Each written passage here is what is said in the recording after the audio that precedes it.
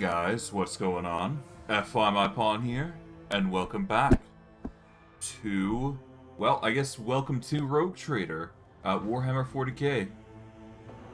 So yeah, this is the game I have been hyping up this for around a week, at least, or at least you can imagine that I was trying to do that anyways. I even posted a video about it. Now, the reason I am not doing the... Well, I've decided to shuffle around my times on games that I do things, so... If you're wondering about that, that is the whole reason. The only thing I'm doing is taking Rogue Trader here and putting it to Mondays and Thursdays, I think. Personally, because I like the game, and you guys are going to see a lot of it, so... We'll have to see how things pan out. But I digress. Yeah, new series, new game, and with it, a whole new character. Of course, I'm going to have to do a quick bit of editing on the background here, but I do have a character in mind, so let's just get into things and see what happens. New game. Alright, we're going to go with the main story. And we are going to be going daring difficulty. It is not recommended for normal players. I've been doing it because I've actually found it to be quite fun. Normal is what you're usually supposed to play on. So don't feel like you have to go this route. Daring is just the difficulty in between. There's no heavy penalties for going this route. And I certainly don't want to be going anything on unfair just yet, because I'm not confident I can actually handle that right now. So maybe in the future I will do unfair difficulty. I haven't decided yet, but well, I mean, look at this. They get some absurd bonuses. Well, actually, hold on, let's see. Yeah, enemy stats, including wounds and dodge, are not reduced. Enemies inflict full damage. In unfair difficulty, enemy stats are increased by 20%, enemy wounds are increased by 80%, damage inflicted is increased by 20%. Yeah, you get decreased momentum, chance to hit, hover when shooting enemies is increased by 20 and 30. It's just downright hell. And as far as I'm concerned, I don't want to suffer too heavily because I'm already restricting myself to a significant degree. So, maybe in the future I'll do a solo run of Unfair, but for today, we're going with daring. We're going to go with daring difficulty. Nothing too hard, nothing too easy. We are going to be going a custom character here. And we are going to change the appearance. I will worry about the portrait. I guess I'll really quick work on the portrait here. As you can see, I already have a character in the background, but I will be making a new character here. So we are just going to be opening the portraits folder. And I'm going to do some quick modifications on a photo I have prepared. Alright. Let's see, we need a full length. And we need a few other things.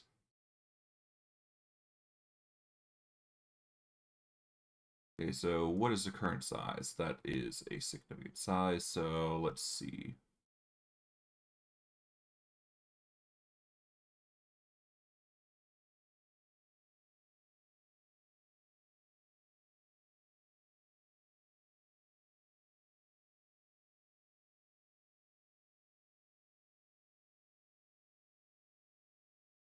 Okay, so we need a 260, 336 for the first.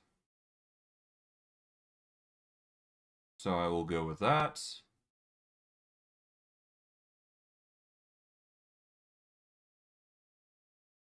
And if we go into the file here,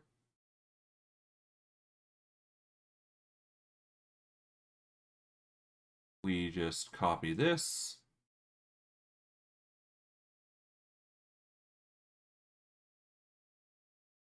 We'll save it as a PNG.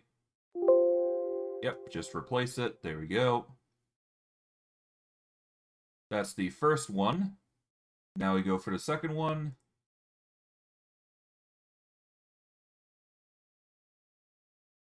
This is going to be... So, there's 3 sizes, I should probably say. There is small, medium, and full length. I've already explained this before, but the sizes are actually different in this game. So, if you're familiar with Wrath of the Righteous, there is a different size category. So, for small in this game, it is 260 by 336 dimensions. That is for the small portrait. For the medium portrait is 448 and 600.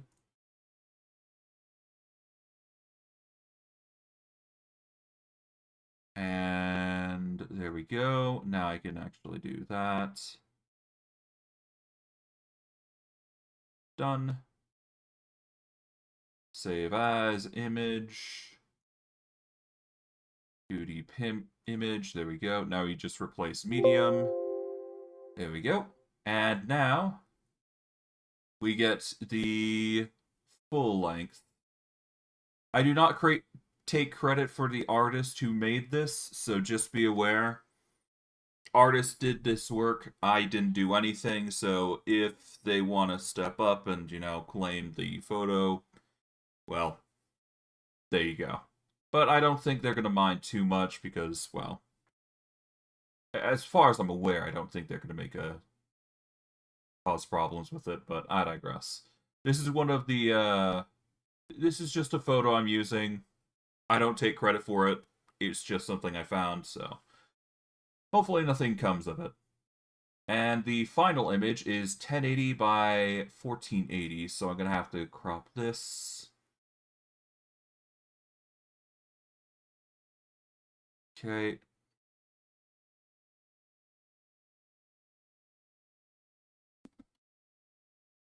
$14.80. And we're just gonna go...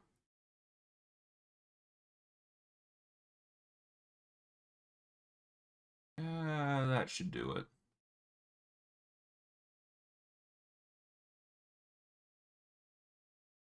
I think... Yeah, we'll go there. Done. Alright, now we save as image once again. We'll go for the PNG, and we just replaced a full length. There we go. And with that, apologies for the delay, but now if we refresh this, there we go. This is the photo that we're going to be using. I apologize for all the delay, but hey, there you go. This is going to be the portrait that we're going to be using.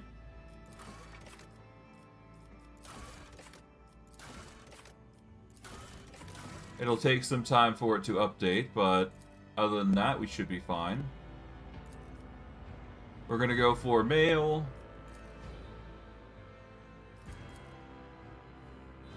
As for body, we're going to go for the first set. We do want to keep him bald because most Space Marines, I do believe, are bald in some degree. Yes, there's going to be heavy augments on him, so we'll just go with that. No need to change the skin color.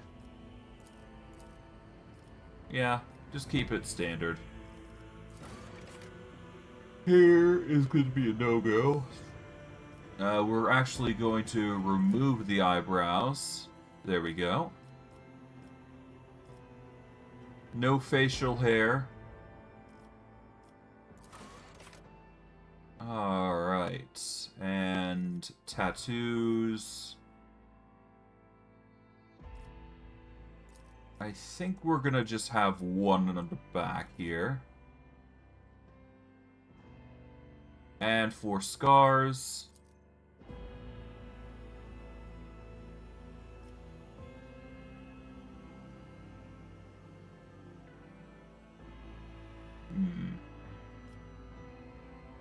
I think Scar 8 might be the way to go, but let's see.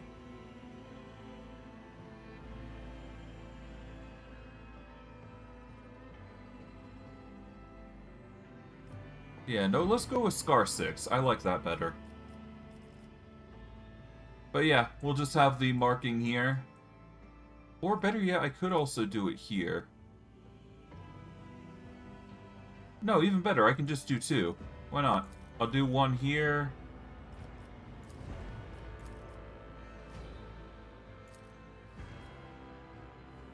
There we go. We'll have 2 tattoos. 1 on the top there, and 1 on the back.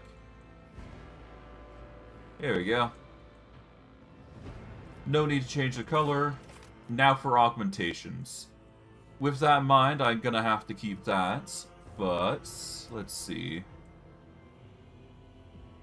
I'm gonna need to put in some lines there. Let's see.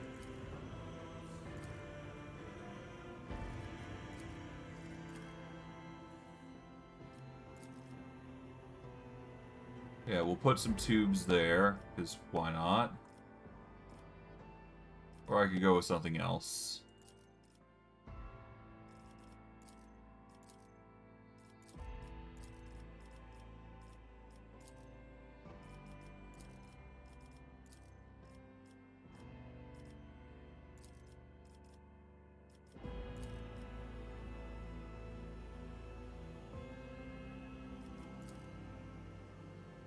Let's go for that, why not? And then for the first one, maybe we'll change it up a bit. No.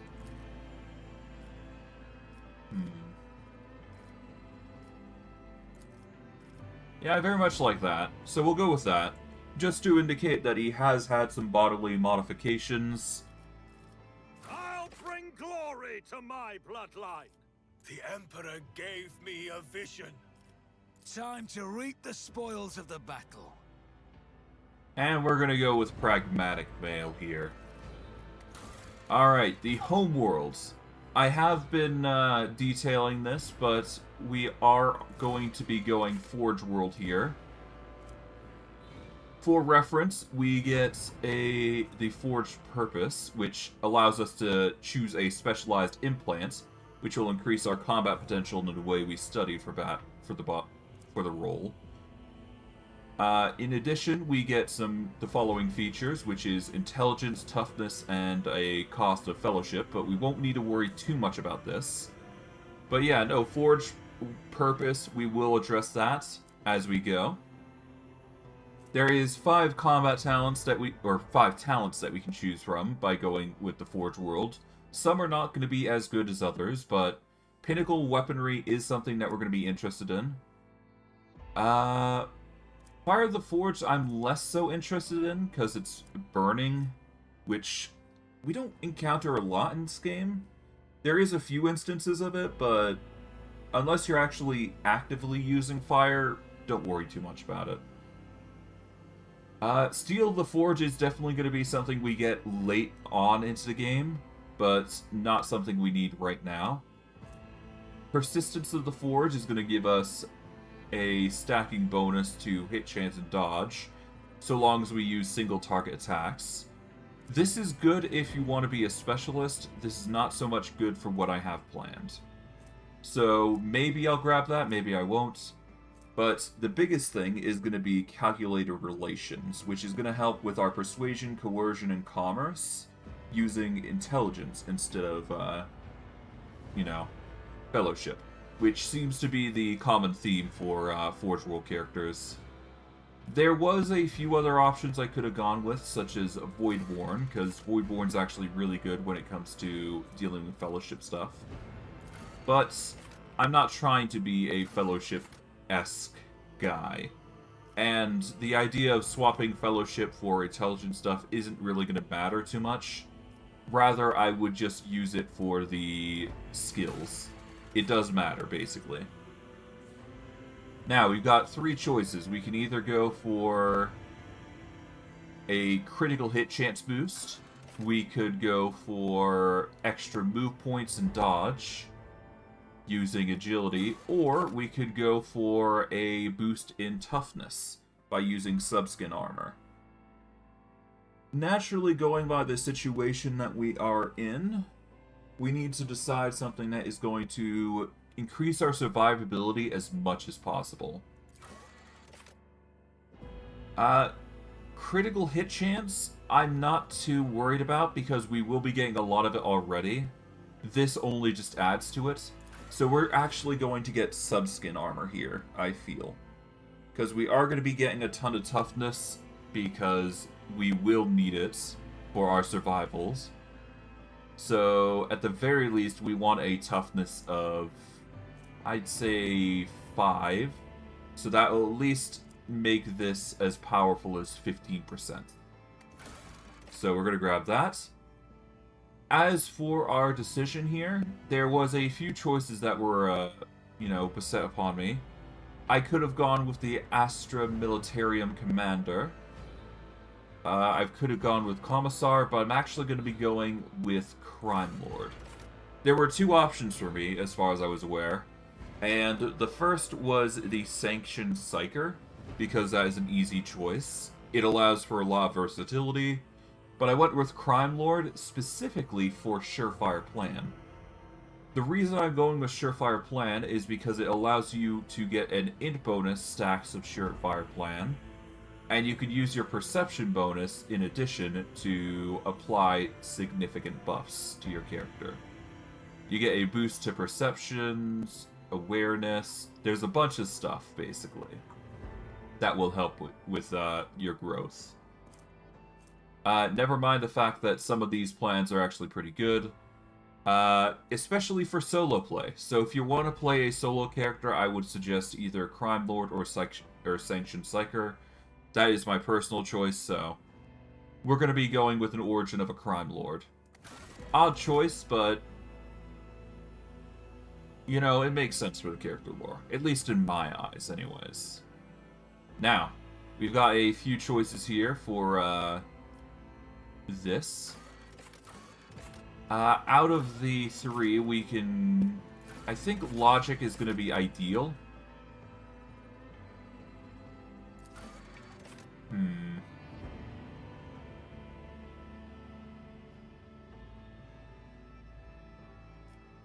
I wouldn't say Apex of Brilliance fits the character.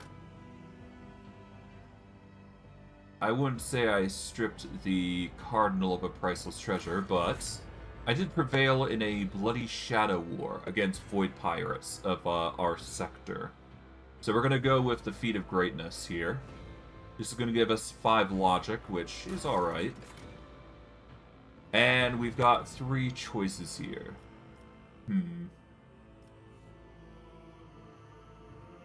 Grim Portent sounds like the best choice here.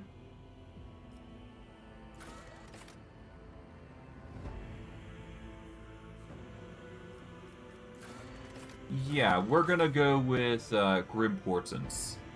An inauspicious deal with the wrong people resulted in the rise of a chaos cult and a horrific massacre of innocents. So yes, he's been through the ringer, to say the least. Now, as for the choice of character, there were 2 that stuck out closely to me. There are 3 choices that we go for. Officer is not realistic in our current position because it is very reliant on other people to be benefited from. Warrior, I like the idea of, but at the same time, I don't want to go Warrior. So that just left Operative and Soldier.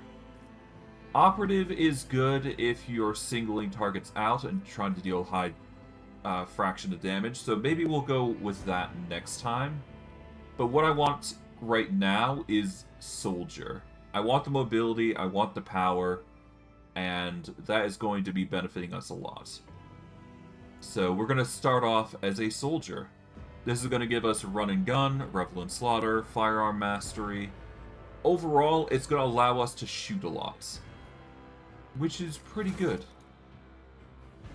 Now, for skills, as you can imagine, we are going to want to bolster our ballistic skill at most. Fellowship, I'm not too worried about. Intelligence, we could do with an increase. So I'm gonna bolster that by 45. I'm going to increase the toughness by 40. I'm going to increase ballistic skills up to 40. And we want to increase our perception up to 40 here. Because perception's going to be playing an intricate role as well.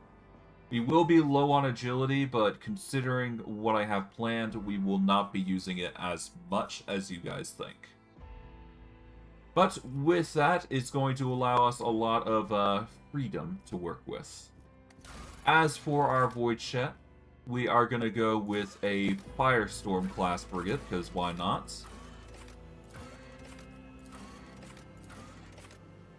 Yeah, let's see.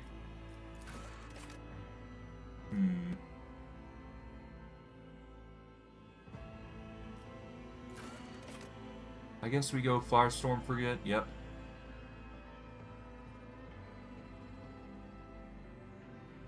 Yep, we're gonna go this. I'm not gonna change the name. Well, actually, I could change it.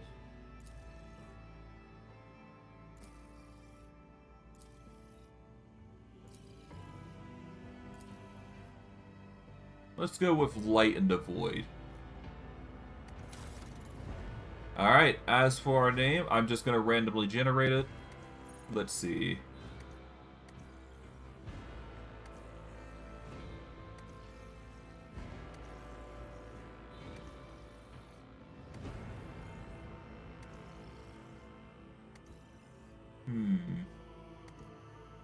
What to go with? Let's see.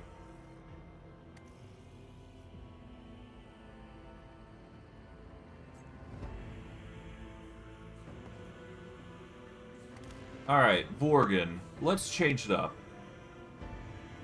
Let's just go with Vorg. It's an odd name, but why not? I like it. But yeah, no, this is going to be the plan running through. We are going to have to change a few things here and there just to make ourselves even more powerful, but ultimately what we're going to do is we're going to swap out Coercion, Commerce, and Persuasion with a bolstered boost. This is going to make our Persuasion a little shoddy, but it's a small setback that I can fix. I suppose I could change it, though, if I really wanted to. I mean, the difference here is I reduce Carouse, which... I guess, you know what? Let's go with Shadow Torment. I don't really need to worry too much about Carouse. It's not something I've ran into a lot, as far as I'm aware, but yeah. We're gonna go with Carouse, why not? And with that, the only penalty I'm suffering is Carouse, but I get a boost to Logic. And hopefully things will work out in the end. But yeah, that is going to be the final build. If you guys are curious about, you know, the specifics, just look around. I mean, you got everything here, so if you pick up a wiki, you should be able to find something. I will go into detail about Surefire Plan just a little bit, so you guys are aware of what it does, but ultimately, it gives 3 things. So long as you activate it, if your next action is... Yeah, so basically, when you activate it, it gives you one of the 3 following buffs. Either it will give you a boost to dodge and parry, which is going to be really helpful for us. At least for survivability purposes.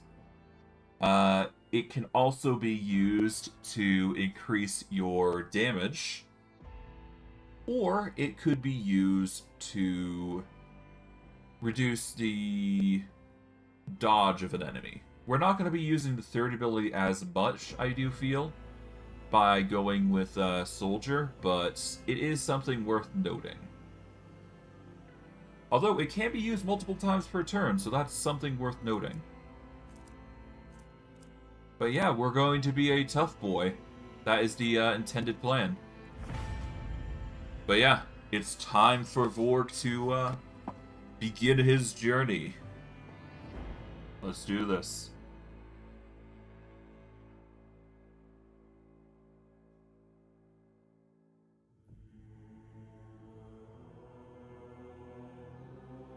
I will need to turn down the noise, I think, but we'll have to see how things pan out.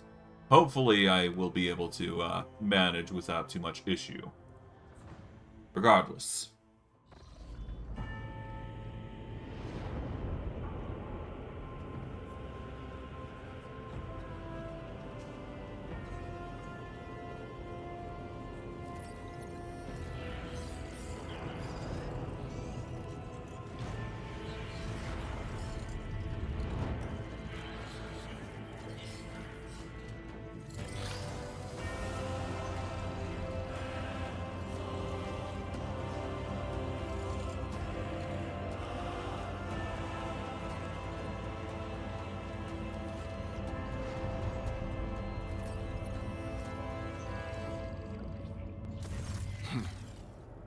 An excellent place for contemplation. One has the best view of the cathedral from here. Mesmerizing, wouldn't you say? An impeccable manifestation of the God Emperor's sublimity. Truly an awe-inspiring sight. The man who has approached you is gazing down into the depths of the vast temple on one of the lower decks. That is the purpose of all temples to the God Emperor, to inspire awe and reverence. For it is the duty of his servants to persevere in their tireless service until they are presented with the chance to give their very life for the master of humanity. The man nods in satisfaction, as if your words have confirmed some thought he had. He sighs and turns to you. Allow me to introduce myself. Conrad Voigtveer, Master of Whispers, in the employ of Her Ladyship Rogue Trader Theodora von Valancius. At your service. I haven't had the pleasure of speaking with you in person before.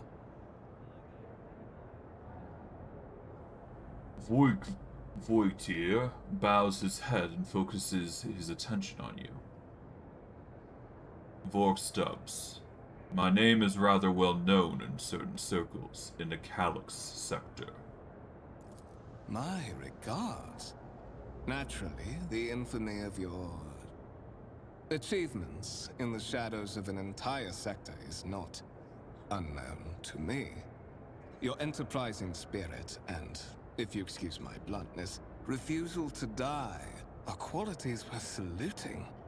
It is as if you were carried here on the wings of destiny itself. Voigtveer smiles faintly, but you are not sure if it's directed at you. I will be frank with you.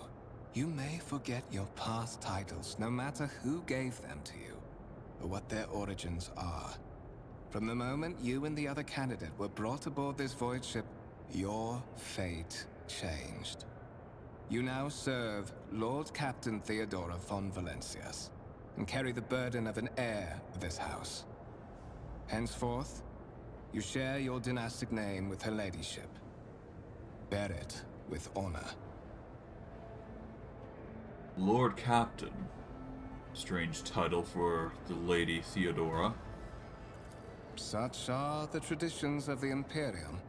Lord Captain is the title that was established in the annals of the Lex Imperialis, at the time when the first rogue traders entered the God Emperor's service. And therefore, it is sacrosanct. Why am I aboard this vessel? Why have I been brought here? So that you may fulfill your blood duty. Whatever obligations you had before, they are henceforth null and void. By order of the Lord Captain, you have been requisitioned to serve the rogue trader, indeed blessed by the God Emperor. Your former position may have been different from conventional service as part of one of the institutions of the Imperium, but from now on, a different fate awaits you. One chosen for you by the Lord Captain. I advise you to come to terms with this reality as quickly as possible. You have a curious title, Master of Whispers. What are your responsibilities? To put it plainly, I am the head of the network of spies and informers who serve the interests of House von Valancius. I uncover weak links both among Lady Theodora's retinue and in the ranks of her rivals. I eliminate our vulnerabilities and exploit those of others.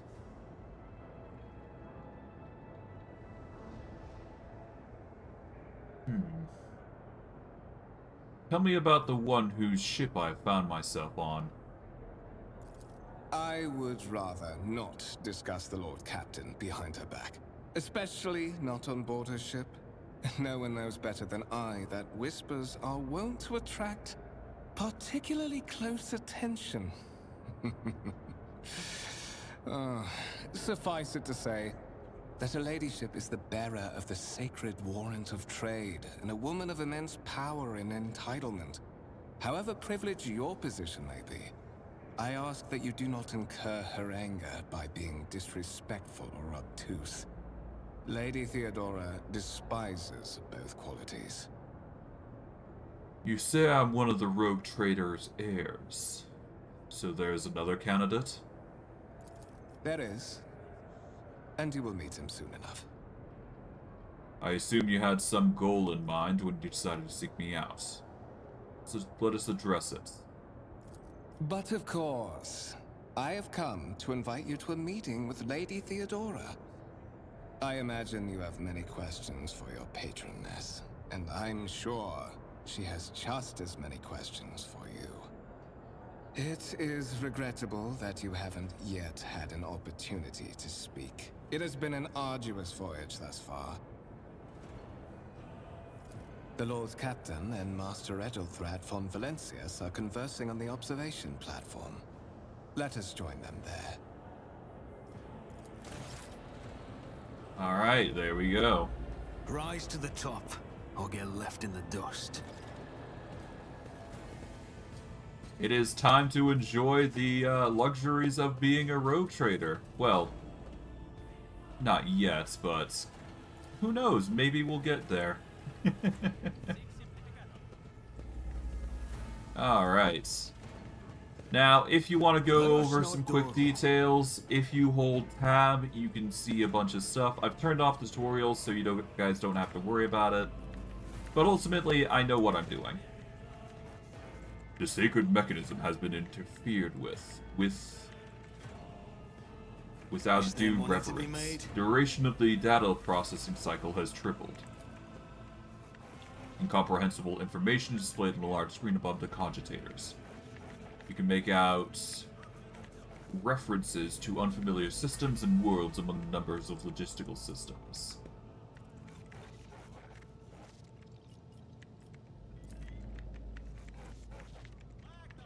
Yeah, so basically they get angry at you for intervening. There doesn't appear to be anybody too special on here, so we'll just keep going. And with that, we'll begin. And you know what? I'm going to make my first save of the game.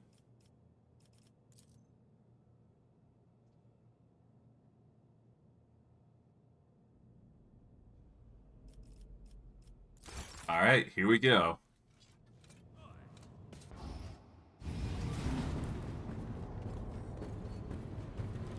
One of the von Valancius trophy rooms. Perhaps you would like to take a look around after your audience with the Lord Captain.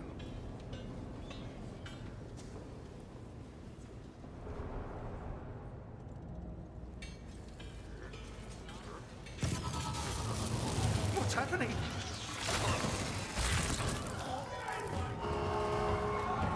Run! The servitors have gone berserk!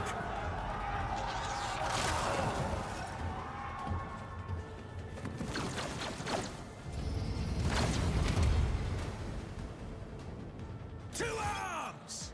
Okay, before I do begin, I did forget to do one thing for my channel, so give me 1 second. I need to make sure I change this, because this does matter. I completely forgot I had it set to Divinity. It should be set to Warhammer. Rogue Trader. Here we go. Done and done. It has been fixed.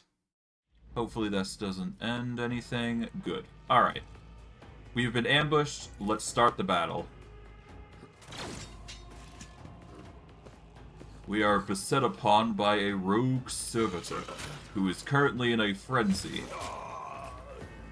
And kicking ass, actually. Alright. Currently, we are in a position where we can move.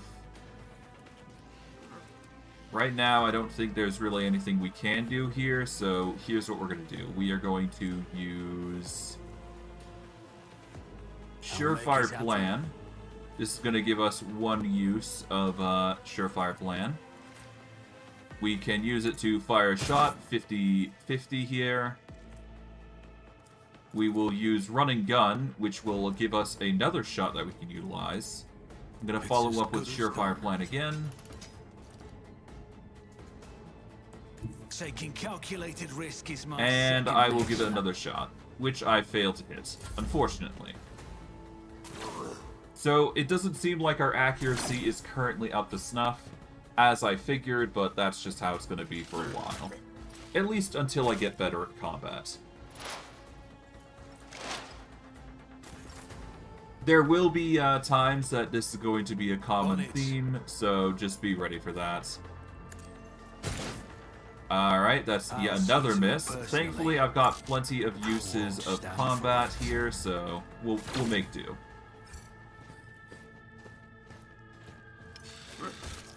In fact, it's probably for the best that we're actually doing it that way. Or we're getting so much misses out of the way. If not, there we go, finally. What suspiciously poor timing for such an accident. Servitors malfunction on the officer's deck at exactly the same moment when the rogue trader and her heirs are gathered here. I have blocked all passages between the upper and lower sectors of the residential decks. If this is a deliberate attack, it should stop the culprits from advancing their plan. Without taking his eyes off the bodies on the floor, Voigtveer... I'm just gonna call him Voigtveer. Or I guess I could call him Volgrad. Kunrad removes the Void Boxcaster from his belt and speaks a few quick orders into the device. Then he turns to you.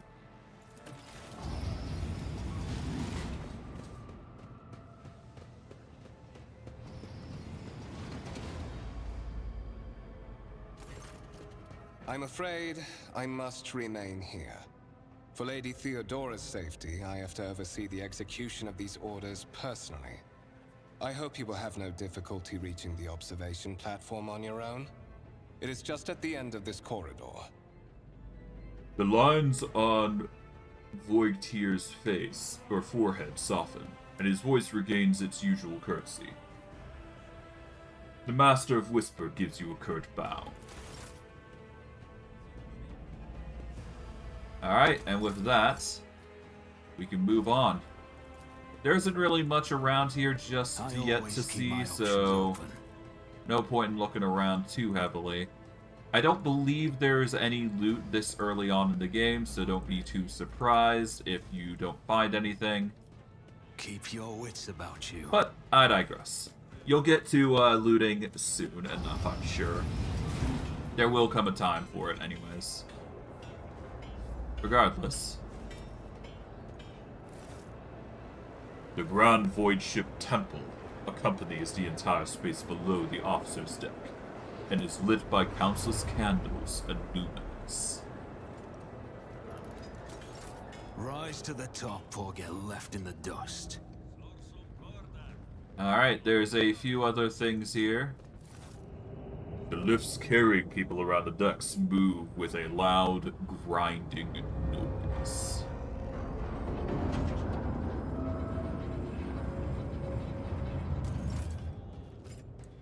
I do believe that there is nothing here, so just don't bother there.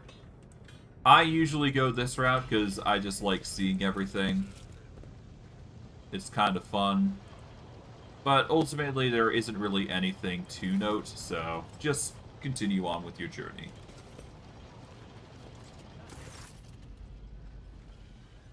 That is simply irrational, Lady Theodora, says the man dressed in peculiar garb, his voice tight with tension, his face, half of which is covered by sin skin, is twisted in grimace of displeasure and disbelief. Assimilation into the trade structure would be political and economic suicide, practically an admission of heresy. The tall, gray-haired woman pins him with her gaze, her cybernetic eye flashing crimson. Then suggest an alternative that will satisfy me. I've described the situation, no worse than my Sinquishal could have done. Make a decision. What will you do with Ion 6, Edelthrad?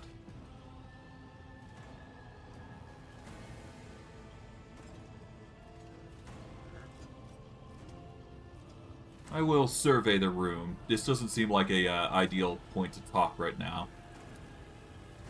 Your first impression of Edelthrad, who appears to be about 30 years old, is of parchment-like skin stretched over a tightly bundled mass of sinew, implants, and bone.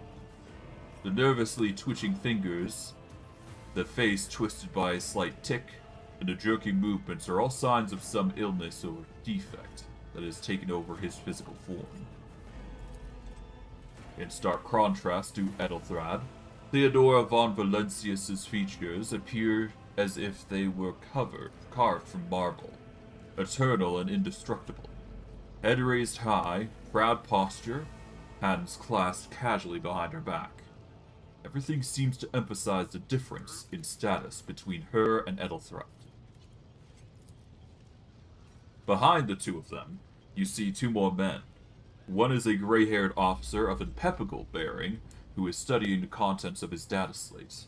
The other is a behemoth, bristling with holsters and baldricks containing all manner of weapons. Our second candidate has joined us. The dry female voice and the powerful feeling of being watched force you to look at Theodora. The rogue trader is looking straight at you, and her gaze, like herself, is predatory and oppressive. Vorg, approach and give me your answer. Consider this hypothetical situation. Ion 6, a new world in the fringes of the Cronus expanse. High seismic activity, regular magma eruptions, metamorphic rock deposits, prospects for large-scale mining. The world is populated by natives who worship some heretical underworld spirits that protect those who offer them sacrifices. Slice of fancy, you might say. But attempts to install ore extractors have failed for the second time. The mining crews sent to the planet's surface simply vanished overnight. My question to you is, what would you do with this poisoned treasure?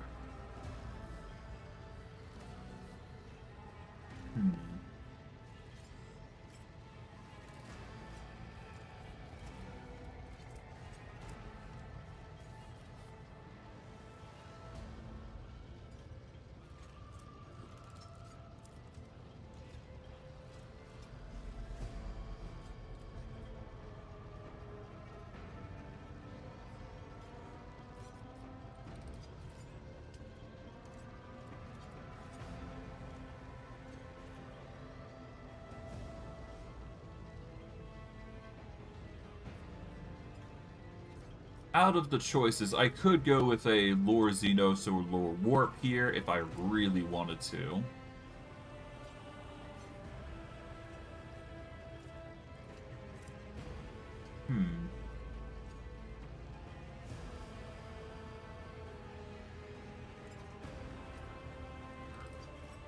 I don't know. This is a difficult choice. Let's see.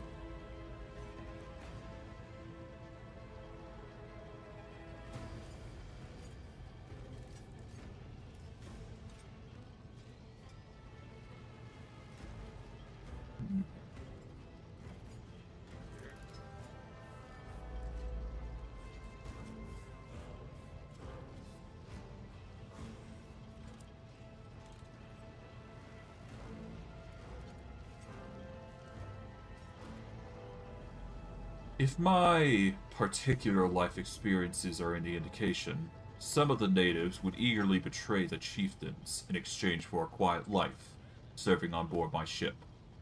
I would then leave dealing with Ion 6 to those who know it best. Trying to apply familiar methods to new problems.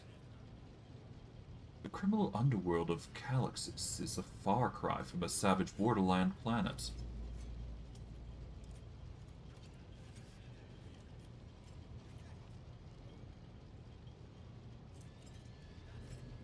Yeah.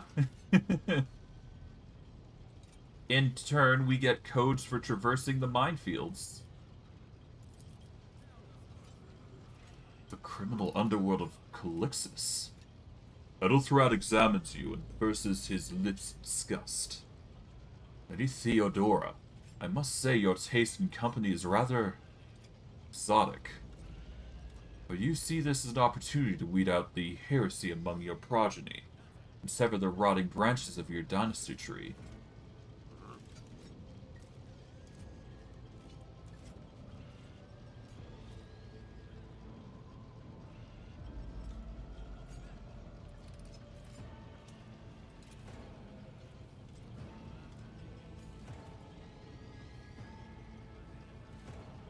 We are both servants of the God Emperor and Lady Theodora. It has become any one of our status to engage in petty feuds. Edelthrad looks at you with suspicion. Even among his flock, you are not all of a piece, Vorg. I suggest you familiarize yourself with that fact before you're sorely... Edelthrad? Theodora's tone renders him silent. I believe I gave you an assignment on the ship. Explain to me, then, why my senior congregator is still dawdling about the officer's deck instead of proceeding to the middle decks to commence the inspection of the compartments in his purview. I beg your forgiveness, Lady Theodora. Your presence had such a profound effect on me that I forgot the time. Edelthrad bows ceremoniously and takes his leave without sparing you another look.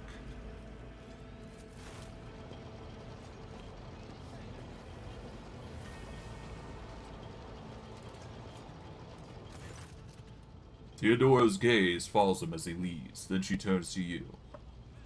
So, Vorg, why are you here? I do not know just yet. I hope you will clarify that. Theodora smiles wryly. Clarity. A luxury that few of us can afford. There's a reason why I did not explain all the details of the question I posed to you earlier. Beyond the borders of the Imperium, seldom is one granted an opportunity to enjoy information in abundance. This, however, is one such opportunity.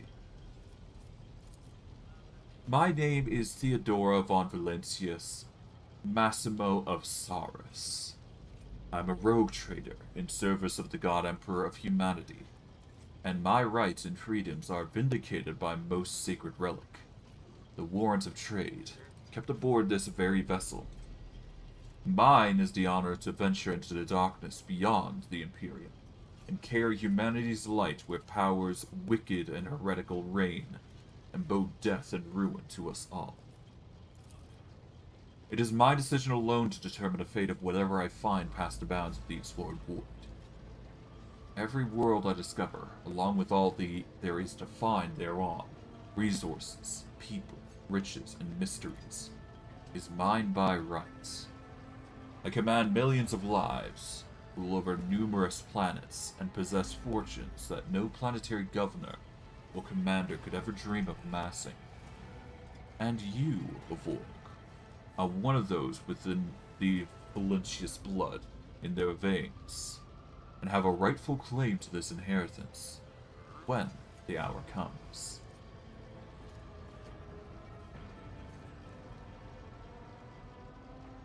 I am ready to take on the sacred purpose. Oh yes, you would be, wouldn't you?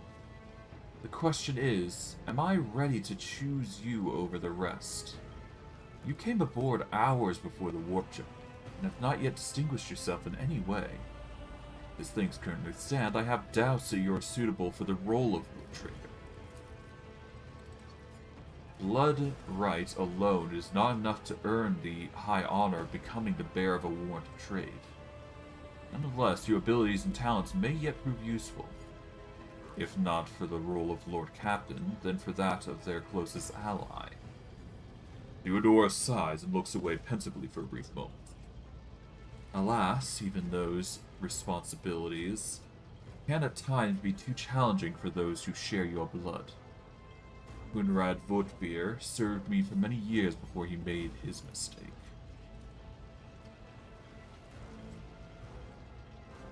Did I hear you correctly? The Master of Whispers is related to you. His kinship to me is most distant, as is yours. Nonetheless, he does bear the name of von Valancius, even if he avoids using it publicly, and as such, strictly speaking, can be considered my heir. That door, however, is closed to him. Voidvir's performance in his current role is satisfactory, or it used to be, at least. Does this mean there are more heirs, then? Naturally. Some have yet to arrive on board, but you have the pleasure of meeting one of them. Edelthrad may be somewhat disconcerted by the scale of responsibilities that may potentially fall upon his shoulders. However, I have a good feeling about him as a candidate. One sec.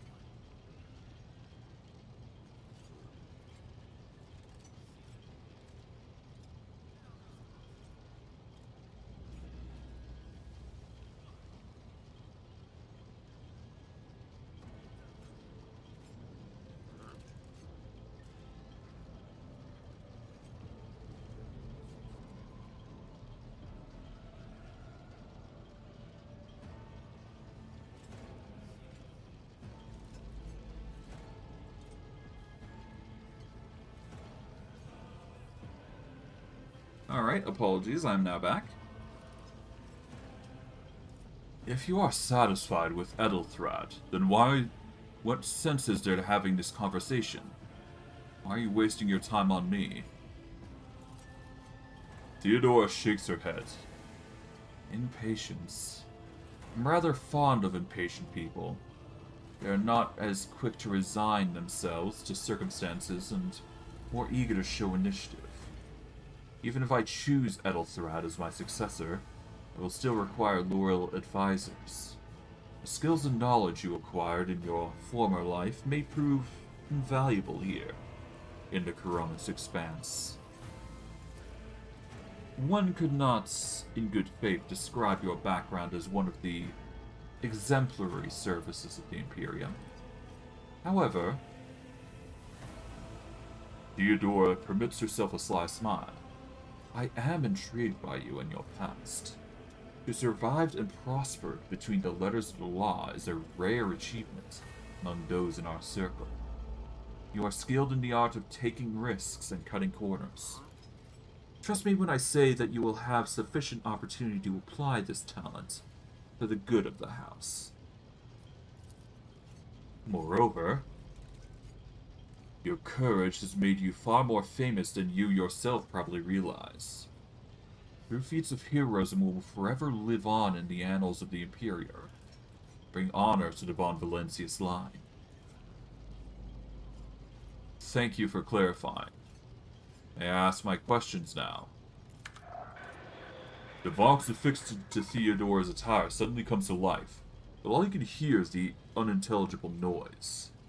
Theodora winces, shuts off the transmission, and gives you an imperious nod. I have some time before the Navigator gives a signal to initiate the void ship's transition out of the warp. My presence is required on the bridge. I'm not going to elaborate on things that I already know about, so if you guys want to know about these things, please, go check out for yourself. You'll understand soon enough, anyways.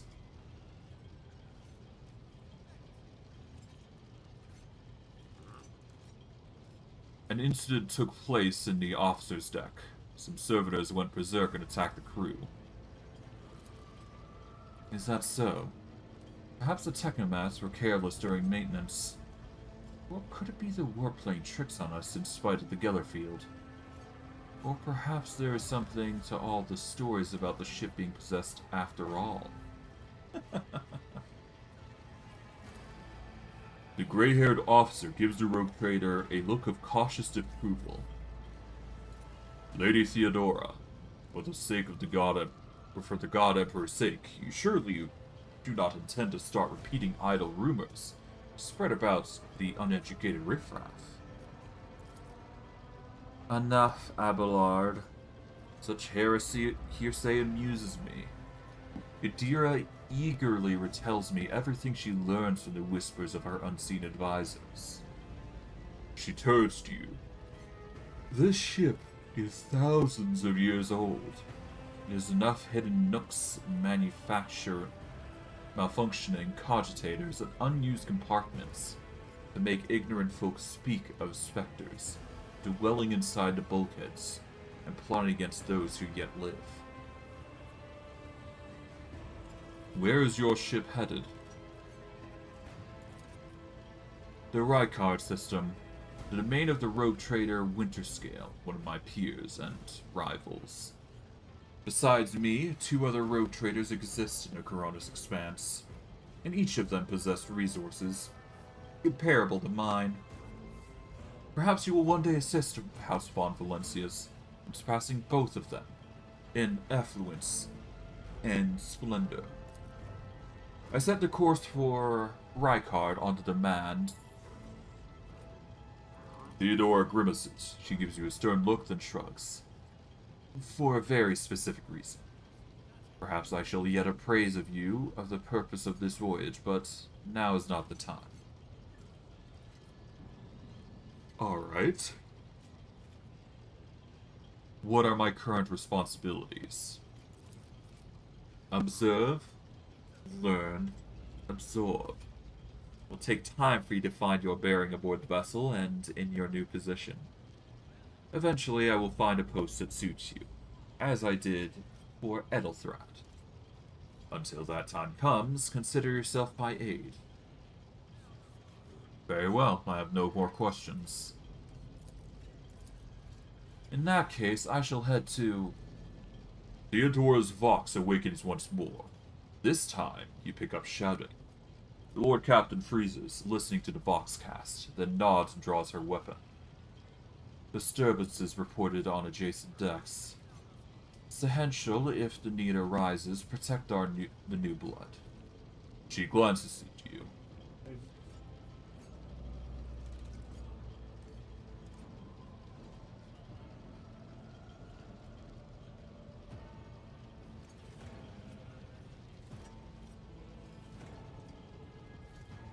Apologies. It is possible that the chance to prove your worth may present itself sooner than you might have anticipated.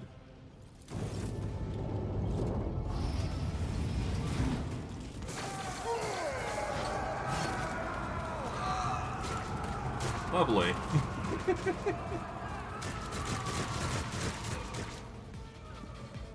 I guess we're getting into the bread and butter of this. Alright, here we go. Example out of you. I'll bleed you dry. Alright. We've been ambushed. The battle begins.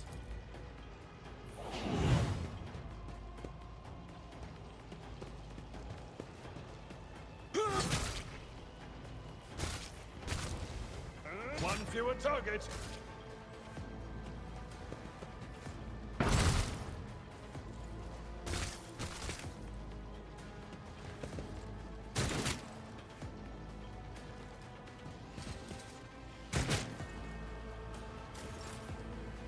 Alright, it doesn't seem all that difficult, just 9 damage units.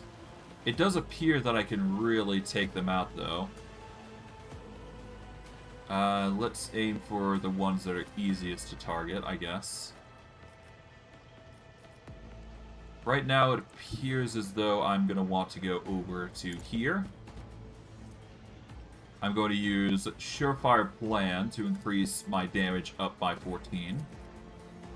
This will allow me to deal 11 to I'll 18 make it damage, which is happen. guaranteeing a kill. Your end was inevitable. Here we go.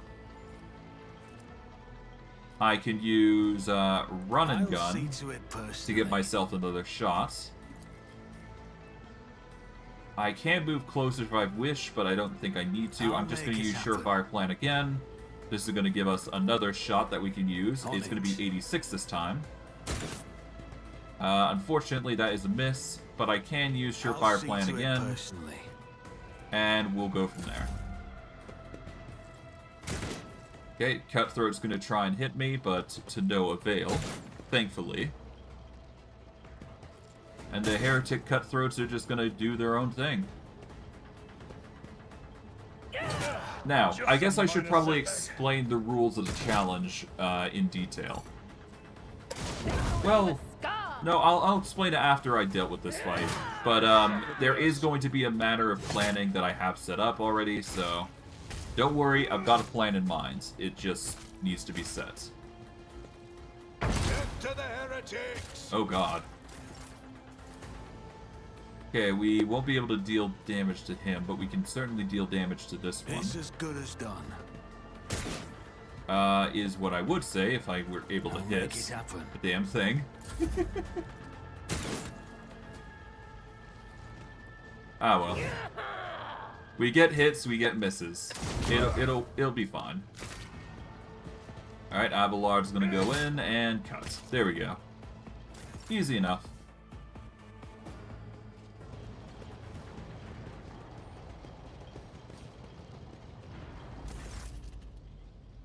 Theodora waves her hand in a commanding gesture.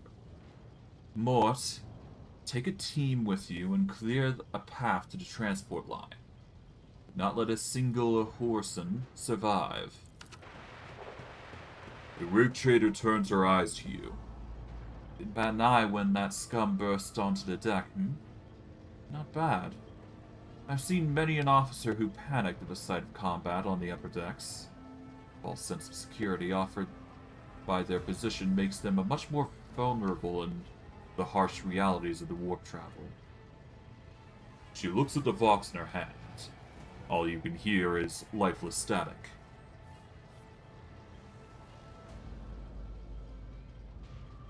What is happening? From what we have seen, Vorg, I can speculate that we are dealing with some variety of madness induced by warp travel. The Sequential is astonishingly calm for someone who just survived a sudden attack. Such episodes are not uncommon among Voidsmen who have found themselves outside the boundaries of real space. Though, such episodes seldom spill onto the other decks. Theodora clicks her Vox a few times. The casters are not working or have been sabotaged. Either the warp is toying with us, or someone went to great lengths to cut the ship's communications. I'll need a direct channel to the Engineer Prime before I can get a sense of what we are up against. Whatever it may be, keep your weapons at the ready. I imagine it will be some time before we no longer need them.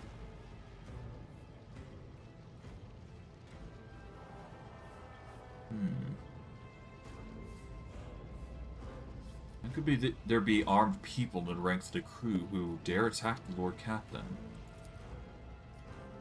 The Sequential gives you a gloomy look. Trust me, Vorg, this is hardly surprising for a crew of thousands. The lower deck are a fertile environment for discontent and heresy. No matter how one tries to incinerate any seed before it can take root, it takes as a hint of warp influence to cloud the minds of the normally obedient cattle. Sporadic riots on the lower decks never reach these compartments, though. Theodora's anger causes the Sequential to shrink slightly. No, the terminates of this rabble are always contained within their own territory. This is too well organized, spreading too rapidly. The incident with the rampaging servitors may be connected to what's transpiring now. Possibly. Quite likely. Theodora winces and flicks the switch of her on a Vox for a few times. We will investigate at a later time. Right now, we need to isolate the affected compartments and try to assess the situation. What are your orders? She breaks eye contact with you. Morta has gone on ahead to clear a path for us. To make yourself useful, go after him, and see if the Arc Militant requires aid. And be quick about it. Alright. And with that, that is basically everything so far. I don't believe there's anything here that we need to actually grab, but I will do a once-over just in case. Yeah, we can't pick up any of the loot here, unfortunately. Bodies are not going to be something we can claim, but it is something worth noting. So, we can't really go anywhere else. We can't go on to the other side here because the bridge has been cut off. So our only choice is going this way.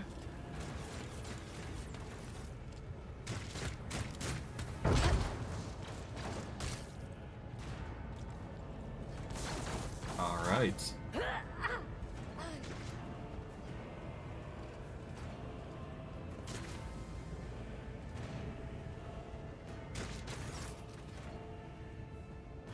Kunrad Voitir lets out a sigh of relief upon seeing you. Thank the Providence you're alive and well. Always on time, eh, Kunrad? The moment we finish chasing the riffraff around the deck, you show up. Always just after the fighting's done. You could set your chrono by it. Kunrad pointedly looks away from the Arc Militant to you. Mort, pull yourself together. The Arc Militant looks back at you. What, did the Lord Captain send you to chivvy us along? We're all done here. I'll report right away. Mort pulls his box from the belt and hurriedly reports on the situation.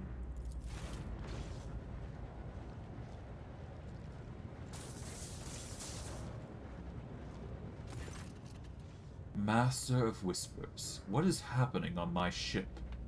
The Voxnet is silent. The Voxmaster is not responding.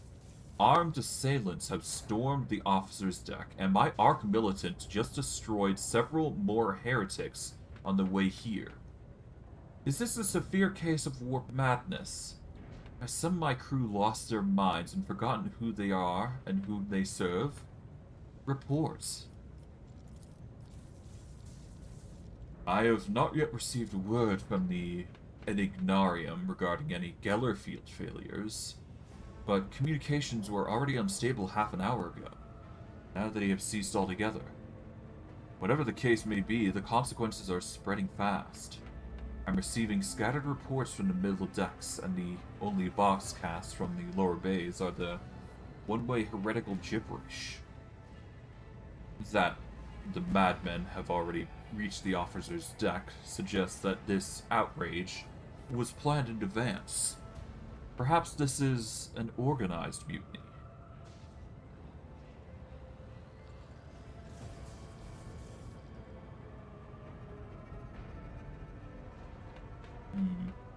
If this indeed is...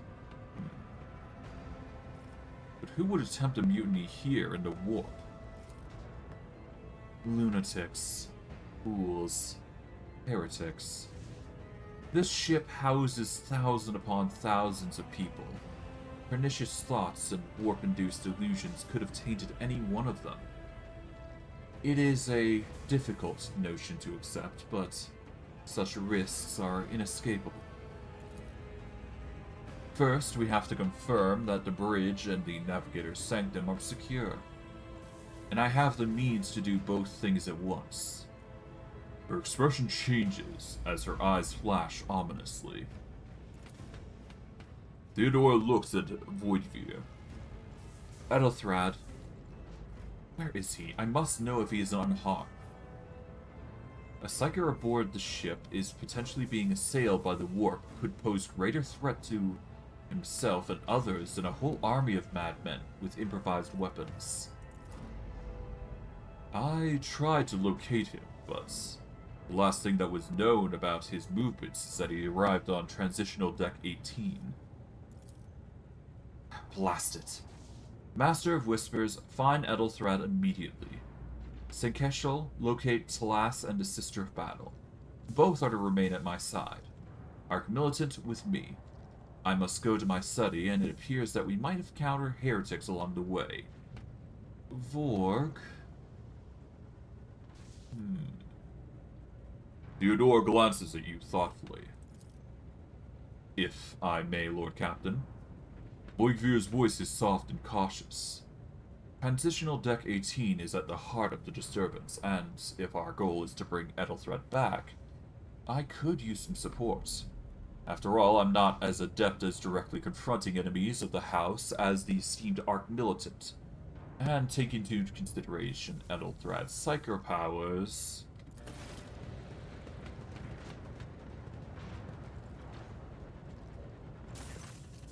Then it is settled. Vorg, find Ethelthred and bring him here.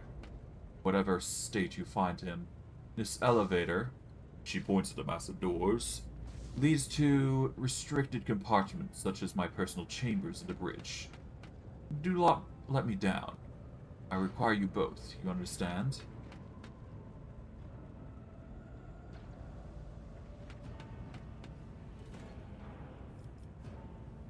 I hear and obey, Lord Captain.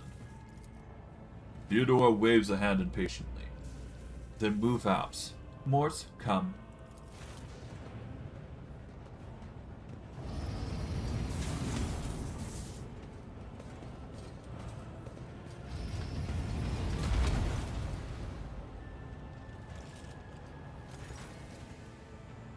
Voidfear gives you a nod. Are you ready to head to 18? It is a long walk, and you do not even have the proper gear.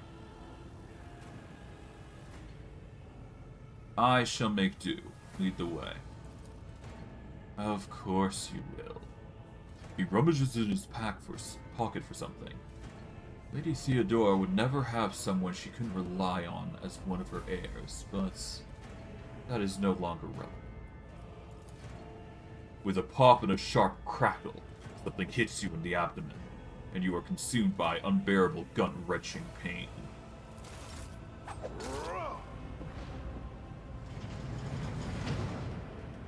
I promised you a special destiny, Vorg. It is time to fulfill it.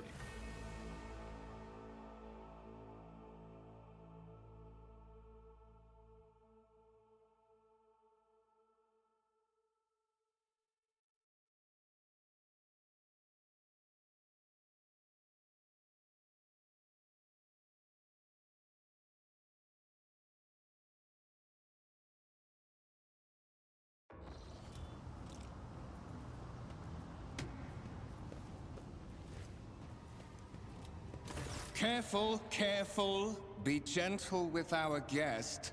He has an important mission to complete during our visit to the warrant chamber. And for that, I need him breathing. Oh, you are back with us, I see. Delightful. Voidfear, you two-faced scum. You're the one behind this mayhem. How perceptive of you. I'll help you with the next insight. I need you here for your blood. You have the option to share it voluntarily, or I will squeeze it out of you myself. We are in the anteroom of the warrant chamber, this void ship's most hallowed vault. There, beyond those gates, lies the relic that gives Theodora all of her power. The sacred warrant of trade. Only one obstacle remains on my path to obtaining it. The gates of the chamber are guarded by the Sentinel, an ancient device that will only open the door to a true heir of the dynasty. I expected to do this part myself, but never mind. You will offer your blood to the Sentinel. Why are you doing this? Why? Because I am following an order. What is happening on this ship right now has been in the making for a very long time. All that remains is to obtain what my master sent me for. The warrant of trade. What is it, inbred? Is your blood too thin for the Sentinel? On the contrary, the warp's blessing has raised me too much above your kind, fond Valancius. The Sentinel refused to submit to me. But you can help. After all, isn't that what family is for? What sorry, pathetic excuse do you even have for your posterity, you sordid, wretched piece of grog? Wretched? What do you know about wretchedness? Theodora's cur. Are you hoping to buy a grain of her indulgence with your blind loyalty? Oh, I know this delusion. But thank the gods it no longer has power over me. Humanity can rot. I no longer serve mortal kind. Something. Either your tone or the venomous words throws Kunrad off for a moment, as hateful fury blazes from beneath the mask of a cold professional.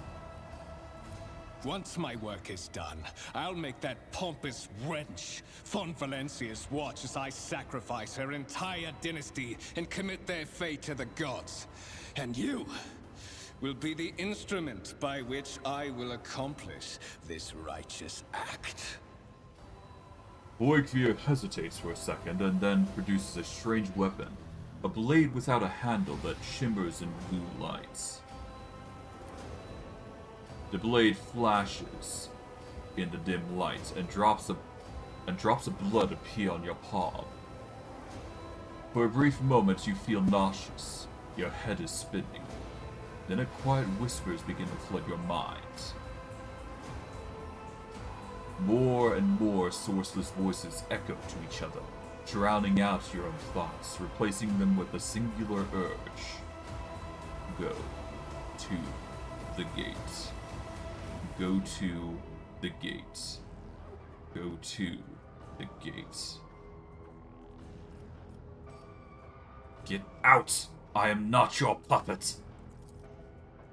The voices in your head giggle and mock your desperate outcry. You feel this intruding influence forcing you onto your feet, making you take a step forward towards the gates looming in the center of the chamber.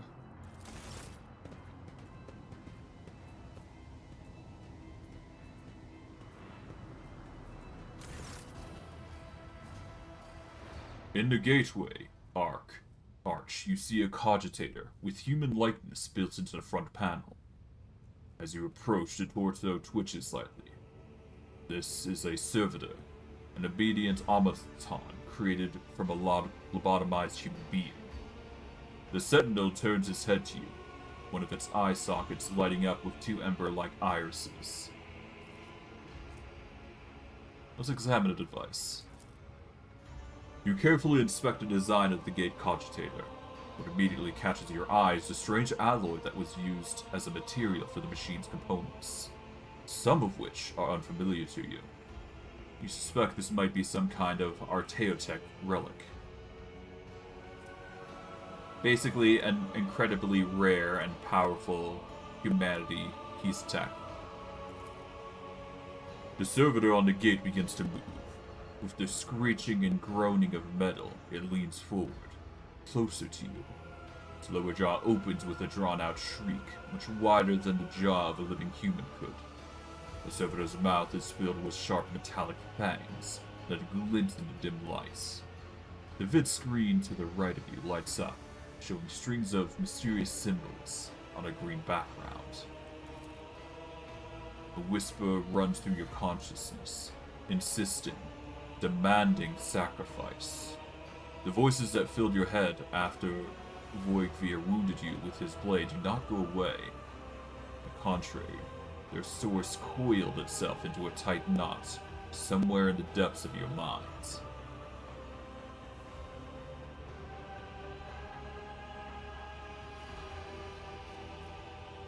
Let's examine the Sentinel. The servitor looks notably different from the ones you are used to. its skin covering its stitched joints together with copper thread, and it has metal hinges in place of its standard joints. It seems that the creators of this Sentinel did everything to ensure that the service life of this unit would be much longer than that of ordinary automatons. Let's look back. Did you forget something? I suggest you hurry. Let's see if we can find anything that can be used as a weapon. You look around for any hopes of finding at least something that you could work as a weapon. Your search is in vain. The chamber anteroom is completely empty and in perfect working condition. There is a broken panel or a protruding piece of rebar in sight.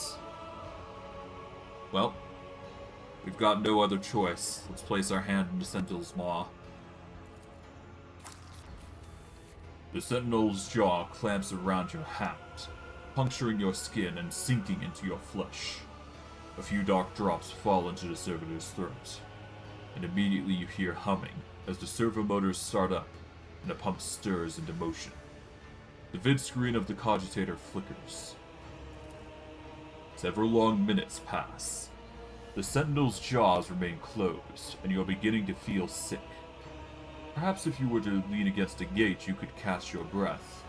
You can close your eyes and pretend none of this ever happened. High levels of caustic humors. The subject is in a state of heightened stress. Do you require assistance? You do not understand where this quiet voice is coming from. Crackling like static. Is this the Sentinel, the cogitator? Is it a figment of your weary mind? Whatever it is, you can clearly hear every word.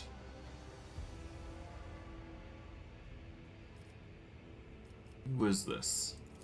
Genetic code identified. Child of House von Valancius. Do you require assistance? You hear the voice again, and this time, you realize that it's coming from the two speakers built into the Sentinel's shoulders. You hear a displeased grunt in your mind, as if the lurking entity has sensed something that is not to its liking.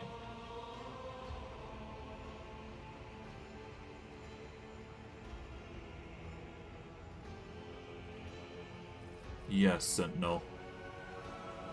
Traitors threaten my life and the safety of the warrants. Pain shoots through your head and subsides just as quickly.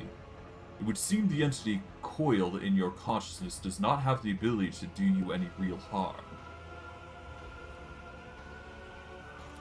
Request accepted. Initiating defense protocol.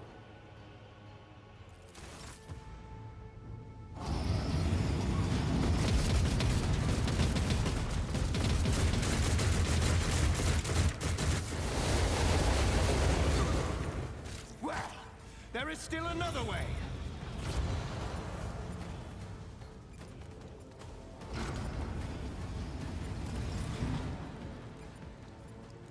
And we got an old injury. Lovely.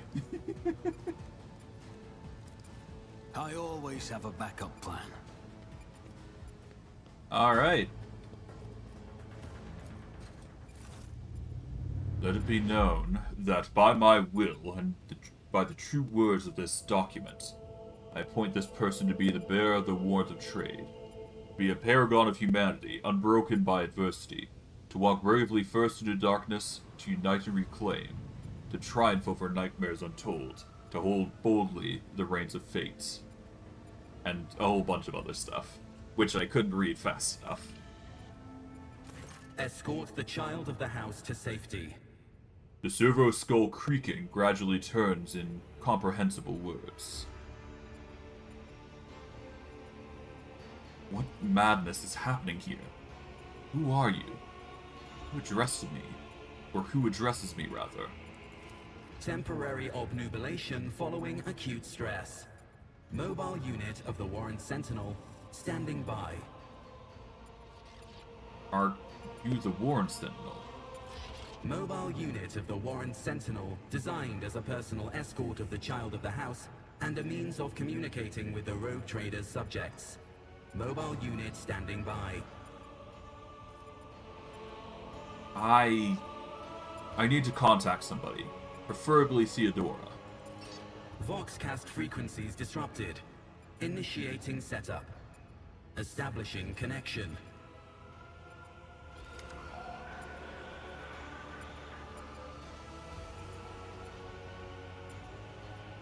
In place of mechanical screeching, the servo skull's Vox projector projects the voice of Theodora von Valancius, distorted and ridden with static, yet still recognizable beyond a doubt. Voxmaster, restore communication with the Navigator's sanctum. I'm trying to contact the bridge. If anyone can hear me on this frequency, regroup all available forces and head to the upper decks at once. I repeat, regroup all available forces and head... Communication protocols breached. Signal latency assessment unavailable. Unable to establish two-way connection. I need a weapon. I'm utterly defenseless. Distance from the current location to the nearest arsenal. Initiating situational calculations. The servo skull goes silent, its relays clicking. Seconds after, seconds pass. And you realize that the servo skull will not answer you. Just lead me away from here. Middle and upper decks. Assuming the probability of safe placement in areas of concentration of armed units. Calculating. To prevent unauthorized units from breaching the warrant chamber, preemptive sealing must be initiated. The mobile unit will start executing the received order immediately after the safety of the warrant is secured. I see. I always keep my options open. Alright, well. We are gonna save here, because might as well just get things set up. Alright, we are going to save here. There we go. Yep, rewrite it. And let's seal the ward chamber.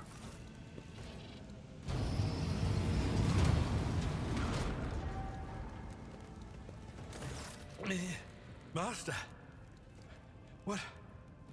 whatever are you doing in the warrant chamber? How did you...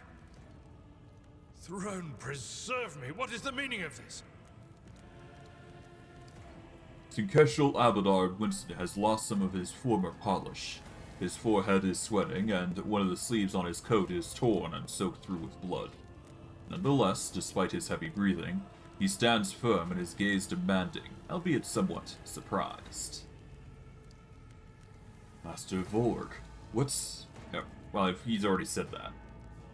He surveys the carnage around him. His brow furrows, and he places a hand on his weapon.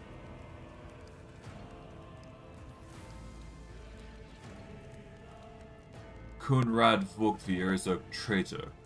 When we parted ways on the officer's deck, he stunned me somehow and brought me here. What? He intends to take revenge on Theodora for something. Trying to reach the warrant was somehow part of that plan. Oh, holy God, Emperor. I presume he is the one responsible for the mutiny. And, Master, I wish to remind you that you are to refer to the Lord Captain as Lady Theodora. Abelard clutches his forehead. He looks lost for the briefest of moments, but then quickly finds his resolve again.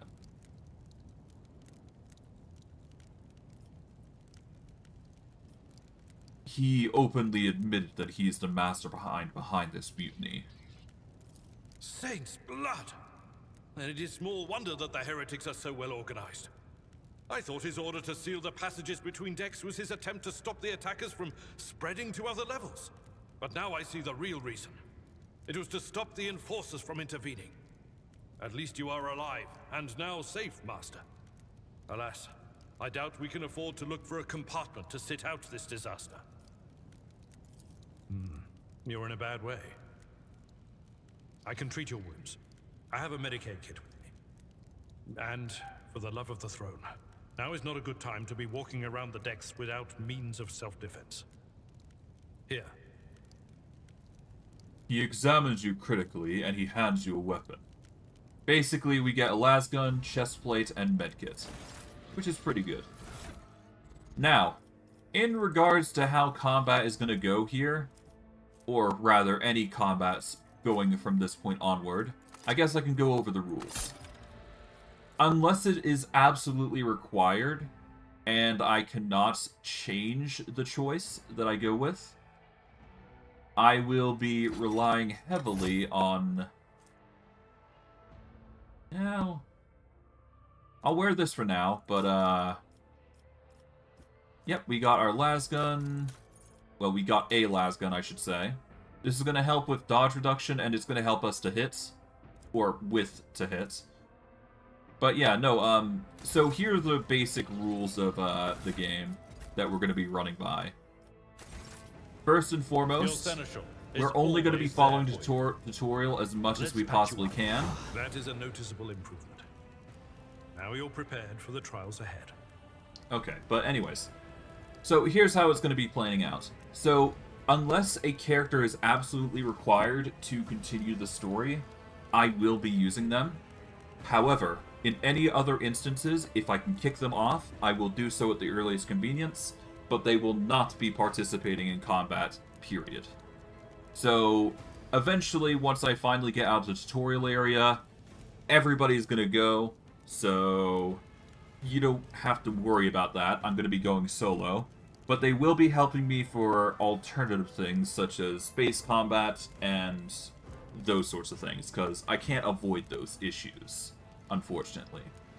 But overall, they will not be participating in combat, because I will be sending them to the farthest reaches as much as I possibly can, if they are required. Otherwise, I will go in solo in all cases. Or at least as the intended plan. The lower decks are teeming with heretics instigating the rabble to revolt. But that is the least of our problems. The ship's enforcers are rounding up the scoundrels and suppressing the resistance. The situation on the middle decks is much worse, although strike teams have already been dispatched there. All communication with the bridge and the engineering bay was lost. So, apart from scattered voxcasts, we have no information to go on. But that is not the worst of it all. All these jolts and shaking are most alarming. These are signs that the Navigator and the Master Helmsman are having difficulty translating the ship out of the warp and into real space. I fear that they may have already lost control. We must reach the Navigator's sanctum and get a handle on the situation. If we can manage that, some aboard this vessel may yet survive. Alright. What exactly has gone wrong with the translation? I am no helmsman. Oh, God Emperor preserve me, Navigator. However, I've spent my entire life aboard void ships equipped with warp drives, and I know that portents such as these do not bode well. It could be that the Gellerfield has faltered. Perhaps the Navigator was struck down by warp corruption and is fighting for the last shreds of his humanity as we speak. If we get thrown off course, we will be forever lost in the warp. Naturally, we would likely not have long to live in that scenario. But I will not resign myself to such an outcome just yet. How did you find me? You sent me a Vox message. Specifically, a Voxcast on the officer's frequency, which I had the good fortune to receive. You mean to say you did no such thing?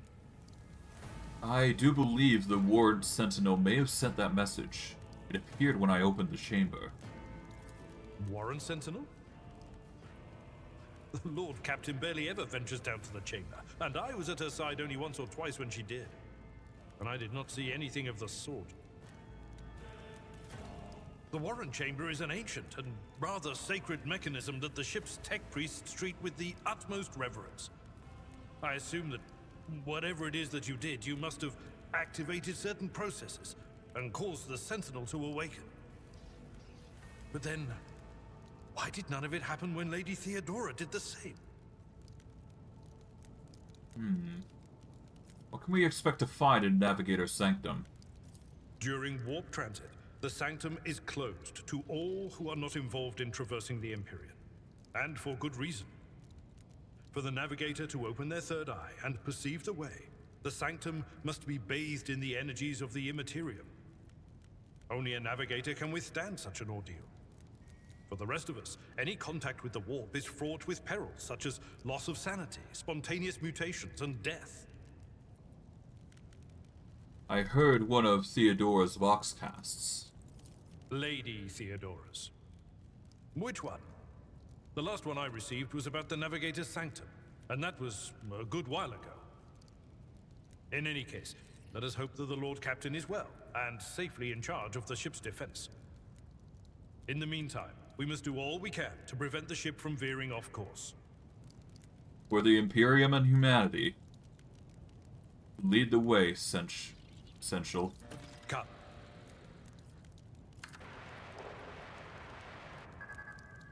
A wave of static suddenly erupts from Servo Skull, and you can make out Theodora's words through the noise. To arms, loyal sons and daughters of the God Emperor. Fight the heresy and corruption that threatens to consume our home, and with all your might, destroy those who have dared...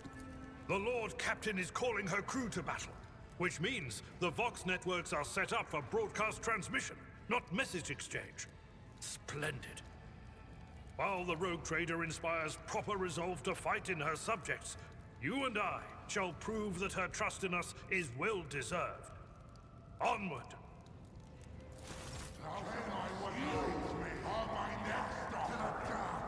Challenges make the sport Alright. much sweeter. So as you can probably imagine, I've got to get everything ready, essentially. I cannot have Abelard participate in this battle, so I'm going to send him the other way, and I'm just gonna hope like hell he's fast enough to actually manage this. Now, of course, I could do this. This is not going to be enough. I think I should have enough movement to run and gun over to here, but we'll have to see. But I will start by doing burst fire here.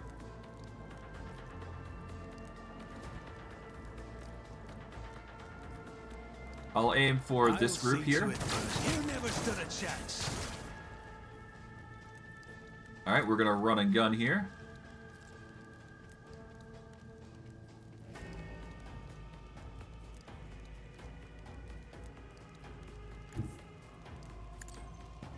We will activate Surefire Plan here. And then we will just continue the burst fire here. This is going to be our main course of damage, so get ready for a lot of this.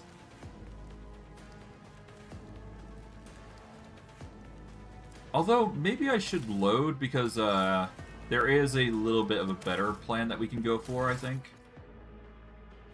Ah, whatever. I've already done my moves. Regardless, I will be moving away here. And just have, I'm just gonna have Abelard just run away, and hope that they focus on me. That's really all I can hope here for. At least they're gathering up in a nice line, and they're all melee units, so... Thankfully, all I really need to do is just set up. Okay, so here we go. We're gonna use Surefire Plan. This is going to increase our dodge and parry a little bit by moving one block over. There we go. We'll activate it again. So yeah, no, our dodge and parry is increased by a small margin. Yep, it increases by 14%. We got 13 for subskin armor, thankfully, and our parry's increased by a little bit. Regardless, all of that is going to matter significantly, but regardless, we will obliterate the enemy with attacks like that. Send Abelard even further. And there we go. Just make sure we move him out of the way, and then we're good. Now I can go for a single target or a multi-shot. I'm going to go with multi-shots. There we go. And there we go. We've gotten our first level. Now, here's how things are going to go with leveling up. So, we've reached our first level soldier. we now get a skill that we can choose in. With how I'm going to be planning this, I'm going to need to bolster absolutely everything to my advantage, so I'm going to have to do some really specific shenanigans here. So, let's see, what is my current lowest? All of them seem to be fellowship. This is going to be converted into intelligence, so it will be a 45 eventually. So the lowest ones I will have are demolition, athletics, and carouse. Out of everything, I do believe that I want demolition.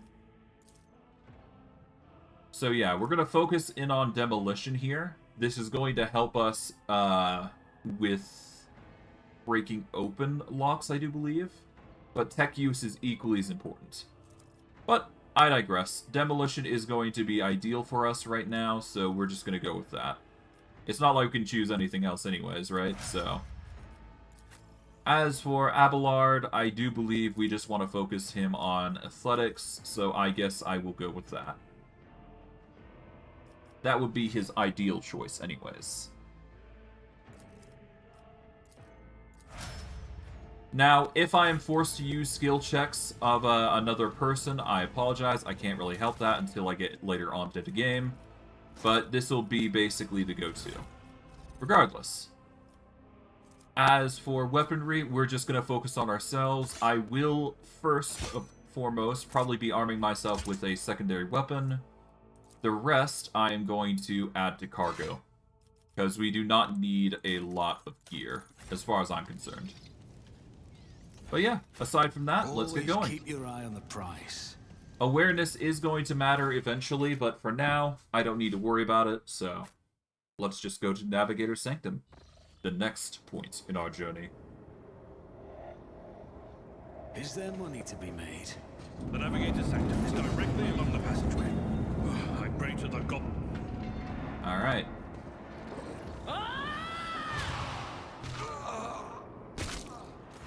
And so, he will enter the halls of the blinded guide and witness the radiance of the final dawn through the cracks and fall victim to a whim of fate. The woman before you whips around and gazes straight at you, her eyes glowing with otherworldly light. Master, watch your head.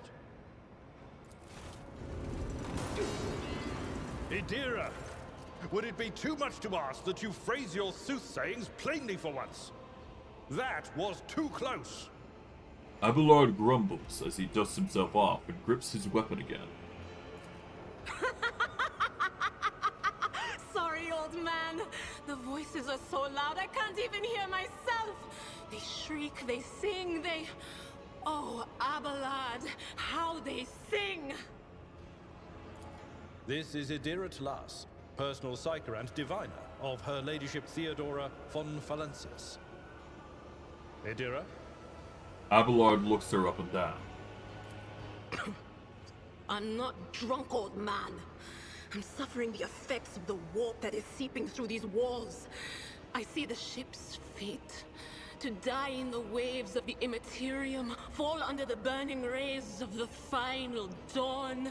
And in the roaring blaze, I see a figure standing. Who is it?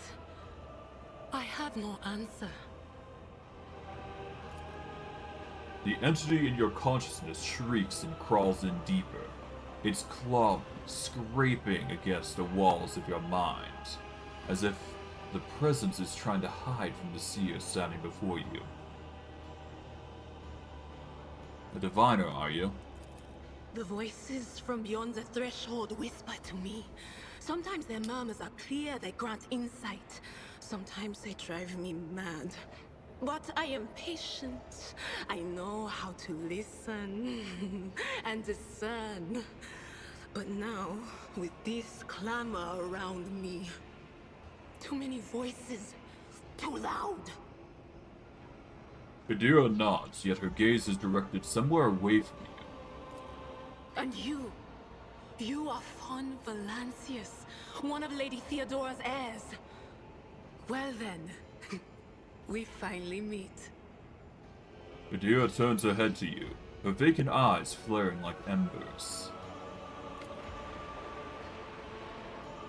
You hear few clicks from the relay of the servo skull, which has followed you all the way here, and Theodora's scrambled words give way to a voice vaguely familiar to you. Officer's frequency, to all of those who can hear me, those in a weapon in their hands are to gather on the officer's deck at once. I repeat, gather on the officer's deck at once, and prepare to launch a counterattack. That's Ethelthrat! Oh, Emperor's Providence! The other heir lives as well. Quickly, we must head to... Not so fast, old man.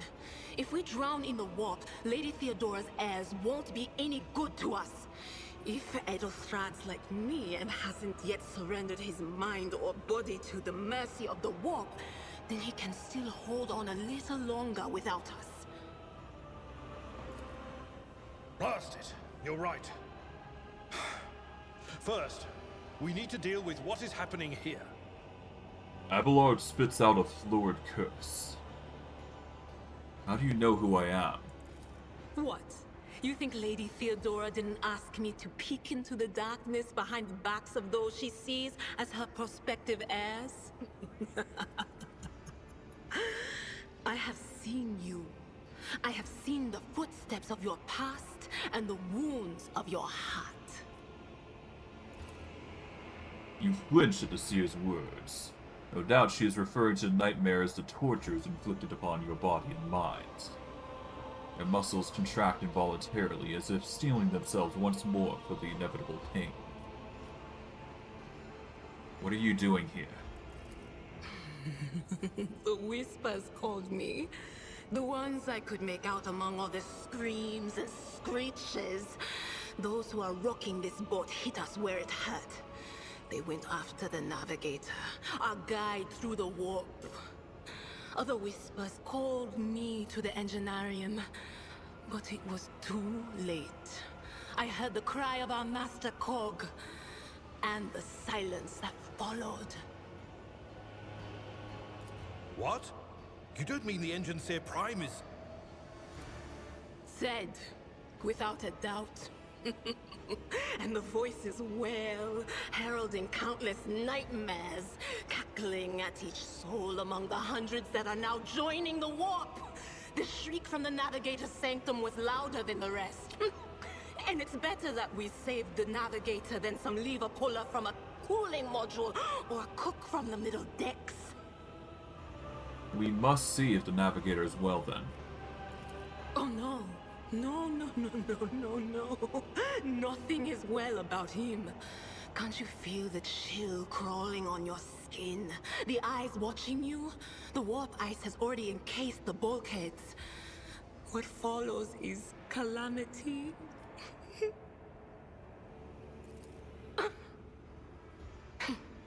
But we're not just going to stand here and take it, are we? The state of things in here suggests there's a Navigator around. Maybe one who's crippled or at death's door, but still kicking. And since our skin hasn't peeled off our faces just yet, his third eye must be closed. At worst, it's a little roughed up. So what are we moping around for? Let's go protect that noble mutant while we're still alive. Adira freezes, then she slaps her cheeks, rubs her face, and looks at you. The supernatural glow is gone from her eyes, and a smirk spreads across her lips. And with that, we have our third of many companions that are going to be slowly joining us on our journey. Needless to say, this is a lot that we've got to take in. But all in due time, we will get everything eventually in order. Regardless.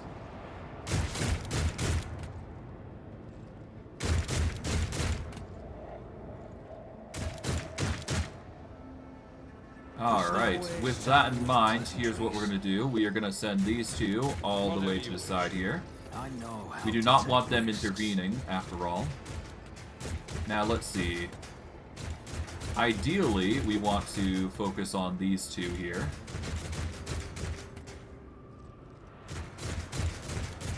And I think I can get away with targeting these two better. So I will target them. And off we go. burst fire here. That'll get us an initial attack going. Bleed you dry.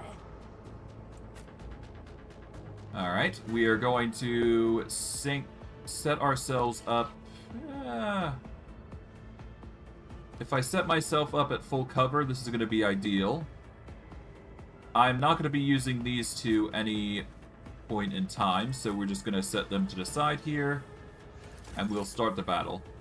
Anytime their turn comes up, I'll just skip them. And I guess to start out with, we are going to save. Because I think it's been a while since we last saved, so I might as well just get that set up. There we go. I'm going to activate Surefire Plan here. This is going to allow for...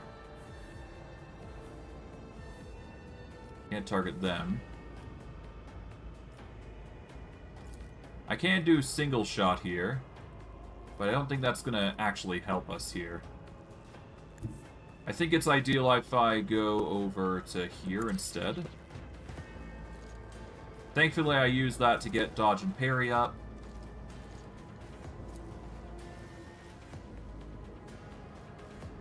Okay, I don't think I can get the combo off here. I can get a hit off here, so I'll do that. There we go.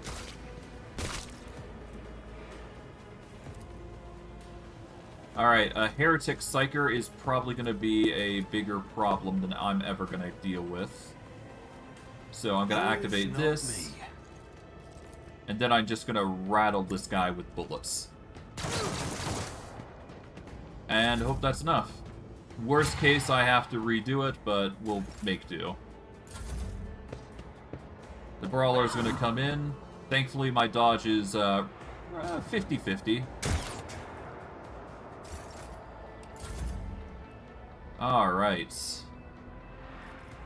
Thankfully, I do have sub-weapons here, so I'm not completely out of the woods just yet, so I've got options.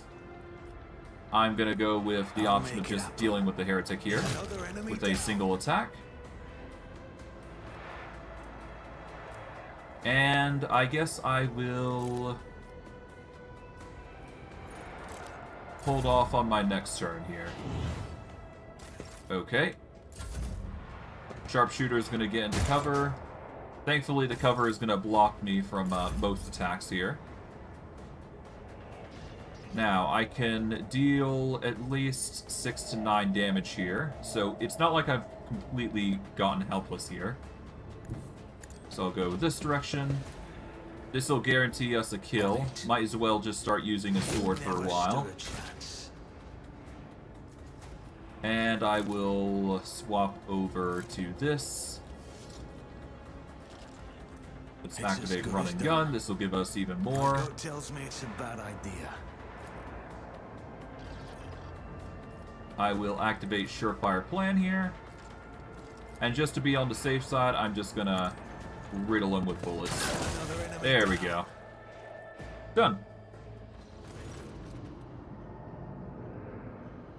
The creature in the chair appears as if it had become one with the throne. You see pink, parchment-like skin stretched between the seat and the limbs that have too many joints for a normal human being. The Navigator is breathing heavily, the air whistling as it exists through the two dark gill-like slits on his cheeks. The creature's eyes are shut. The two ordinary eyes are wet, as well as the third one that sits in the entire center of its forehead. I believe the Master Vepida still lives. Abelard flinches at the sight of the stretched skin and the dark marks on the face of the creature. The servants are dead, but the chamber, like the Emperor, is still sealed from the war. Well, we have a chance of leaving this place alive.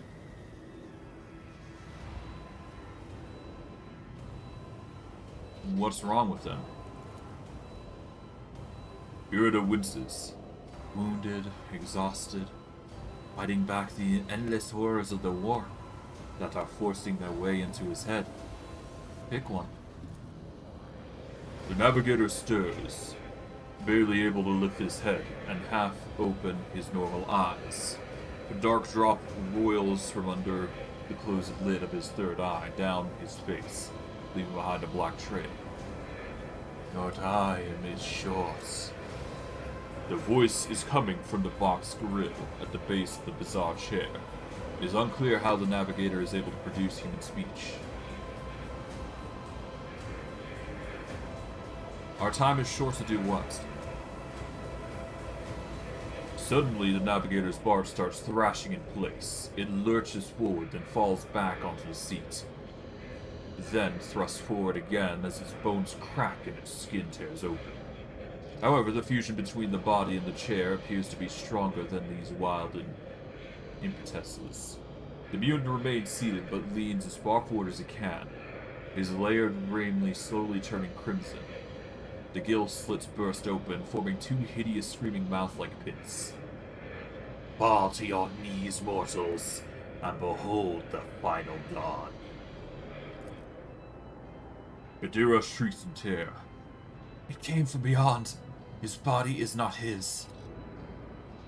Theodora's scream is echoed by the silent cries in your head. The unseen creature triumphs at the sight of the Navigator succumbing to the paroxysms of corruption. Its march thunders under the burden of hopes. Unseal your hearts, and I will flood your souls with myriads of words and meanings, each one a portent of salvation within me. The Navigator continues to convulse violently in his seat, shrieking and cackling, but then his fit drops abruptly. His face is drenched in black crimson. The dark ooze from under his third eye has turned from a trickle into a stream, mixed with the blood coming out of his nose. There is a purplish swivel around the eye. Run. Leave from this place while you still have the strength. The words come out of the box as a labored rattle. We can contain the intrusion, but not for long. We must begin the translation. Leave the war. It can't be done without the Master comes with help.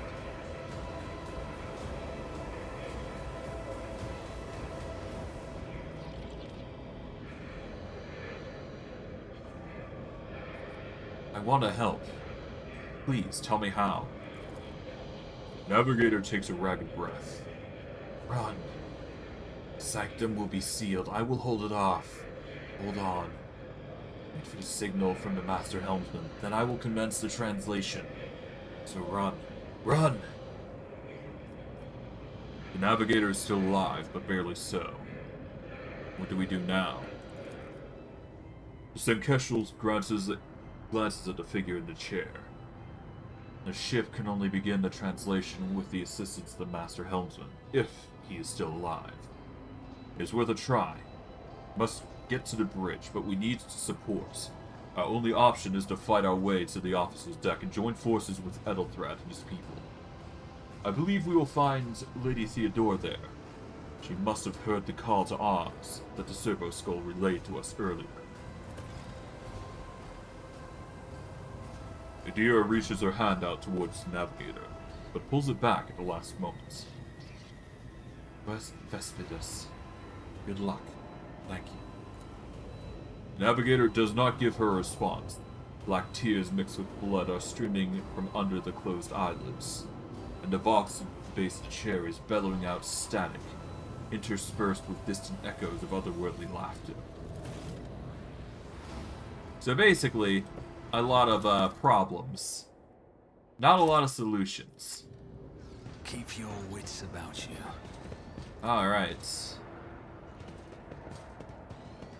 If you want to read those bubbles, just pause the video, or the stream, I guess. But I'm not going to be stopping for anything. I'm just going to keep on going. I don't think I'll be able to find anything around here, so off we go. Before we do go, however, I'm going to see if there's any different weapons I can go for. The autogun is useless to us. The axe, while it deals less damage, does have a special attack that inflicts bleeding. But I'm going to go with the sword because that applies a parry effect. Otherwise, I'm just going to add everything to cargo, because nothing really sticks out to me. I could give this to the Psyker, but there's no merit to it, so... Always keep your eye on the prize. The only thing I will probably keep is stat boosts and, well, I'll keep stat boosts and certain boosts that will help me, but otherwise I shouldn't need anything here. I think I've gathered everything, so off we go to the officer's deck. Alright, we're getting there. We're slowly progressing through the dangers of this ill-gotten voyage.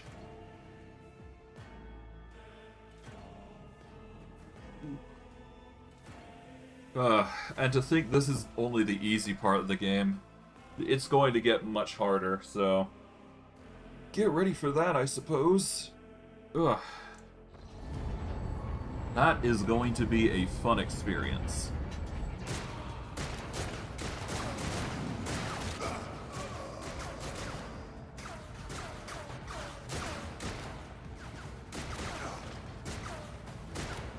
Okay. As good as ours. It's all over for you. Oh. I shall pity not your enemies. I shall heed not their pleas. Somebody shoot these men. I shall betray not your tenets, nor stray one step from them. Take not your gaze from me. Leave me not without your grace.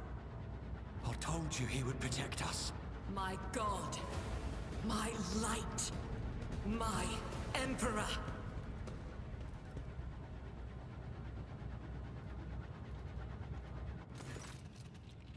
The white-haired warrior turns to face you, her dark eyes blazing. The weapon quivers in her hands, and for a brief moment it seems she's not going to stop and will instead continue, eliminating every target she sees, starting with you. Sister Argenta! Sister Argenta, it is a relief to see you. We require all the forces we can muster. The sequential voice seems to bring the warrior out of her battle trance. Your face, it is unfamiliar. Who are you? The young woman called Argenta lowers her weapon and scans your small party with an intense gaze. Then she sets her sights on me. I'm Vorg von Valancius, the Lord Captain's heir. The hour is dark and daunting. The ship abounds with corruption. The faces of friends who are twisted by sneers of heresy. The eyes of comrades ignite with the archenemy's hunger. I will do what I must to halt the advance of the dark forces. But in these dire moments, little can be trusted. So I must know, why are you here? Argenta gives you another stern approval. Or appraisal, rather. You catch something strange in the dark depths of her eyes, some internal struggle or a wordless question. In the end, however, she nods. Sister, I beg of you. Now is not the time for interrogations.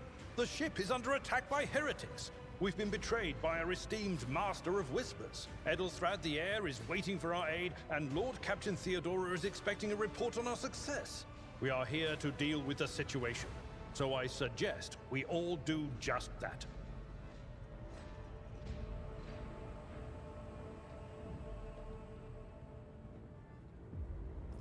I'm no traitor, sister. You can be sure of that. If you speak truthfully, the Emperor will not forsake you. If you are lying, you will not escape his retribution. I cannot wait to rain righteous fire down upon each and every heretic. What is a warrior of the Adeptus Serratus doing aboard a rogue trader ship? Your orders serve the ecclesiarchy, do they not? Sister Argenta is a guest of the Lord Captain. And that story deserves its own time and conversation. Under more appropriate circumstances. Enough idle chatter. I am where I must be, and that will suffice. Who are these people with you? Overseer of Middle Deck AL-84, my lord. We were rounding up everyone we could find in the attack compartments when we ran into an ambush.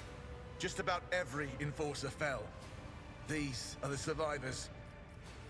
What is happening on the officer's deck? Massacre, my lord. And heretics are not just killing the crew. Some kind of blight is sweeping through the decks, filling the air. I saw people going mad the moment they breathed it in, screaming about their dead comrades, tearing out their eyes. I implore you, my lord, be on your guard. Very well. You must get to the main hull of the deck. Through this door. I shall join you, for it is my duty to the God Emperor to destroy this heresy. We will follow. For now, we will hold off any heretics who might try to crawl in through the cracks to join the main assault. And we'll take a look at the generators while we're at it. Those villains made a mess of the cables. Oh, I wish we had a Tectomat with us. But we'll see what we can do without one. Good to hear it. Sister?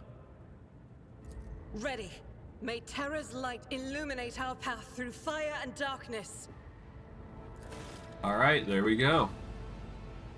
Before we go any further, we're just going to do a quick sweep of the area, because, you know, loot hides in the most obscure places.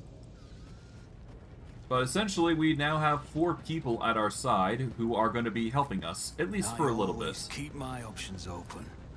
I won't be using them, obviously, but, you know, this is just how it goes. Alright, we've got a well-maintained lasgun. This is going to be very helpful, and we've already got some items set aside for ship components or various other loot stuff. Naturally, we are just going to swap to the precise well-maintained lasgun, because this is just going to help us with a bit more damage. I will toss this to cargo now, and once we get into the deeper meanings of the game, we'll start replacing gear and adding new gear. All in due time. But regardless, I will move everybody over here, and we will move over to the door here. And this is where the game is going to get a bit harder now. Because now we are dealing with a group that is meant to be dealt with 4 people, and we're doing it with 1 person. Of all things. So naturally, it's going to be a mess. Okay, so given the circumstances, I will want to move everybody over to here. As if a field of flowers. How may I serve the dynasty? The Emperor sets my path. Miscalculations are for commoners. Sometimes you can find the appropriate treaties on Tactica Imperialis and weigh every step. Sometimes, though, you just find... Fate and fortune favor the bold. Alright, so we are given a number of areas that we can fire from. I'm gonna move this way. And let's see if I can't get a ideal spot here. Preferably, I'd like to fire on these assailants here. Let's see, what's on you? Maybe I can find something here around that'll help. Alright, we got some kits here. What about here? Nothing too crazy. Well, I can fire on these 3 pretty clearly. Alright, let's save here. Oh, it's a peculiar thing.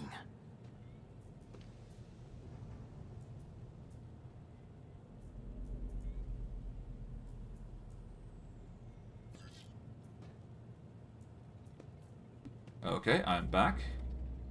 Alright, well, there's no time like the present. I think I can get away with attacking everybody here, if I really wanted to, but I'll focus on these 3 for now. Who if not me?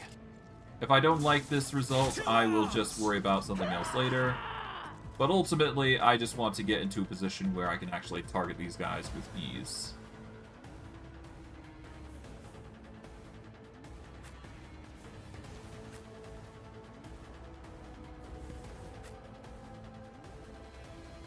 Alright, unfortunately, there isn't really much I can do about this in the situation at hand, so I'm just gonna have to pile them in the corner and hope like hell they don't get targeted. It seems like they're more focused on me, though, so that's good. Ow.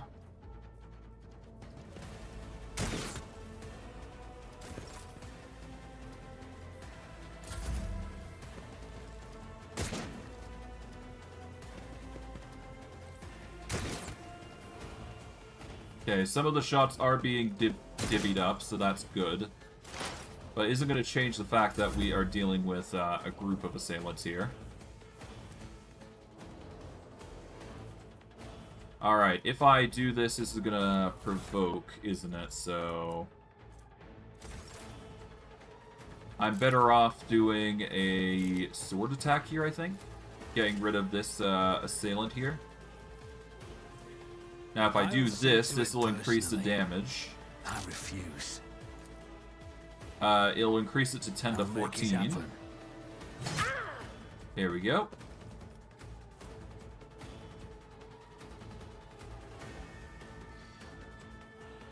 On it. I will do this once again. This will give me another attack here. It'll be at a reduced rate, but it needs to be done.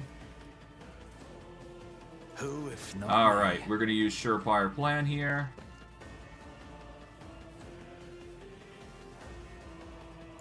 And we can't really do anything else. So, unfortunately, that's it.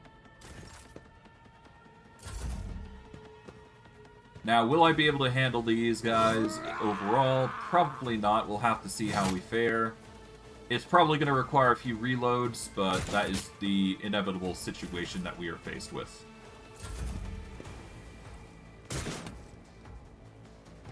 At least I can go for a sweep here instead, and I can deal more damage to both of them. So it's not like I'm completely out of the woodworks here. Alright. Thankfully, I do have Surefire Plan already in position, so now I can go for the swing here.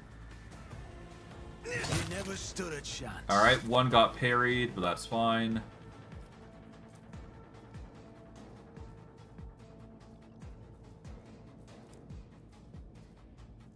Okay. I'll make it happen. Just in case, I'm going to use the Surefire Plan here. Not that it's really going to change much. And until I actually get some people, you know... Until I actually start getting the kills here, I won't be able to move on. So I'm sort of stuck here. And I just gotta hope like hell luck is gonna carry me through most of these fights. So far, it seems like that is the case. Now, it does appear that I can do a pistol burst here, which might net me a kill here. Yeah, so it would deal 14 minimum, 18 maximum. This will deal 10 to 14. Honestly, I'm just going to do the sword attack. Okay, no luck, but that's fine. I'll just do run and gun. I'll throw in Surefire Plan for extra measure, like I have been. Because every little bit's gonna count. There we go, we finally got a wound off. That should help. Stop mocking me. Ow. Really not looking any better, but that's fine. As long as I can avoid these side shots, I should be fine. I can make the most of this whole situation. I just need a hit. Alright, 85. It's as good as done. That's pretty good. Another enemy down. There we go. That's another enemy dealt with. And now we can move on to actually dealing with the enemy properly.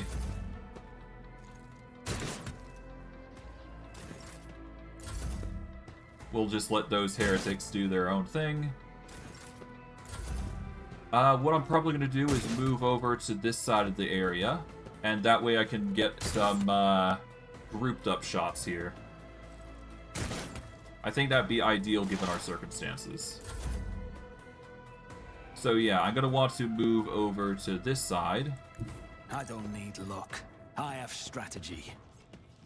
Alright, we are going to follow up with our weapon here, and this is going to just be a line of death. Never stood a chance. There we go. Nice. Hey! We got them all. Oh, and then there comes some more. Lovely. So yeah, as you can see, I'll see to it personally. it's only getting worse. Thankfully, they are in the perfect line of sight to actually I'll just make burst it happen. down. Your end was inevitable. Somehow we hit those. And now they're gonna come at us, which is not gonna be fun.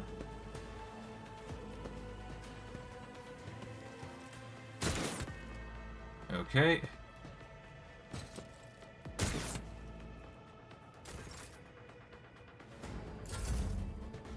Okay, this one's gonna rush up. This one's gonna rush up as well.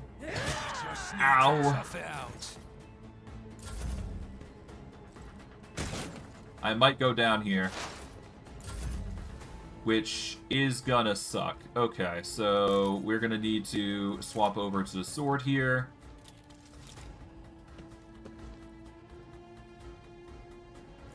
Now I've got a choice. I can either go for a... Either I risk the attack here and go for a risked attack against the heretic assailants, or I risk the cutthroats. Given melee has been more reliable on attacks, I'm gonna go with risking the shot from the assailants. Because at the very least with this, I can... Well, there you go. I'm basically dead now. Well, let's see if I survive. If I fail, then I have to reload. It's simple as that. Hopefully, dodge is on my favor. Or on my side, rather. And parry, that is. So far, dodge and parry has been carrying me for the most part. Oh god. Alright, let's go for another swing. Alright, that's a parry.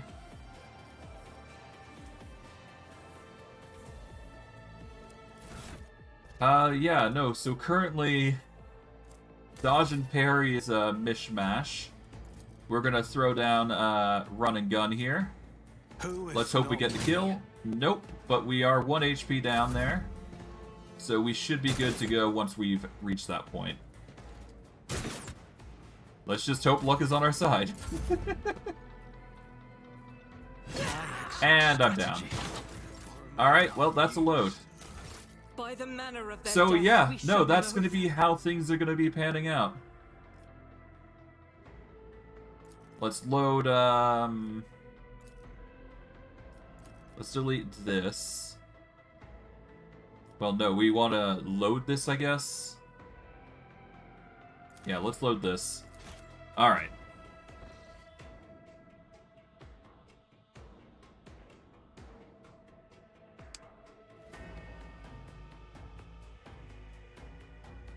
Needless to say, we got a lot of, we got a lot of chaining to do here. Okay, so as it stands, we're doing really well. Keep your wits about you. Alright, I didn't want you guys to move. I wanted you guys over here, preferably. I will lead us I just want myself to go.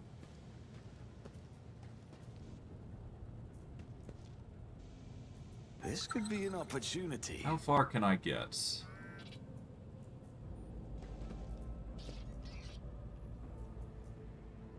No mercy to those I can who get oppose that far. Okay. Valancius. I'll turn you into It does appear my initiative has gotten a little bit better, so that is a benefit, but I don't think that really helps us in the long run.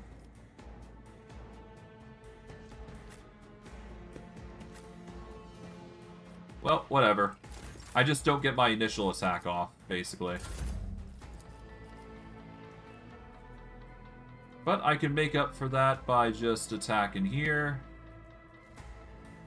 On it. Let's guarantee the kills here, at least. Another enemy down. Okay. activate this.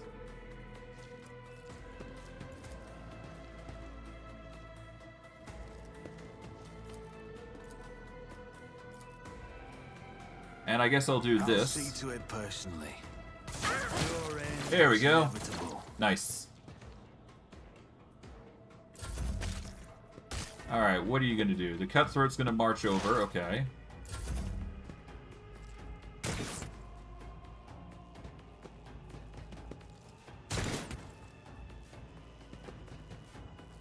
Preferably, I'd like to get into a area where I'm not going to get hit, so I'm probably going to start relying on moving around for cover. So I will move, let's say... Yeah, let's move over here. This is going to be ideal for us. We'll activate Surefire Plan here. And we're basically changing up our design. So we want to aim for the intent of dealing the most damage to this guy. There we go. That clears up some of the enemies, and now we're left with these guys in the back. That's fine. As long as we are able to do away with them, we should be fine. We'll let them march up.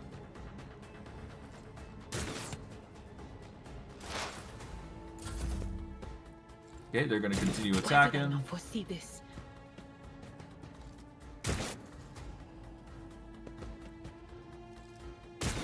Yeah, and then they're just going to start continuing to harass.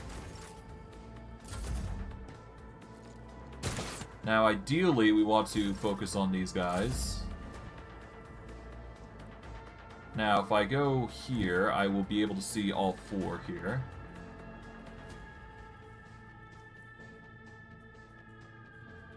Will I be able to aim at them, though? I might be able to if I run a gun. It's as good as Yeah, done. let's run and gun here. We just need to move one step forward, basically, here. It'll have to do. We'll do Surefire Plan here. We want to preferably get rid of the melee units here. So we're just gonna cluster all of these guys in a, We'll focus on this guy, I guess. Why not? That is a rip, but that's fine. I'll just activate this again. And then I can double tap here. I'll make it happen. Well, rip. Ah, well. Okay, the cutthroats are going to start converging. I expected as such.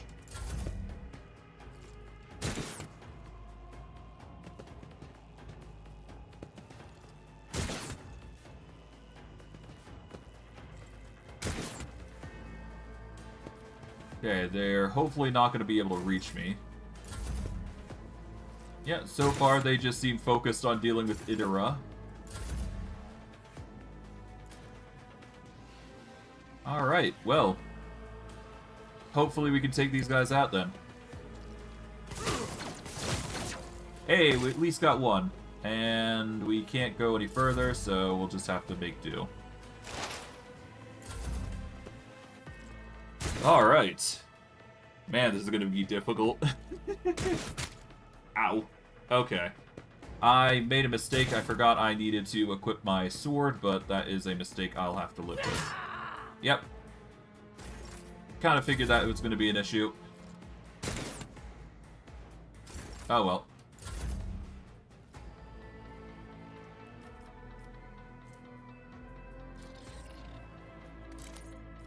Alright, let's swap over to a sword here. We're gonna first start with a normal swing here. There we go. We will do a run and gun here. So that way we can at least get Don't let your guard down. movement over to here.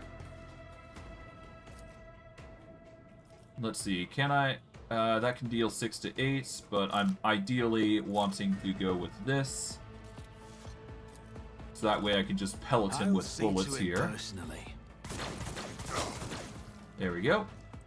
And then we will swap over to a sword and board sort of ordeal, because that is going to be ideal for our defense. Not that it helps here, considering Cleave just wailed on us. My prescience has... That's fine, though.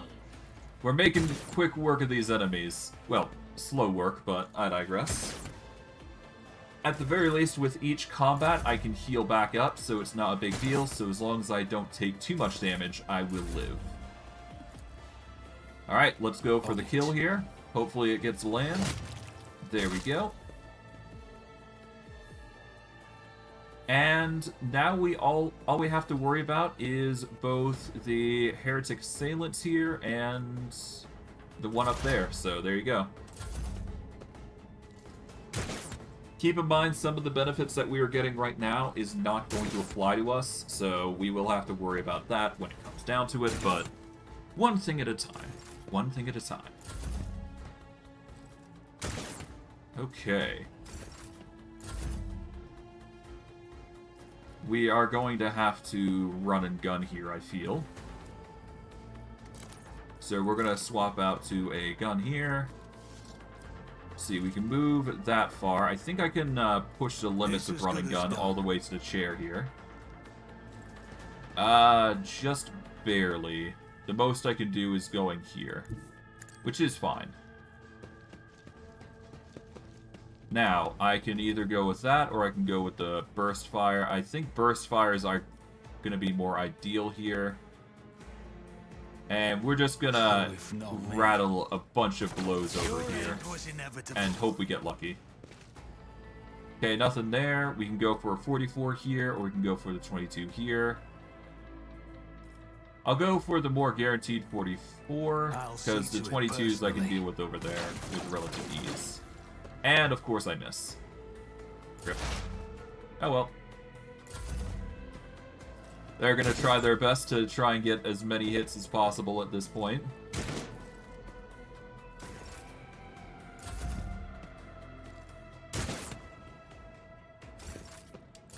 Alright.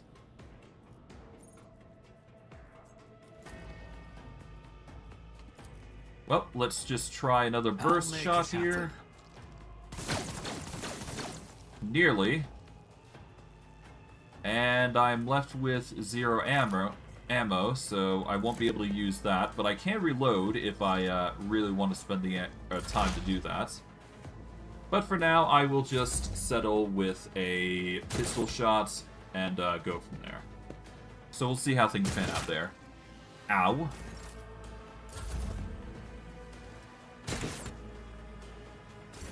Okay.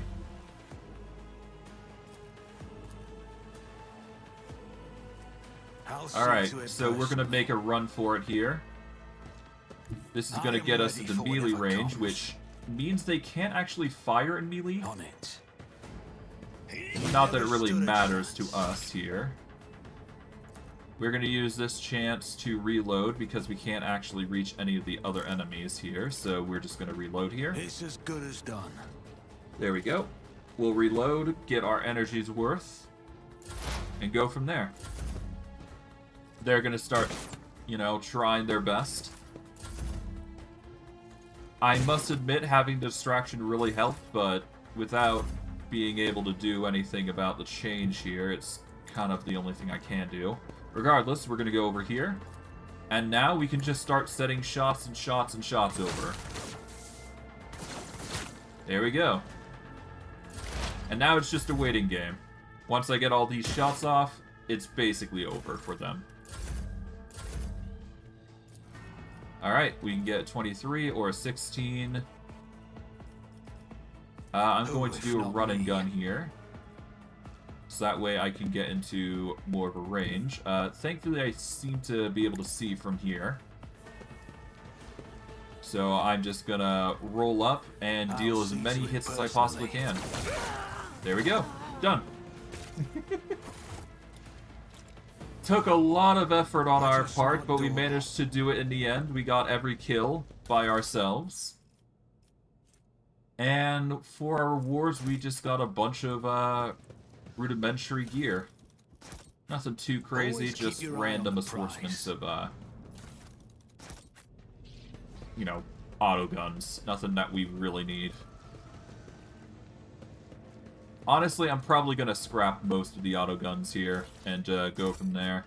Is there money to be made? It does appear that there's a lot of stuff here. Alright, so we can open the door with logic, and then there's that. So I'm going to save here, because this is the first skill check that we're going to be dealing with. I'll be saving here. There we go.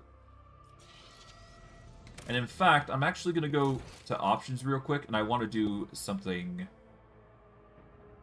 We'll make 2 auto-slave slots and 2 quick-save slots. We'll apply those. There we go. And we've got a logic 100% chance here. There we go. I always get the job done. We'll do that, and then we will just grab the goods here. No harm in it, as far as I'm concerned. Melted charges and operator gloves. I don't think I need to say this, but the operator gloves are going to help out a little bit when it comes to tech use stuff, so it's one of the few items you get early on that's going to help. From there, we've got another tech use here that we can open this door with. That's how it's done. And we can now restore the power supply. Success is the only there we go. I accept. I always and then we are left with another logic test, which is a logic 100 for us. I always get the job done. And it allows us to get into some goods. If you're good with tech use, it's basically lockpicking, so don't worry too much about it. But we get our most primary weapon that we are going to be using a lot, I think, this playthrough. And that is going to be the shotgun. Now, I would really like to get some Medicae or Field Medic or Base Skill Medicae, so getting this is going to be a vital way to survive, I feel. But regardless, shotgun is going to be a 10 to 15 damage. It's going to be better than the well-maintained lasgun, but it's going to be still worse off for a while, because dodge reduction is certainly something we need to overcome. So essentially, we are going to be landlocked into lasguns for a while until we get better at bypassing people's dodge. I will be, I will have a chance to do that, it's just going to take some time. So, we'll take our time figuring that out and dealing with it, but all in due time. Regardless, I will grab everything I can, you know, scrounge for here. Is there money to be made? And we'll go from there. And so far, I think we've collected everything. As for items, we are going to add the scrappy auto guns to cargo. Swords, I will actually add to cargo as well, because I don't need them anymore. I've already got one already anyways, so no need to go too far. And we can now blow up the door here with a detonation. Kaboom. I better myself through my service. There we go. And through that, we've leveled up. To that end, we get level 3, which is going to give us the Revel in Slaughter ability, which is going to be a very, very useful tool for us. It's going to give us, anytime we apply it, 10 ballistic skill, we're going to get 5 plus 2 times agility bonus critical damage, and a percentage bonus to critical hit chance every time we kill 3 enemies. Considering we're going to be doing a lot of killing ourselves, this is going to be ideal. As for Abelard, we'll just level them up because we can. It's not like we're going to be using it for the most part, but yeah. I always keep my options open. Now we are left with a bundle of areas we can go to. The Overseer's deck area is there, but we're gonna hold off for now in favor of grabbing this. And there's actually something that we can grab for ourselves early on that's going to help our survivability a little bit. So if we open this... Well, no, that's not it. But if we open this door specifically, it's going to be a 98% chance, but... That's how it's done. If we go in here, we are given another body here, and in it, we get a deck officer helmet, which is going to give us 5 extra armor. Now, ideally, we want to give that to our unit here. And that's going to give us a 38 armor instead of the 33 we've been given. I am half tempted to remove this, but for now the armor has been helping me a little bit. So I'm going to keep that on. Alright, we're going to save here. And we are going to save on Vital Beginnings here. There we go. And let us commence. Let us know, Doodle.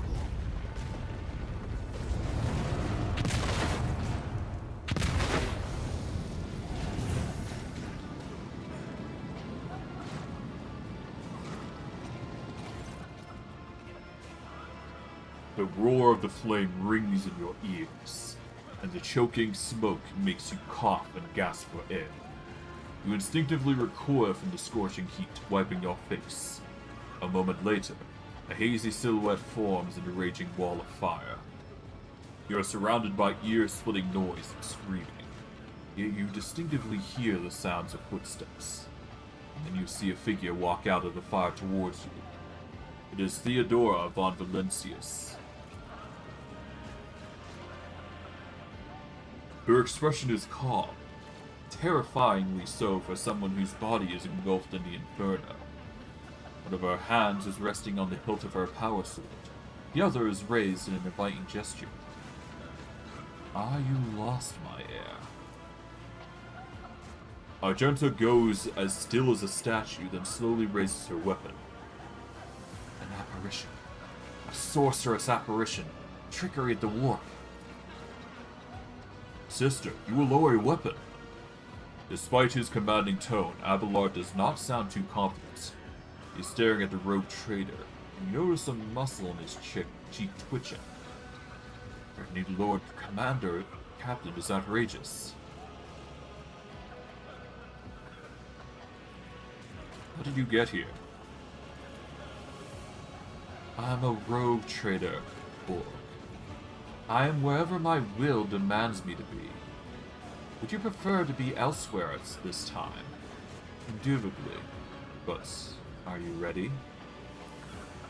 Theodora watches you without blinking. Her snake-like gaze almost makes you forget about the fire searing you, leaving burns on your skin. I can lead you out of these flames, Vorg. Show you a path. Rid you of pain. And give you a weapon so that you may defeat your enemies. Decide. Your mouth begins to salivate. Each word Theodora speaks is like music to your ears. The entity that now dwells in deepest recesses of your mind is pleading, begging, demanding that you give her an immediate answer. And that answer can be nothing other than acceptance. Do not listen to this abomination. Vorg, if there is naught but his light in your heart, if you are resolute in your faith, then step into the flames. The Emperor protects. His faith will not be deterred by either darkness or deceitful promises. Nor will a fire burn those who carry the torch of faith in their soul. To the void with you. We need to follow Lady Theodora before we suffocate in this furnace. The people. Abelard looks back at the coughing and confused people around you. Vorg, the survivors of the middle decks, we must help the crew. Lead them out, find a way around.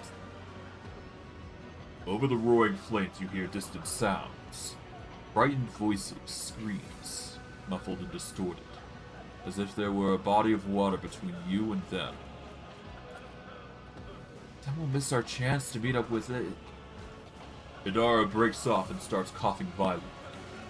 Her knees buckle and she looks about as if she's about to fall. Look, what are we waiting for?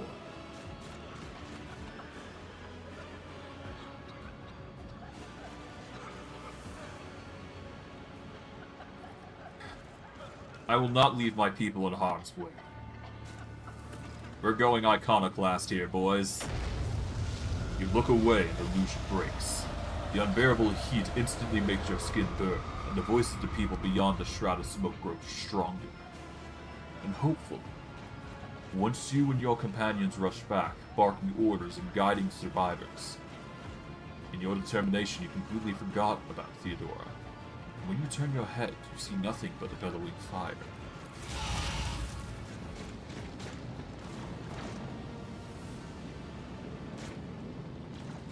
Always keep And with your eye that, on the prize. we've made our Where decision. did it go? The thing standing in front of us in the fire? I could have sworn. To the same place all unholy visions go. Do you want to follow it, witch? Alright, let's crash the platform here. The Emperor favors me Let's today. do this.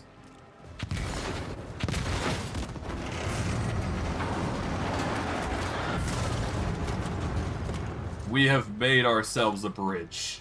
I always keep my options open. Alright, for that, we get some things here. Too late. We are too late. Or perhaps Edelthrad and his escort never made it here. Which would be even worse. Abelard throws up his hands in despair. Or they could be fighting on the bridge as we speak. Without us. Argenta grips her weapon.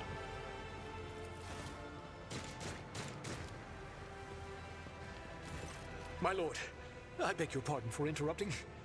The people are asking for orders. You came back to save us. So now we will follow you through thick and thin. The officer quickly bows. To the bridge. If Edelthrad is there, then he requires immediate assistance. I say there is one thing that I find most troubling. The Lord Captain's Voxcasts. They are still coming in, even though it would make sense for Lady Theodora to be on the bridge right now, at the head of the counter-assault. I feel uneasy. What if the Lord Captain is besieged in her own chambers? With your permission, I suggest that we confirm for ourselves that she is not. We can use the same elevator that Lady Theodora and Mort headed for earlier. Alright, why not? We are not going to be making it to the meeting with the heir, unfortunately, but that's just how it goes. Alright, we got the goods here. Grab that. Rise to the top. Alright, let's see what we run across. We are not going to be going anywhere anytime soon. Not yet anyways, because there is other stuff that we can grab, I think, here. So let's have a look-see around.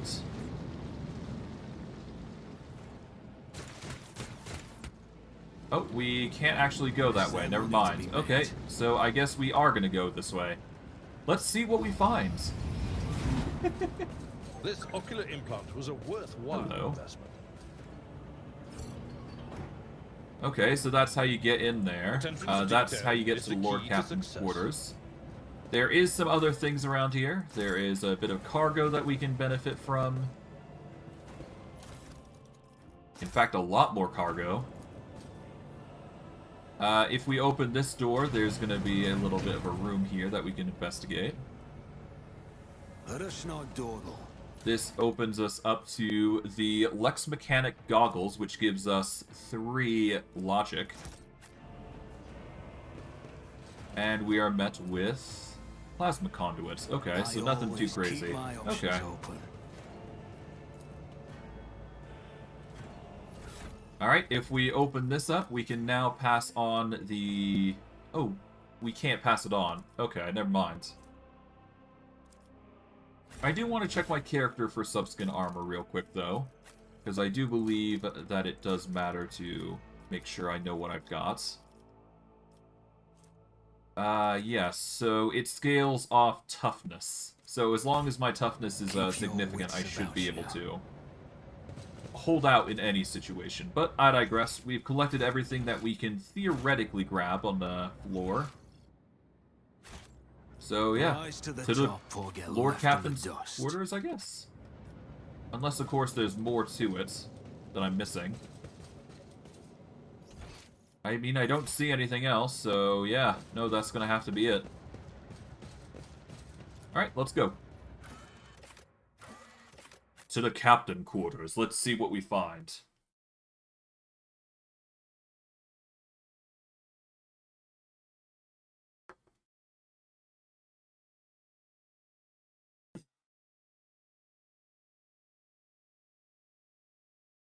Ugh.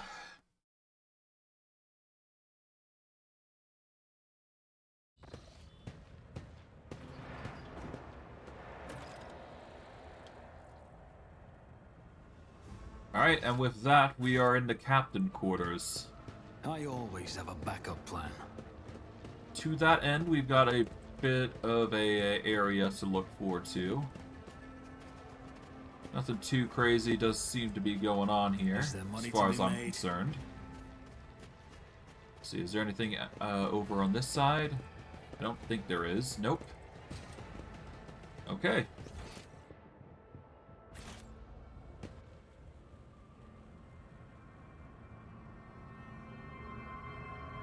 Oh. Oh, I see. Yeah, that's not good. Always keep your eye on the prize. Well, before we investigate, I'm just going to do a quick look-see around. I will save here. And then we will continue on. Here we go. And let's march our way up. Well, I guess I'll grab this. This gives us immunity to enemy critical hits for the first 3 rounds of combat. I don't need to worry about that, because I'm not going dogmatic, so... yeah. Theodora von Valancius' body is sprawled on the large, blood-drenched desk. The Arch Militant's corpse is still clutching a weapon, is slumped against one of the bulkheads. Emperor, accept thy faithful souls. The Sister of Battle surveys the scene, her gaze lingering on the Arch Militant's body. No! Lord Captain, I didn't hear a thing. Not a whisper, not a breath. It was so loud. Why didn't I foresee this? Idora's heart-rending scream shakes the walls. She collapses to her knees, her body shuddering as she weeps.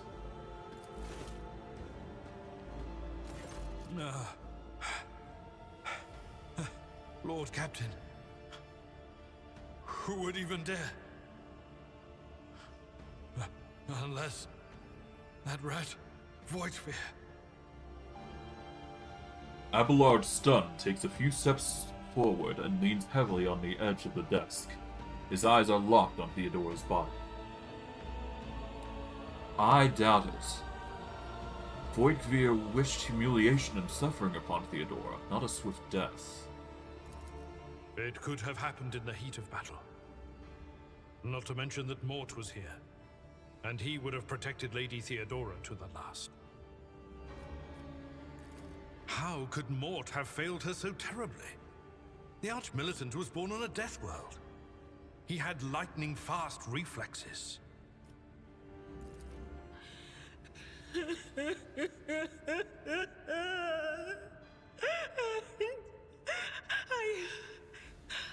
I can look at things in my own way.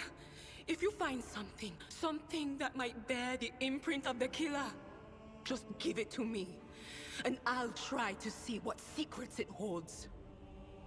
Let's examine Theodora's body to start with, I suppose. You lean in closer to the body. The cause of death is apparent. What ended the rogue trader's life was an auto pistol shot. An extraordinarily accurate one, at that. Theodora's face bears an expression of surprise, the last emotion she experienced in life. Something on the floor catches your eye. A heap of blood-splattered parchments and scrolls that must have fallen off the desk. As you lean down and closer look, you notice something else. Small shards of glass scattered on the floor.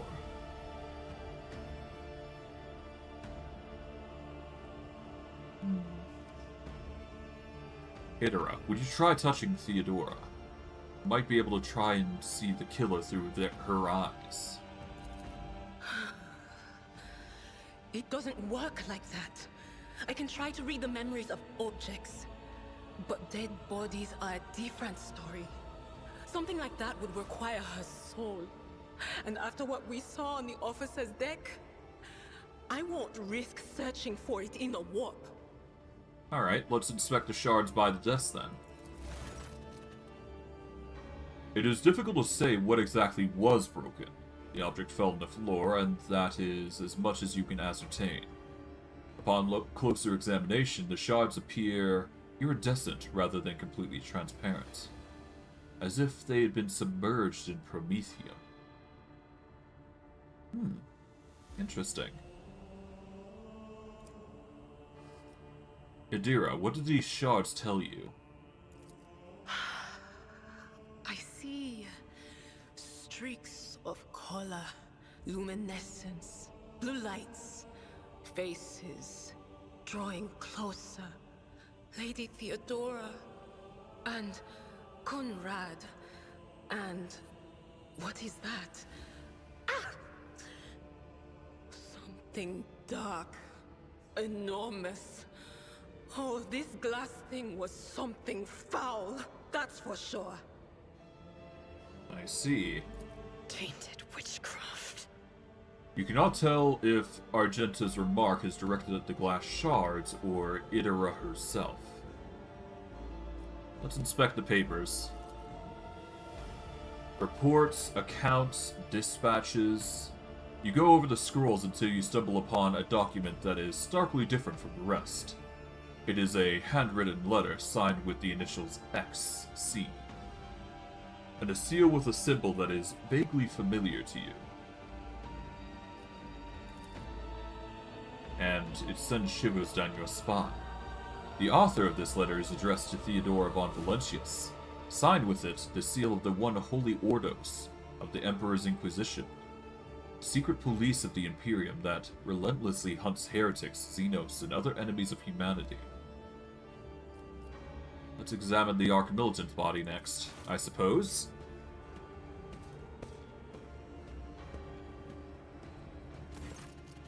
An auto pistol shot went straight through Morse's forehead, spraying the floor and the furniture around with blood, brain matter, and shards of his skull. The safety of the Arch Militant's weapon is off. The killer must have been a split second quicker than he. I see. Yes, the crucible of battle calls to me once more. No, wait! We must see if we can find anything. Idira, you can't bring her back. Let her go.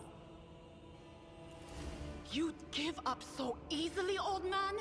I expected as much from the sister. It's not like she has a heart. But you? Oh no. I'll get to the bottom of this. I'll find the one responsible for murdering the Lord Captain. And when I do, that scum will regret the day they were born. Jesus. That is a lot. But hey, we get the Rogue Trader's Cloak, which is an interesting little trinket, but I don't think we really need it. We will wear it though, because I know at the very least we are going to be using it. Commerce and Lore Imperium is always a good item to have. That is going to help us with skill checks in the future, so we will probably be wearing it for a while. Keep your wits about you. All the same, let's get some equipment on us. Okay. So we're just going to put this trinket on. We will put the cloak on because we're going to be using it in a moment. Or, well, we might use it. I don't know. We'll have to see. Rise to the top. But regardless, we are going to save here. Because this is the next fight that we're going to be dealing with. Or there is going to be another fight. And I don't want to be caught with my... I don't want to be caught unawares. And needless to say, we've got a difficult fight, to say the least. Crush him! Alright, so, given the circumstances, we are going to want to get into cover... preferably here instead, actually. Abelard, we're going to march all of you guys as far as possible. We don't want you engaging the enemy. Preferably, I want them focusing on me. Alright. So, given the circumstances, the servo unit is going to be a bit of an issue. But that is to be an expected probability. So we're just going to have to hope like hell that we can actually make this an easy fight. So let's see. Cutthroat, cutthroat, cutthroat, cutthroat, cutthroat, cutthroat. Okay, so all of them appear to be cutthroats. The combat servitor appears to be the only one with any real combat issue or combat abilities. So we're just gonna have to hope like hell we hit, you know, the allies. Okay, we are gonna activate Surefire Plan, Run and Gun. Then we'll blow out these guys out. There we go. Yeah, we're just going to move these individuals over here. There we go. Okay, let's hope we don't die. Ow.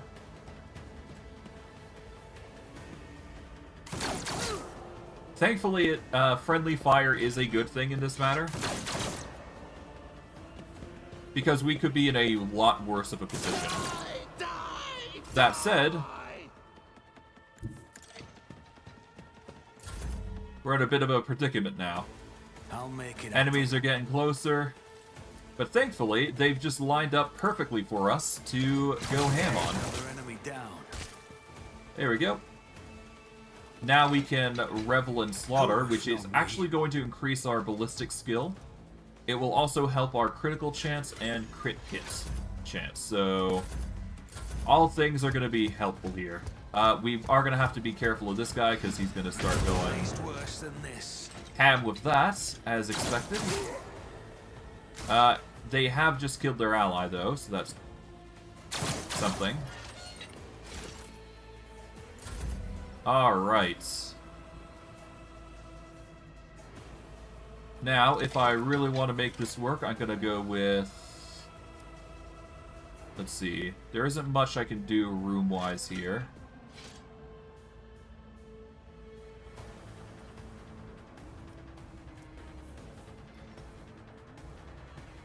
Okay, if I activate Surefire Plan, I can get some dodge and parry next turn.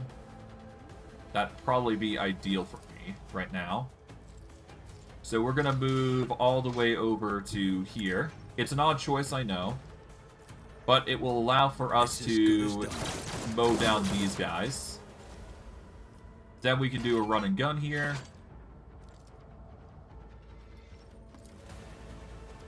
And then we can move over to here. And we'll mow down this guy next. There we go. Alright, done. Alright, Combat Servitor is going to be marching away over to here. Thankfully, I avoided. Alright. We can now move into cover here. And we can start harassing this guy with as many shots as we can. It's going to be a long-winded fight here, but ultimately shouldn't be too hard. Combat Servitor is just going to be making explosive rounds go down.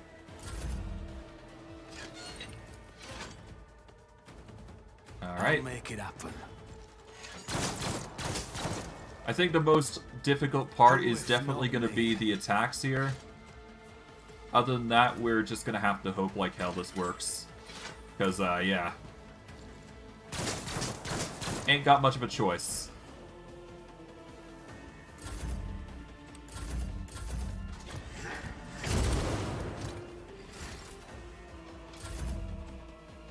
Okay. 49. Let's see. That would deal 2 to 3. This would deal 1 to 2. Okay, so no difference in what would deal damage as far as I'm concerned.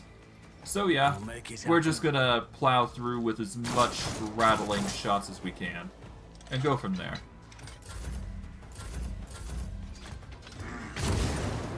Ow. Okay, we're down to 6. I'm really suffering now. But I haven't really got much of a choice, so...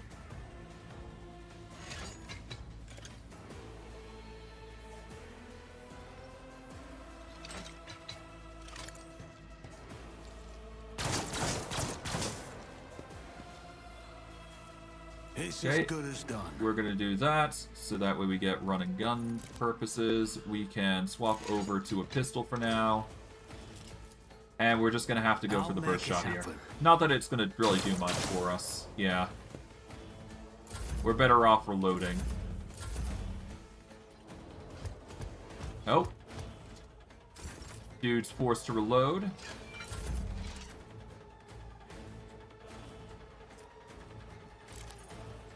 Mind you, I'm also forced to reload, so there you go. Thankfully, I can still get one shot off, so I will do that. That is a miss, though, but that's expected. And now he's going to march back. Thankfully, he keeps missing, so I'm going to be fine for a while. That said, it might be ideal if I take off my armor here, because this is currently restricting some of my dodge. But it's also preventing a lot of damage, so I'm not going to, actually. Alright, there we go. Only I'll one, see but that's to it fine. personally. We just need to deal as much shots as we can.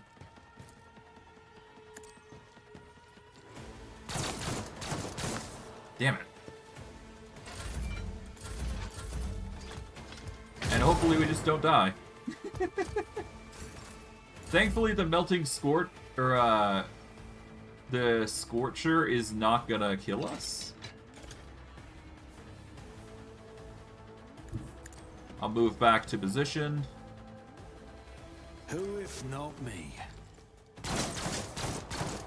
Alright, that's 23. Still not enough, but, you know, that's the situation that we're dealing with Still here. standing. Just barely.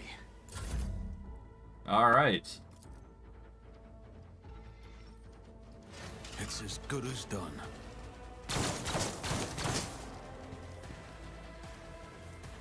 I won't compromise my principles. Alright, here we go. I mean, I'm doing as good as I possibly can. Oh, that's 2 more. So really it's just a battle of RNG at this point. Just need to tough it out. Alright, well, at this point, the armor is not going to help me, so I should take it off. Unfortunately, I can't take it off in combat, so I am buggered there. On it. So I'm just gonna have to hope. You should have thought twice before crossing me. Worst case, I lose it, but... Battle is not over. Alright, I'm down. Okay, that's a load. I kind of expected that outcome, but hey. That's why I put a save here of Vital Beginnings. Oh, man.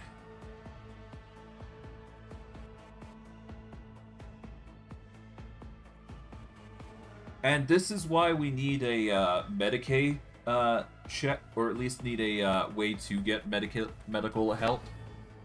So, learning how to use Medicaid is going to be vital for our future. Carry the Emperor's will as your torch. I know how to take Alright, risks. while they're setting up there.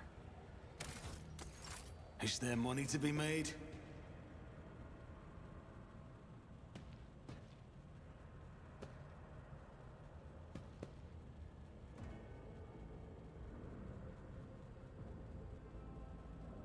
Okay, I guess we will go over Always keep your here. eye on the prize.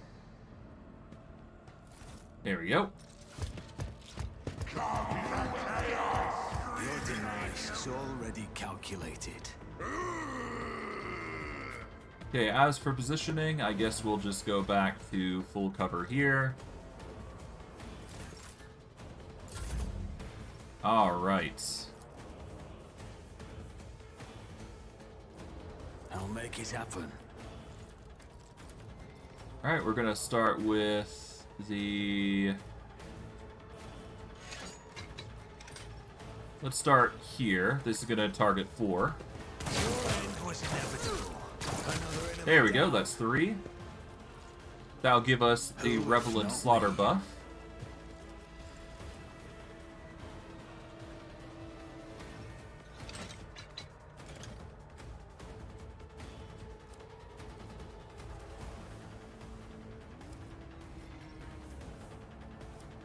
And we want to hold off on Revel and Slaughter here, because this is going to matter. And we're just going to take one pot shot at the combat servitor here. There we go. That is going to be the first set of attacks that we make do with. Ow. Okay. Cutthroat's going to go ham there, but that's fine. Oh, he's just attacked his ally. That's fine. Alright. I'm going to save here, because RNG is definitely going to be something that we need to focus on, so... I'm satisfied with the first barrage that we did. Now, here's what we're going to do. We are going to go march up with... Surefire Plan.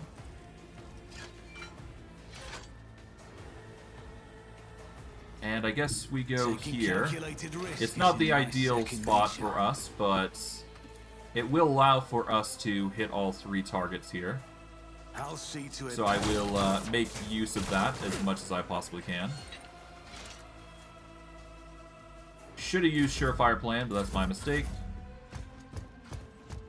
That is fine. Ow.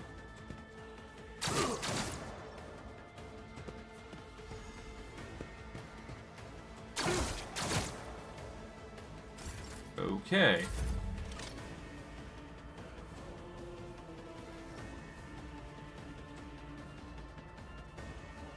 I think I might reload that attack, I think. I'm not sure.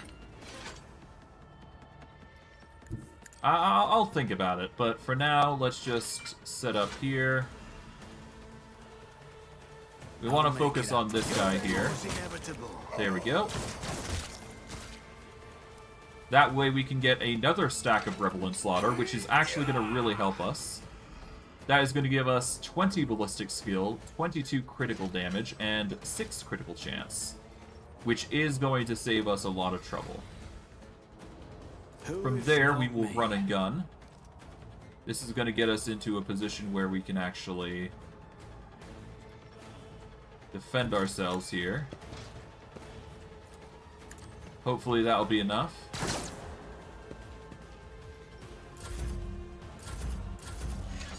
And here he comes with the barrage. Ow. Okay, here's what we're going to do. We are going to get to some serious cover here. So yeah, we're going to go over here. Combat servitors are slow, so we have that advantage going for us. I'm satisfied with 10 HP.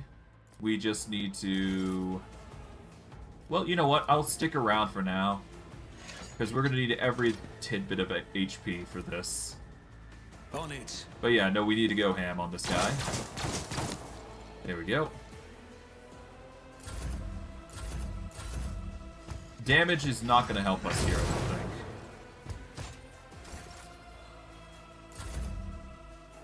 Okay. We are going to lay out some fire. Okay, we are going to throw down a run and gun.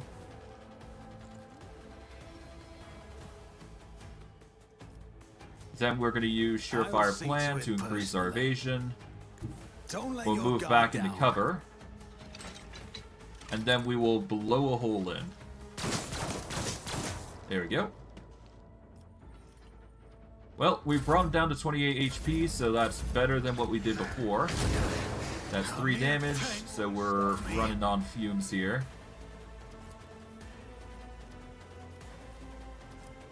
Yeah, winded is really gonna cause us some trouble. But we can't really do much about it. For now, anyways. And he takes me out in a flow. Okay, so that's what that loaded. feeling was about. Unfortunate, but expected. Okay, so...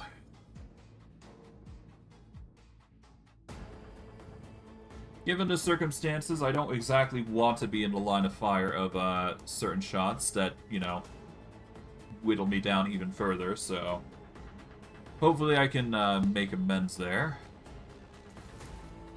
So here's what we're going to do. We're instead going to...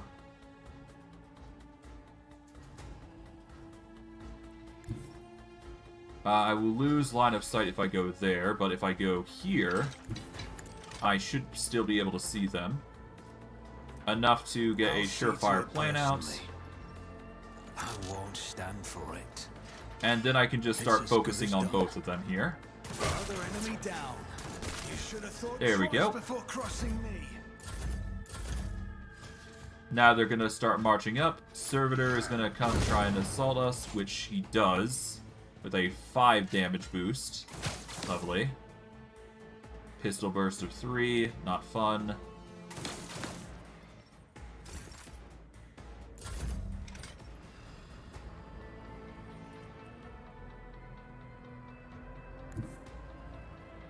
I am ready. Thankfully, it seems I can go over to here.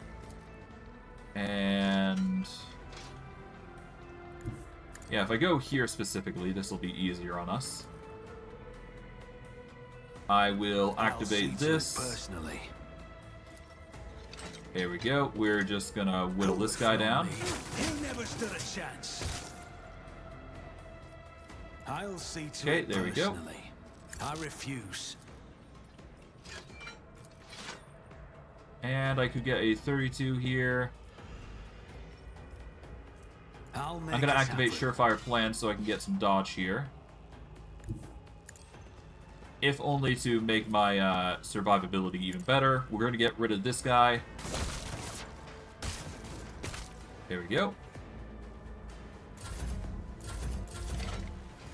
Alright, the servitor's coming in. Ow. Okay, I'm currently at 10 HP. He is currently at 41. I can use Revel and Slaughter here to get some more boosts. Alright. Well, this is the most I can theoretically do, so I guess... yeah, no, it's going to be RNG basis here. Let's make some opportunities. Alright. I think let's forego run and gun. No, if I forgo run and gun, then I'm losing out on attacks, actually. Ah, well. I will save here and just rely on luck. So I'm going to have to reload anytime he does hit me. Because otherwise it's just going to be a game of cat and mouse. Still standing. Yep, that's a load. Just barely. Yeah, so this is going to be our life for a little bit. This is just an early game for us. That's kind of unavoidable given our circumstances. Given we are going this alone. But once we do reach the higher levels and we start getting some actual feats behind us, we will actually start, you know, dishing out extreme amounts of damage. Alright. Brush this off. Again.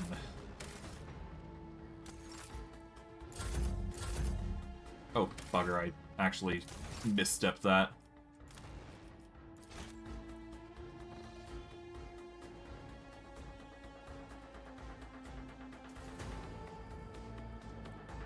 Yeah, not a fan of that area attack. I might have to reload entirely, depending on how things go. Yes, this battle can be easily dealt with by using a Psyker. So there is that option available to us, but I don't think I really want to be using that. I guess I could wield a sword in times that I'm not, you know, getting attacked. Maybe that is the play. Nope. Regardless. On it.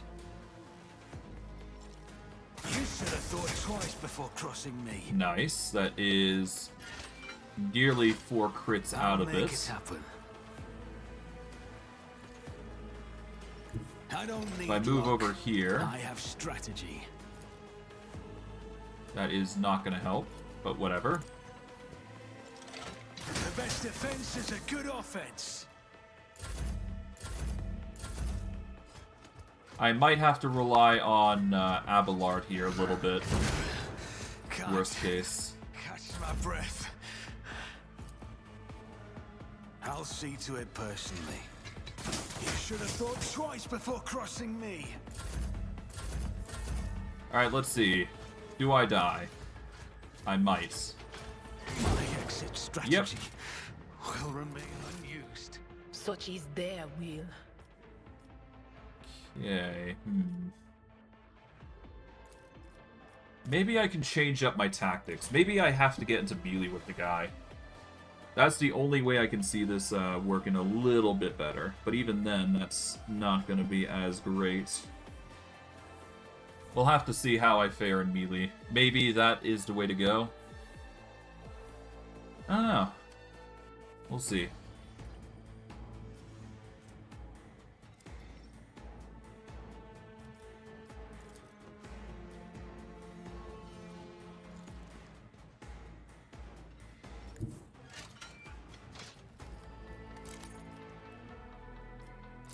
If I go for this... Yeah, no. That's gonna cost 1. And this is only gonna cost 1 anyway, so we'll go for that. It's a miss. Yeah, no, those area attacks are basically guaranteed hits. Yeah, I'm gonna have to get closer. As much as I hate to do it. Don't let your guard down. I have to provoke a different sort of attack, because those Melta bombs are not cutting it. Let's see, if he changes his attack... Nope, he doesn't. Okay.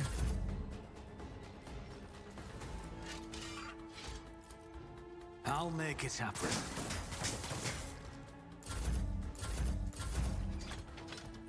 Maybe down. Okay, yeah, no, he just uses those area attacks. So like, that's I what can't that feeling really was about. get that done. I might have to go back to an autosave here. Yeah, let's go back to this autosave. We'll have to make do here. Alright, let's retry that. It's gonna be pain, but it needs to be done.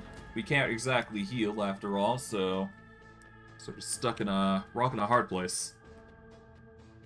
But at least I know that I can get 3 kills and buff up as much as I possibly can.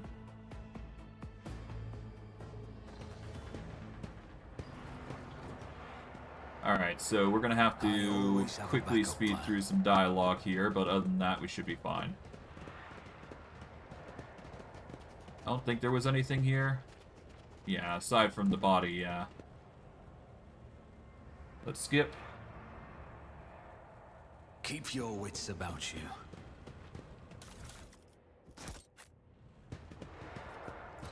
Okay.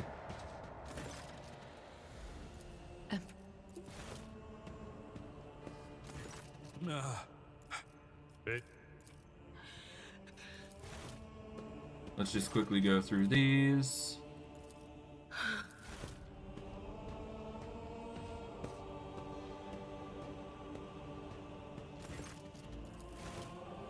And we're going back to the shards on the desk.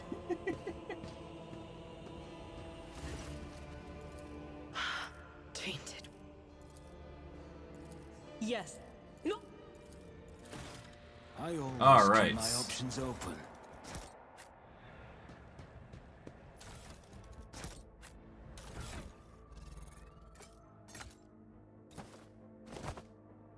Alright, so the only other option I have available to me is getting rid of the flak armor.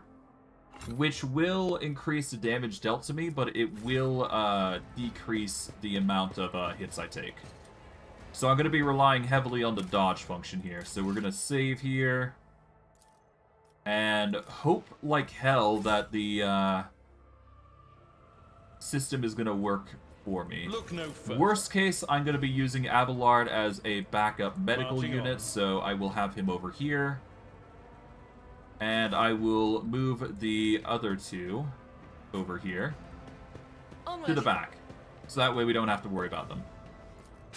But yeah, no, I'm going to have Abelard on, basically, he's going to be on defense duty. Let us not dawdle. I'm going to move over to here, so I got a choice of where I want to go. Alright. Are you ready to die? We are going to move Vorg over to here. This is going to allow him 3 shots over here. Abelard, I want you in cover here. The other 2, I don't need to worry about. Alright. Let's go for Surefire Plan here. This is going to give us as much damage as we possibly can on these 3 individuals. Another enemy down. There we go.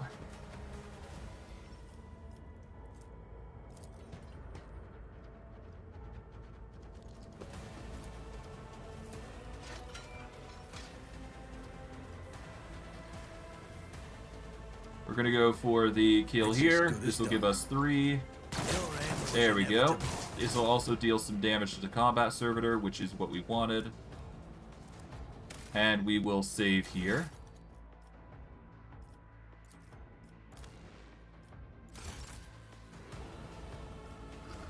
Okay.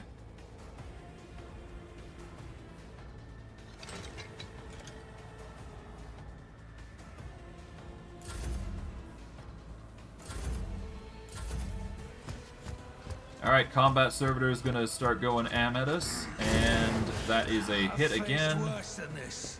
This area attack is going to be a pain in the butt, to say the least. Pain won't stop me.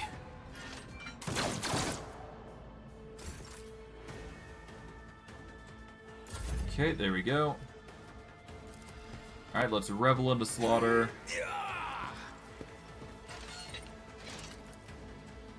And I'm not sure if this is going to trigger, but we'll see. You never stood a chance. There we go. Quickly activate this.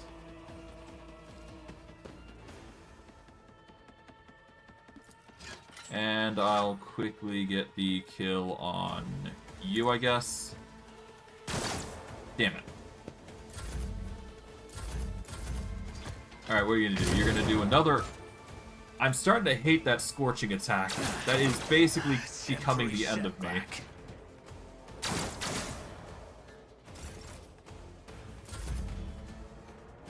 Okay.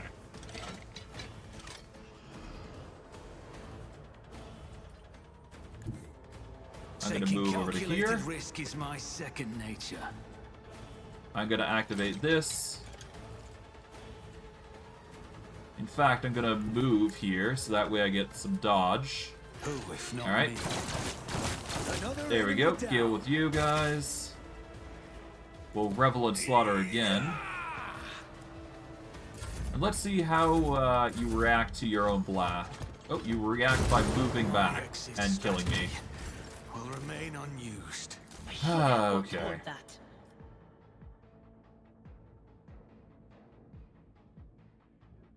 Okay, my only alternative is to allow Abelard to come in and do some healing here. So this is going to be the only instance where I use Abelard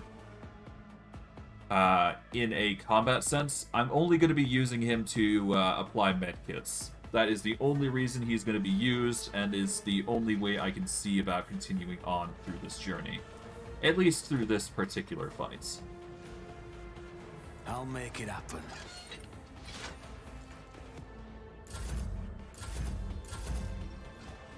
Okay, combat servitors coming in. Okay, so I can dodge these Melta attacks. I can dodge them. Okay. That's annoying that I wasn't able to dodge them before, but now I know that I can.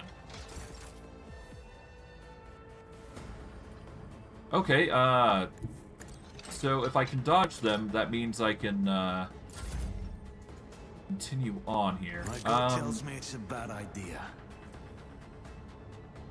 It's as good as done. Let's do this. If I move back a bit, I dodge. There we go. Then I can waylay a ton of pain using this. I'll make it happen. You never stood a chance. Here we go. If we activate...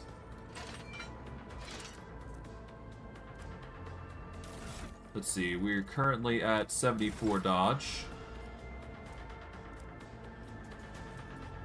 I guess I'll run and gun just because I can.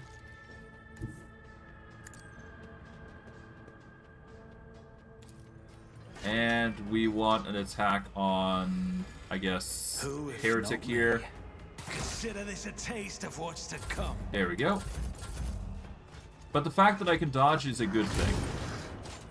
That means that the Melta Scorching is just a matter of luck, more than anything.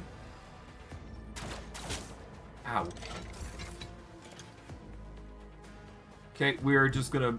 Honestly, I could probably go through this and re-roll as much as I wanted, but I'm not going to do that. I'm just gonna go for the medkits. And back off. I will do my duty. There we go.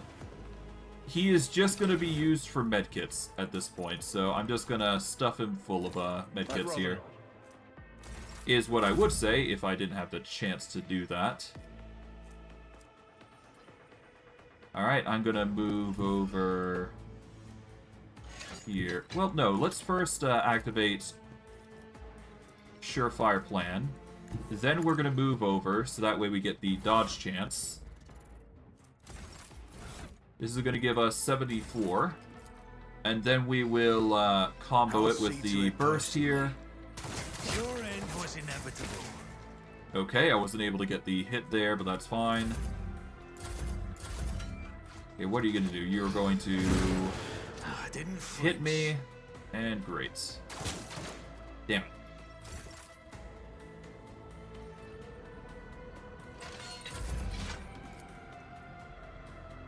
Well, we'll go for the hit here. That gives us the Revel and Slaughter. I'll see to it personally. Alright, now it's just an RG game, so we're gonna save here, I think. I mean, the healing didn't really do much, so whatever. I won't stand for it. I refuse. Did I lose my attack turn? My gut tells me it's a bad idea. I lost my attack turn, I think. Damn it. Alright, whatever, I guess. Ow, okay, that's a load. I should be able to dodge this guy, though. That's the thing.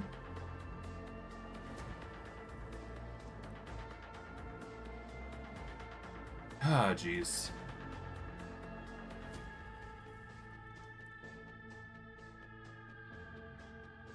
Oh, well.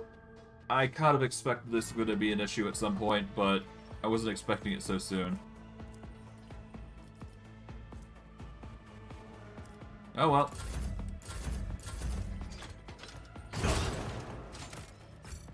Again.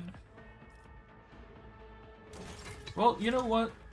There's an easier way to deal with this. I can just face tank this with my boy here. It will be done. I don't really care if he gets wounds, so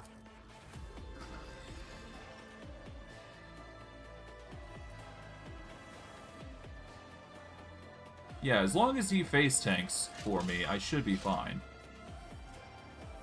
I'll make it happen. I won't stand for it.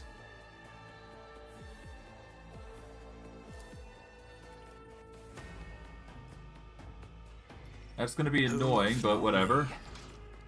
You should have thought twice before crossing There we go. me. That's an absurdly good amount of procs there. Ah, god damn it. You know what? That's probably for the best. Alright, let's see. You have Yeah, so I know I'm using Abelard and obscure means here, but honestly, I think I don't want to go through this challenge without, you know, I'll make it happen. with suffering, so I'm just gonna focus on getting the hits here. And somehow, apparently, I'm getting way more hits with him in the melee, so whatever. Pain and duty go hand in hand. I just want him to act as a distraction, that's all. Alright. There we go. Gray hair, sure hair. 6 damage, okay. My place is at the fore. As long as I do the kill, I'll say that's enough. Because it's not gonna be enough if I don't do this much. I refuse. Alright, 34. Well, whatever. If I get a hit... There we go. At least I got it. Okay. I'm not happy with that result, but we'll have to make do. Rise to the top, or get left in the dust. As for how we deal with this, let's just... I have a don't know. nose for profit. I'll inflict and a some taste sort for of punishment adventure. as a result of this. Maybe, like, give the enemy a few extra turns on my next bout. Or maybe something else. I don't know. Needless to say, we do now have a significant bonus here. Okay. Now it's just a decision of what we go for. I'm not going to be using camaraderie, so we won't be using that. Unpredictable would allow us to use more crit chance. Exploit surroundings. Cover efficiency is increased by 10% for full cover and 20% for half cover.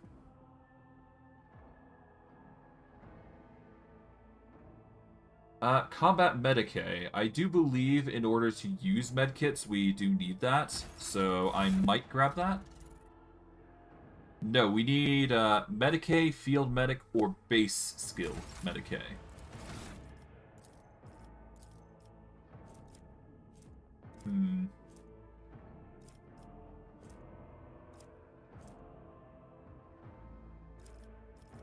Integrity would be nice, but we're currently getting way more injured than we need to, so until we get strong enough, Integrity's not that good.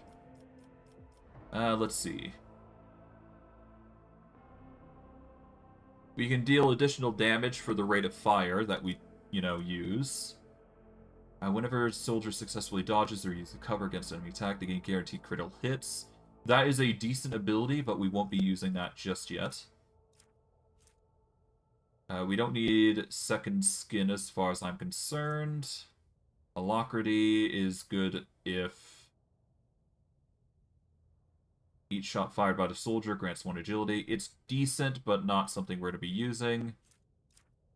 Swift movements is a basic choice. More dodge bonus would be ideal, but I don't think that is ideal right now. Let's see.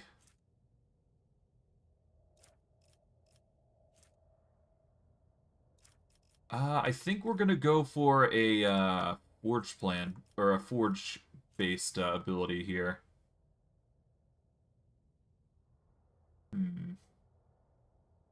Plasma melta or power weapon deals additional damage equal to 4.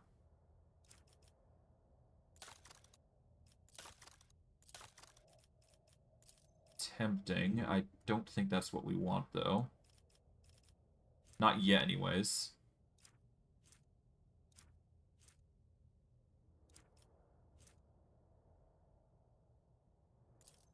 Yeah, so if we get this is going to give us plus 60, essentially, between 3 stats. Let's see, killing plan.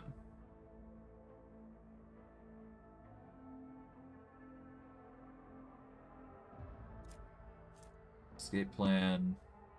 Bonus to dodge and parry is increased by 2 times agility bonus. Dodging or parrying at least 1 attack by the start of your next round restores 1 stack.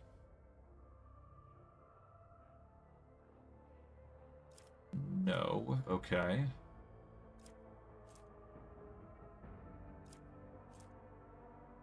Last plan is not a good idea. Oh, 1 second.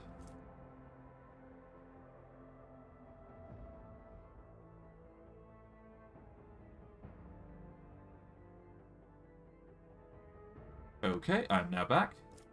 God, there's so many choices here. Healing would be ideal in our current circumstance. But I think we can go for something a little better. Let's see.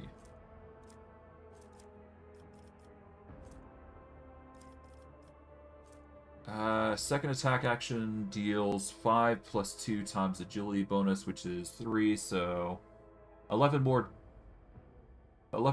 more damage to enemies that have still not suffered damage. Muzzle velocity. First hit of each burst attack deals additional damage equal to the weapon's current rate of fire. Yeah, we're going to close that. Our current weapon rate of fire is 4. So we would get... Yeah, we just get 4 extra damage. Which is not bad, considering we use that much. I don't think that's what we want, though.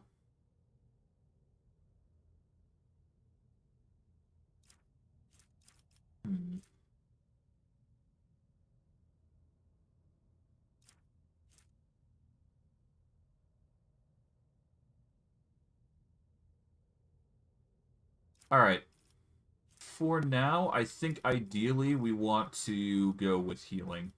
So we're going to get the base skill of Combat Medicae.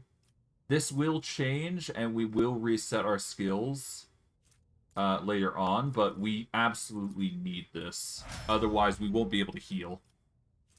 I think that's how it goes anyways. If I throw these in, there we go. I've now got 3 medkits on hand. That's going to help us a lot. Normally I wouldn't do this sort of thing, but it's absolutely necessary if we want it, so...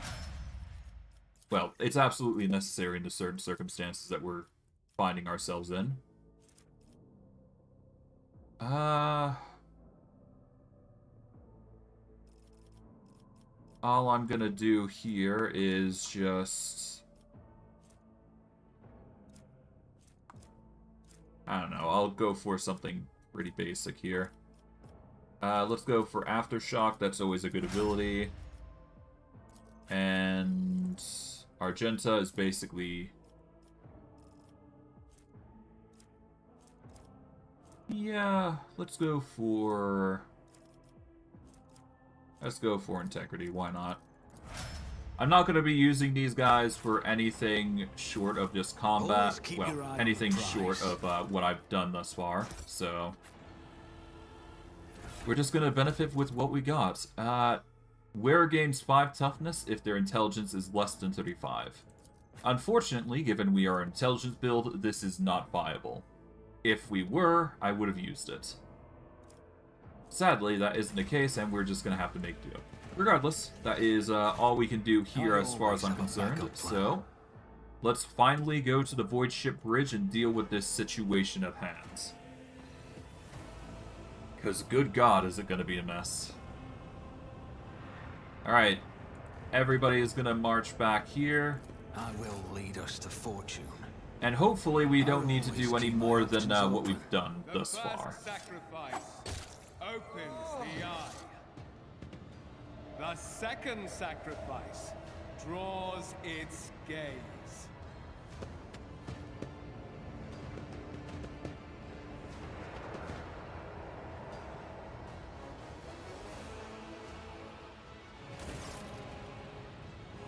Edelthrad, who is clutching a bleeding wound on his chest, gives you a tormented look.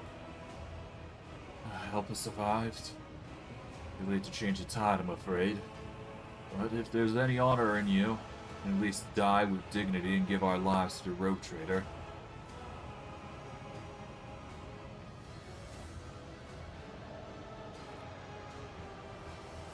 You look dreadful. Edelthrad winces, which only makes his grimace worse. I'm still standing, and I have enough strength with me for one more fight. All that truly concerns me is this. Where is the Lord Captain? She's dead. I found her in the Arc Militant in her study. Ethelthrad's eyes widen. God Emperor preserve us. The rogue trader is dead. The ship has lost her captain, and the house its head.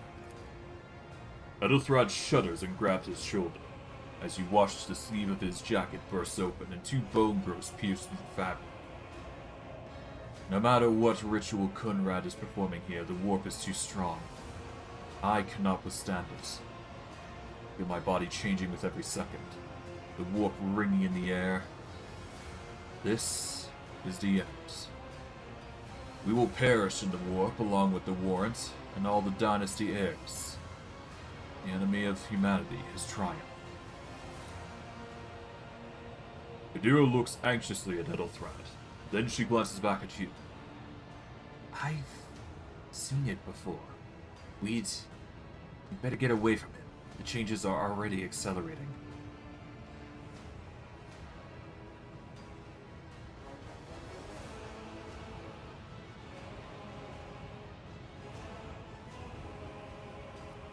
The ship can still be steered out of the warp.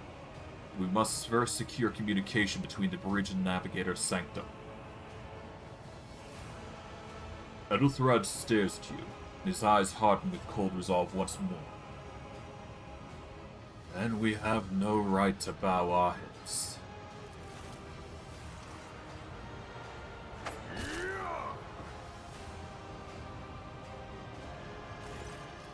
You can see Kunrad Voltgear clearly in the gloom of the bridge. The broken blade he is holding is stained with dark drops that seem to have a pearlescent glimmer to them. We are out of time. Ethelthrad bites his knuckle, desperately thinking. You see a wave ripple across the whites of Ethelthrad's eyes, and they begin to turn silky yellow.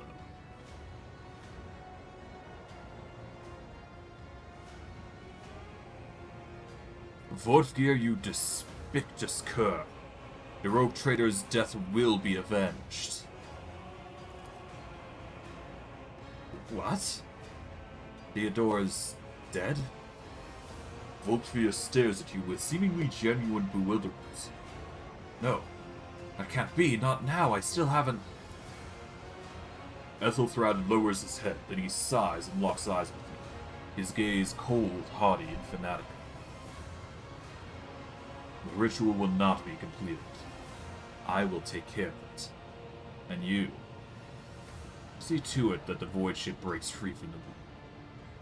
Watch over our realm. And farewell. Ethelthrad, don't! Your ritual won't be finished, heretic!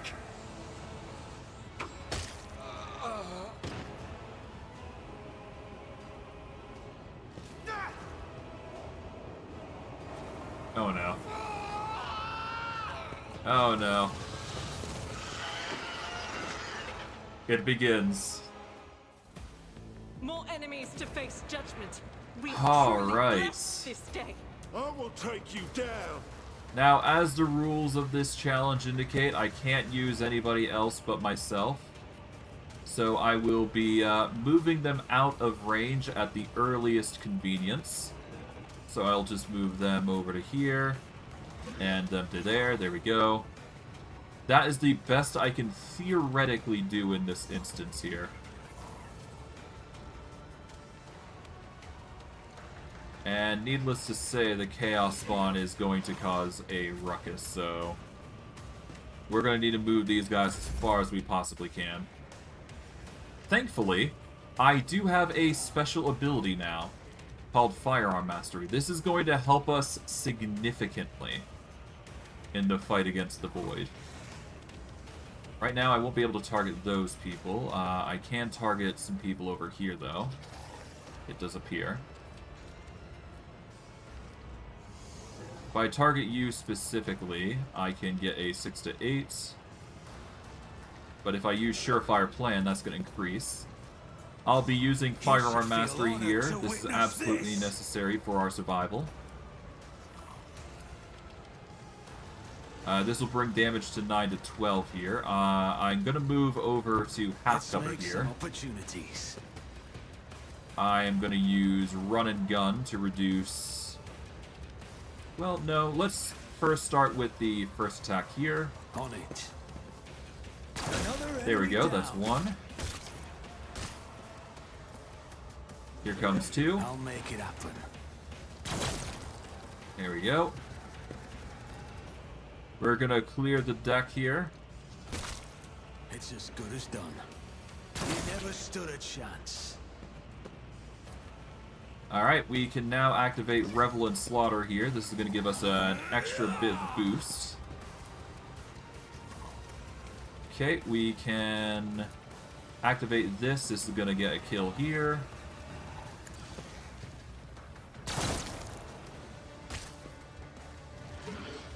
Alright, now we've ran out of uses, but we can start pelting this guy down. We're going to want to use Surefire Plan here. Make it happen. This is going to absolutely cause the damage to escalate. Who, if not There me? we go. Consider this a taste of what's to come. Alright. We are going to activate Run and Gun here. Make it happen. We're going to activate Surefire Plan. And we're going to move as far as we possibly can here, just to minimize the amount of danger I'm going to be dealing with. I won't compromise my principles. And we won't be able to get the damage here, so unfortunately, I'm going to have to end the combat, or the attacks there. He is going to be slow, so that's good. We are just going to move these guys back. Guided by faith. Okay, the cutthroats are going to start doing attacks, but thankfully we got tons of allies on our side.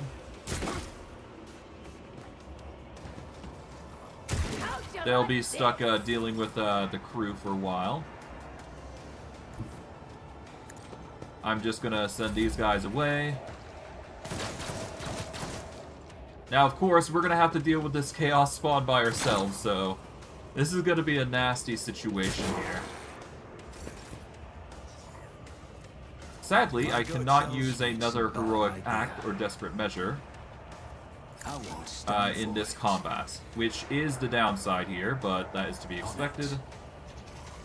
I will activate this, and I'll just pelt as much as I possibly can. Alright, there we go. He's been given another turn here, which kind of sucks. Ow. Ow. So yeah, that's the downside. I'm gonna have to load here then. I think that's the only way I can make this work, so I'm gonna have to get rid of as many heretics as possible, or he's gonna start healing. So that's the downside with this fight. I have to theoretically just do as much as I possibly can to deal what I can to the enemy. This is probably going to use up all my healing kits, but it needs to be done.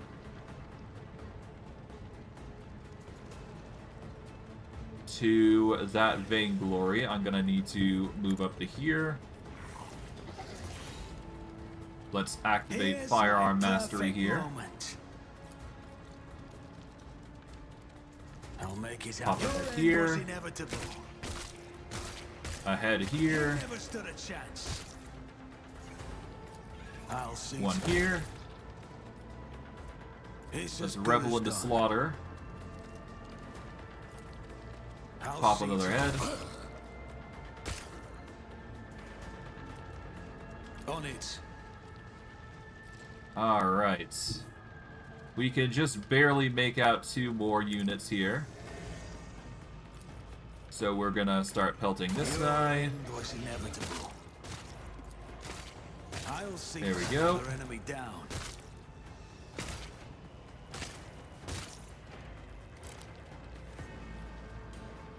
And if we want to get our parry up, this is now the time. Alright, this is the most we can do. Okay.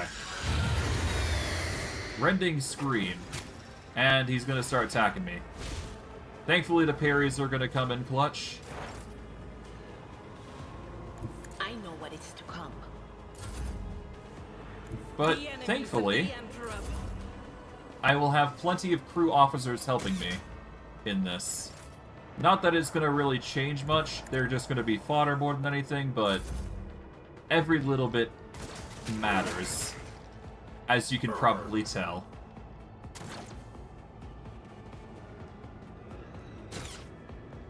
I'll brush this off. Okay. I will revel in slaughter here. At the very least, I'll be able to apply medkits. I'll be able to heal 6 plus Medicae. So that's basically 11 points right now. Oh, no, it's Medicae itself divided by 5. So our current Medicae is currently 52, so 52 divided by 5, that's 25.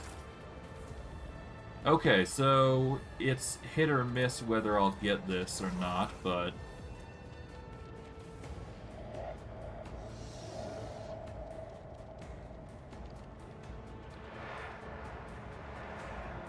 Alright, so here's what we're gonna do. We're gonna use Surefire Plan. This is gonna allow us to move 5 blocks here. There we go. Now, we have a dodge of 70. I'm gonna move out of his range. Or at least that is the intended plan. And hopefully, I can just get fairly far enough to avoid it. And I don't, but that's fine. Just barely.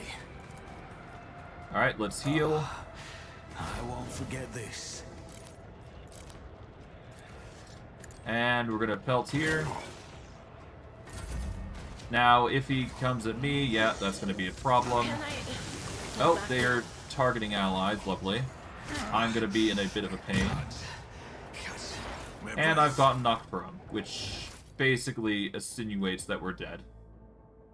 So once again, we will load.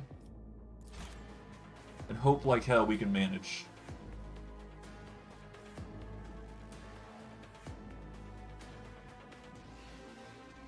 Oh god, okay.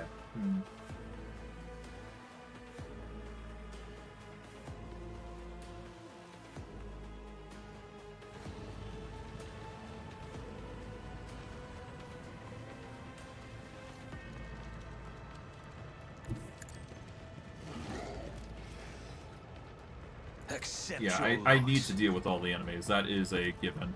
I'll see you never stood a chance. I'll make it out another. God, okay, come on. Revel and Slaughter here. I'll see to your end was inevitable.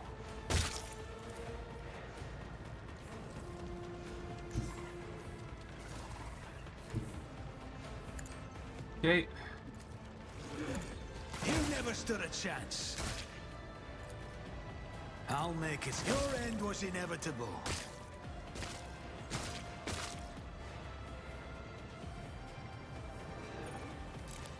Alright, we're going back to swords. Let's save, because good god are we in a situation here. We're gonna go for this auto... we can't do the autosave, so we're just gonna do this save here. This is gonna be backup. We'll have a backup save just in case things go awry. Hopefully that's enough. Alright, Rending Scream. Ow. Ow.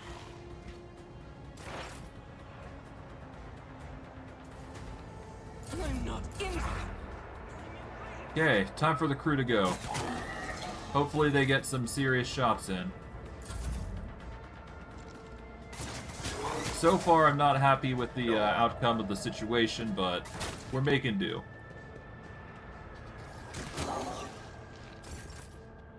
Alright. Gonna start with a medkit here. We'll revel into slaughter. This is gonna give us some more crits to hits and crit damage. We are gonna go with surefire plan. This will give us some parry and whatnot. We're just going to use this as a means to prevent ourselves from dying. So our plans are going to be to dodge and parry. And hope like hell that's enough. We're going to move. My faith shields me. I will ignore Argenta and all those others. And I just gotta make sure I'm not hit. A tactically sound approach. There we go. Just leave those guys in the gutter there. Now and we're just gonna hope the officers are gonna do enough. Poor officer there, blood out. I can't really help that. Okay, we are going to...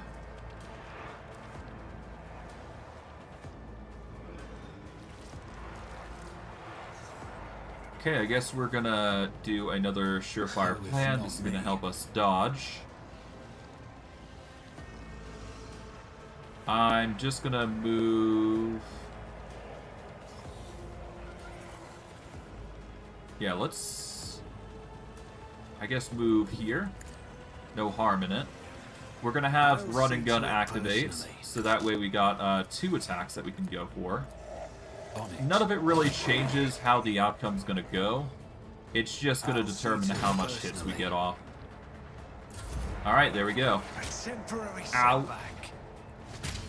Ow, okay, I can get some healing off.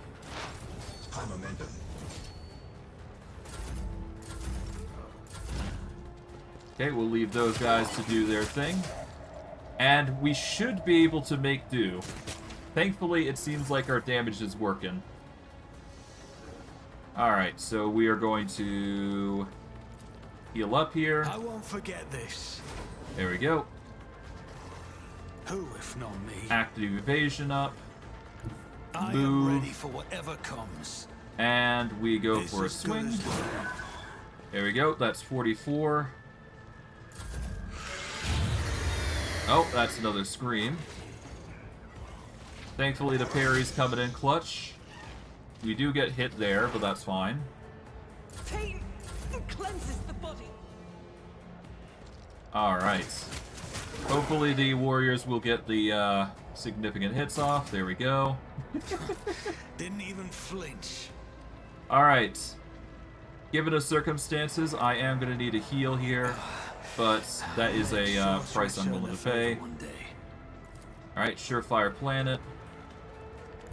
Let's make some opportunities. Alright, 81, 22. We can use run and gun here, so I might as well. I'll move back and go for another swing. At the very least, this will allow the officers to get the hits in and get the kill. Okay, let's just hope I survive this volley. I thankfully do, it seems. From the ashes I will rise. Argenta's looking a bit worse for wear, but I kind of expected that. Alright, officer, show us your guile. Never mind. Okay. Well, with that, we're just gonna go for the burst fire here. I'll make it Point blank. Haha!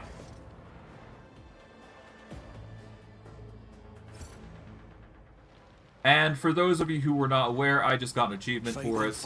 Nothing too crazy. I'm just going to heal here, and yes, the medkits were absolutely required in this circumstance. You won't be able to defeat the first stack unless you do that much. Regardless, a blade made from a mysterious metal that shimmers with unnatural colors. Whenever the wearer of these gloves gets an injury or falls unconscious, their allies gain a +1 to damage. That is useless to us. Each heroic act used in battle increases the wearer's dodge by 20% until the end of combat. I don't think I need to say how useful that cloak is going to be for a solo run.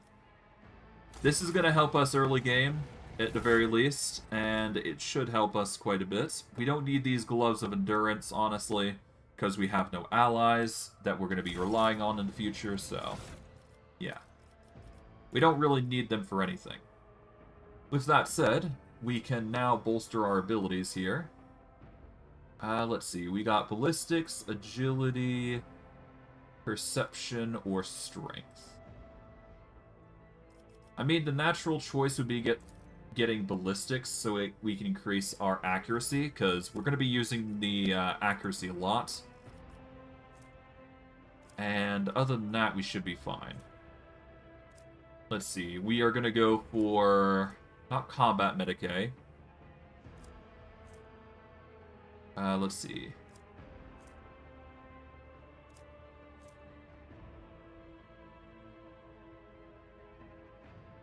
I guess Tenderize would be ideal for the next part of damage, because that will at least deal ballistic skill plus 1 ballistic skill divided by 2, so that'd be dealing 3 additional damage, which is okay, but not what we want right now.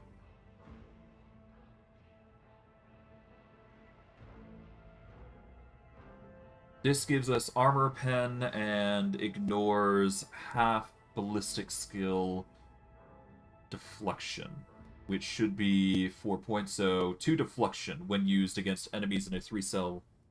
Oh, that's point blank.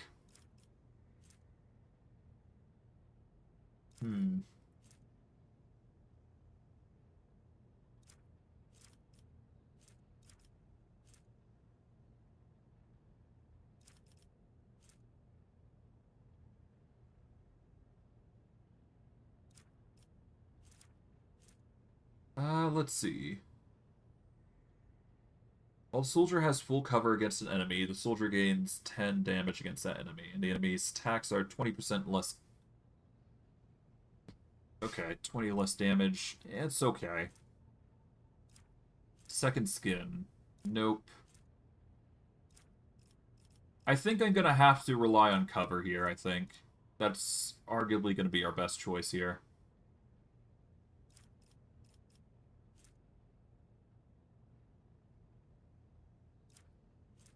Yeah, we're going to exploit our surroundings. That's going to give us a 10% increase for full cover and a 20% increase for half cover.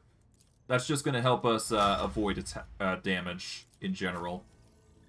As for Abelard, well, yeah, we'll just go thick skin, I guess.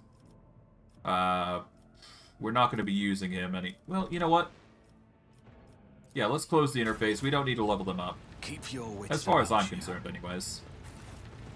Yes, it will be nice to level them up in the future, but for now, we don't need to worry about them. Anyways. Alright. Rise to the top, or get left. Somehow we defeated a creature alone, for the most part. There was a little bit of hiccups that we had in the beginning. Obviously, we can't get perfect results. I apologize for that, but I'd rather get some good results than just, in general, have bad results all around. But I digress. We've managed to do what we can, and we'll just go from there. We'll just have to hope this is enough. Is there money to be made? Yeah. Ravor, Master Helmsman. System status reports. By the Emperor, it's sanctuary. Living and breathing. The white-haired man with a sickly pale skin salutes you. Well, there's a tricky question. The whole place is so overgrown with foul wickedry, we'll be out scrubbing it off the vid screens for throne knows how long. How did you people survive in here? The man glances around the bridge. Must have been Providence. It better have been the Emperor's, not someone else's. When they barged in here, the ones with the Master of Whispers, some officers charged them. But it wasn't even a fight. I grabbed whoever I could and dragged them behind the cogitators. I prayed for our rescue. We need to re-establish contact with the Navigator's sanctum. It's our only chance of escaping from the warp. Your words seem to knock the officers out of their stupor. The air around you fills with voices and commands being issued. You hear someone sobbing. The survivor is buckling under stress. Abelard cuffs the crying officer without even looking. Restore the Vox channel to the Navigator's sanctum. Ready the crew. Prepare for translation to real space. Abelard pauses for a few seconds before turning to you. Vorg, you may call me superstitious, but translation is not a good time to disregard rules. You're the only one who speaks for House von Valancius. We may not be the Lord Captain, but you, more than anyone else, deserves to take your place in the ritual that's about to commence. We direct your attention upward, to the throne that sits at the apex of the tall staircase. Alright, what must I do? Take the Lord Captain's seat. For the final preparations, wait for the officers to report. Just blast it all to void. Translation is a craft, not something to be explained in a tick. Just go up on the throne. These people are about to do the impossible. The least they deserve is the solace of seeing a figure sitting in the usual spots. Please, hurry. Every second we waste here is a turbo risk. Very well. Begin the ritual.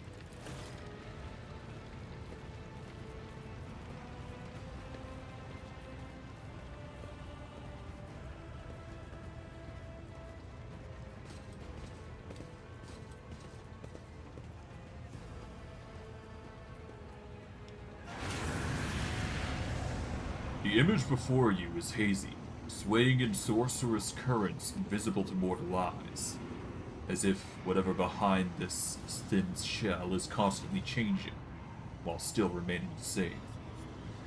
It has taken on the guise of Theodora, but the false rope trader's eyes reveal the entity's true, surreal nature. One of Theodora's eyes is engulfed in otherworldly fire, the other, a vessel of ancient evil, bores into you. A voice seeps directly into your brain without ever reaching your ears, and this voice booms with all the horrors of the war. Who are you to oppose destiny itself, for the sake of lives that are not your own? So many threads stretch between you and other creatures of your worlds. Pitiful, worthless links, ready to shatter at the slightest touch. A muddled, erratic, pointless tangle. It resonates and merges with the voices that have already dug their foul roots into your conscience. A moment later, you realize that all these voices are a myriad of manifestations of the same call that has finally invaded your minds. I am saving my people. Do your worst. But you cannot stop me. Theodora lets out a long screech, a shrill, overwhelming sound that can only be interpreted as laughter. Lead them, mortal. Guide them. Persuade them. Force them to walk your path. You will need followers, for destiny is preordained. Your head begins to spin, and viscous drops of slither down your cheeks. You blink, and you are no longer looking at Theodora. It is the traitor, Void. Just as fluid and ethereal as the previous apparition, the same terrifying voice seized from his lips. That spurned bow to return with a trophy. A relic that could serve the edge of daybreak. That fate was assured, and steps that chosen, and yet you broke the unbreakable when you took the aspirant's place. I see. On the day when the final dawn rises over the Iron World, I see you by my side on that day, the day of my resurrection. The image is scattered by invisible sorcerous winds, and you see Idra, her eyes aglow with the same sinister flame. Your image is woven into the tapestry of things to come. I'm the will of the weaver of destinies, and today I will weave a new thread of elusive possibilities and fickle chances. The thread that will lead you out of the maw of irreversibility. The thread that will help you find the keys to salvation. The thread that will guide you and the weapon of our return to me. A cavalcade of hazy glimpses of the future yet unknown passes before your eyes. Flash of crimson, purple. The images replace one another in a violent kaleidoscope, without ever letting you get a proper look at them. Through the rippling mirage, you see a twisted image of Abelard, the loyal seneschal of the dynasty.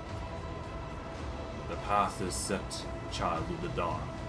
The thread is woven. Follow it, servant of mine. Vorg turns around and looks up at you. He hesitates for a few moments, then addresses Abelard, who is standing next to you. Seneschal, the Navigator's sanctum is silent. Box signal is stable, which means... Abelard nods absent-mindedly. The Navigator gave his life battling the storm that nearly claimed the Valancius flagship. We will honor his memory along with that of all who died this day. Vorg does not look away. He is giving you a hard stare, his white brows furrowed. Seneschal, will you tell us now? Who is that? Where is the Lord Captain?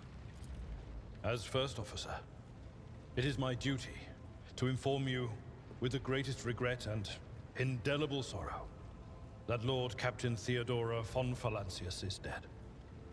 May her memory never fade from the annals of the dynasty.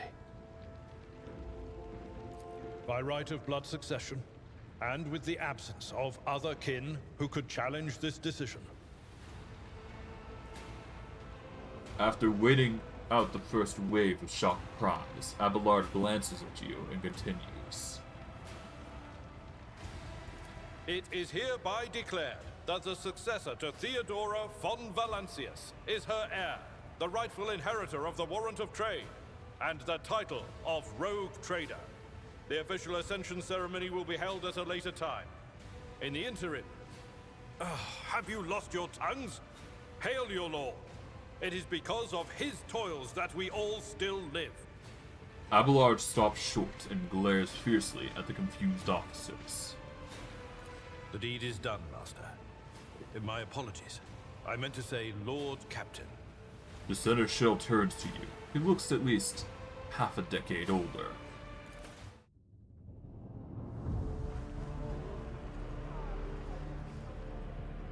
The treachery of the Master of Whispers was fruitless, but victory came at a great cost. Lord Captain Theodora von Valancius perished along with her heir, Edelthrad, and thousands of crew members.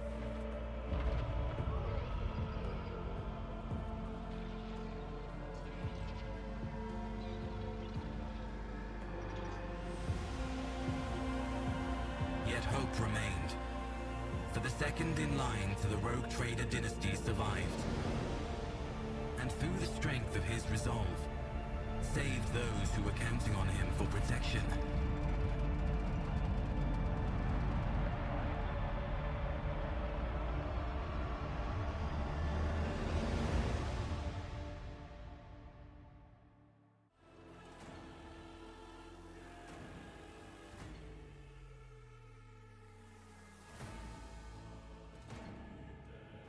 Now, depending how long things are going to take, I will end it as soon as I possibly can, but we're going to keep going until we get a good stopping point, essentially. Or at least that is the intended plan.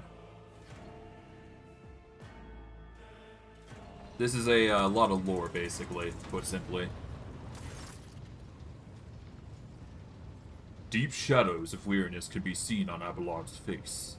Though the old officer's eyes are keen, they rake over you from head to toe. He frowns, mutters something, then nods to himself. Well then, your lordship. You cannot help but notice the Seneschal does not know how to talk to you or where to begin. His hesitation brings an involuntary smirk on your face. as though someone else entirely is gloating at the old officer's confusion. Seeing you smile, Abelard puts himself together. You must now hold your first officer's briefing in your new role as Lord Captain. For many of those who are about to join us on the bridge, this will be their first briefing. We sustained massive losses among the senior and middle-ranking officers. Some posts have been filled by the deputies, or deputy rather, while others go unfulfilled entirely. And now the deck clans are deciding who will take over the leaderless crews. How did we come to lose so many officers? It appears the heretics were deliberately targeting the vessel's command. They knew exactly from whom they were looking for and where they could be found, which is unsurprising, given their informant on board was our own Master of Whispers. Ugh. What is on our agenda for this meeting? Reports on the conditions of the ships and crew. The Lord Captain is not unusually drawn away from her important affairs to attend such routine briefings, but this is a unique situation. I am still receiving updates from across the ship, and they are not encouraging. Getting this bird to fly could take a gargantuan effort, even so far as you personally negotiating with the authorities of the system we are currently in. So prepare to hear a bevy of complaints and excuses, Your Lordship. Take this opportunity to get a good look at the officers who work 6 decks away from the bridge. And they, in turn, will have the honor of beholding the visage of their Lord Commander. Have you succeeded in tracking down Vorg? Abelard grits his teeth. No, Lord Captain. In all the commotion, his trail went cold. Our people are still on the hunt for him, and any mutineers may still be sulking in the ship's many corridors, but frankly, I would not be surprised to hear that we are now one shuttle short. I'm afraid that it will be some time before he answers for all that he's wrought. Wait, Abelard. There's altogether a more pressing problem. I don't wish to be the rogue trader. The old officer gasps and looks at you oddly. I do agree that your elevation to your new status was rather pretentious. I assure you there are good reasons for it. Not least the fact that without a Lord Captain, the ship would be destined for naught but disaster, but I digress. You do not have a choice, Vorg.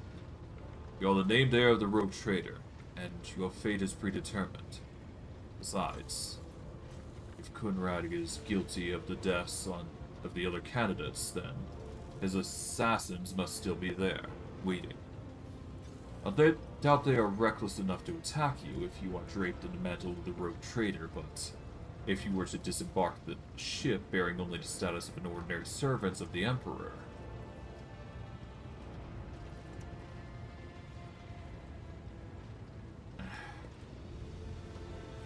it is difficult to accept the state of affairs, but I shall endeavor to do so. Abelard nods deferentially. We all have our burdens to carry in the name of the God Emperor. Summon the officers. I'm ready for the briefing. With a gesture, Abelard relays the orders to the adjutants at the far end of the magnificent chamber.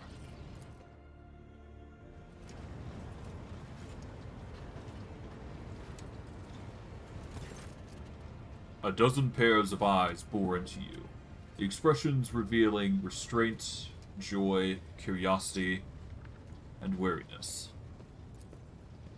Attention, officers. You have been granted the honor. Lord Captain von Valancius will personally conduct today's briefing. Our most gracious Lord Captain is ready to hear your reports. Perhaps you would introduce those present, Abelard? As you wish, your lordship. Abelard points to a tall, slender woman whose body seems to contain many implants as it does flesh. Vigdis Suri Otta of the Tulaman line, our new Voxmaster. It is an honor to serve your lordship. The Voxmaster offers you bow. Aboard this vessel, you have at your command thousands of crew members and hundreds of officers and section chiefs. I am responsible for receiving, processing, and sending all communications between you and them, as well as external sources. I am your eyes and mouth, Lord Captain. Beside her is Ravor, the Master Helmsman. He steers our ship along the course set by the Lord Captain, and monitors the void around us, to ensure that we do not stray into an asteroid field or a pirate trap. The bearded man with pale, almost transparent skin, large dark circles under his eyes, and a dour expression that seems hardwired into his face gives a sullen nod. Hail, Lord Captain. This here ship's as good as home to me, so rest assured she's safe in your hands. I'll die before I let her come to any grief. And lastly, our High Factorum Janus Darroch, who oversees supplies, procurement, and the general material well-being of the ship.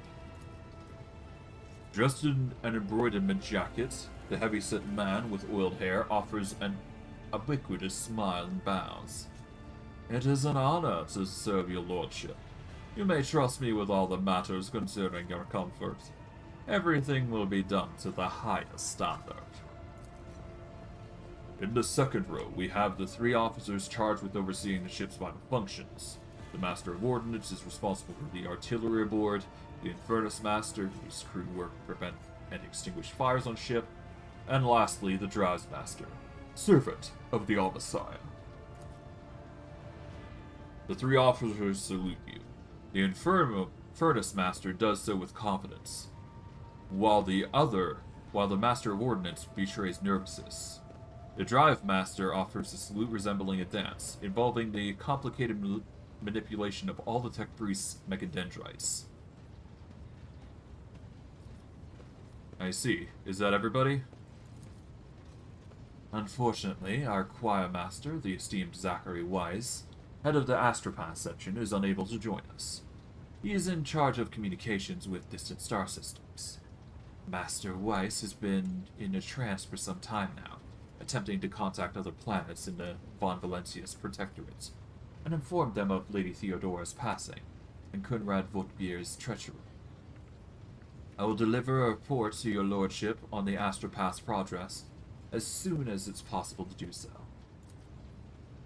All others present are adjutants, secretaries, and deputies.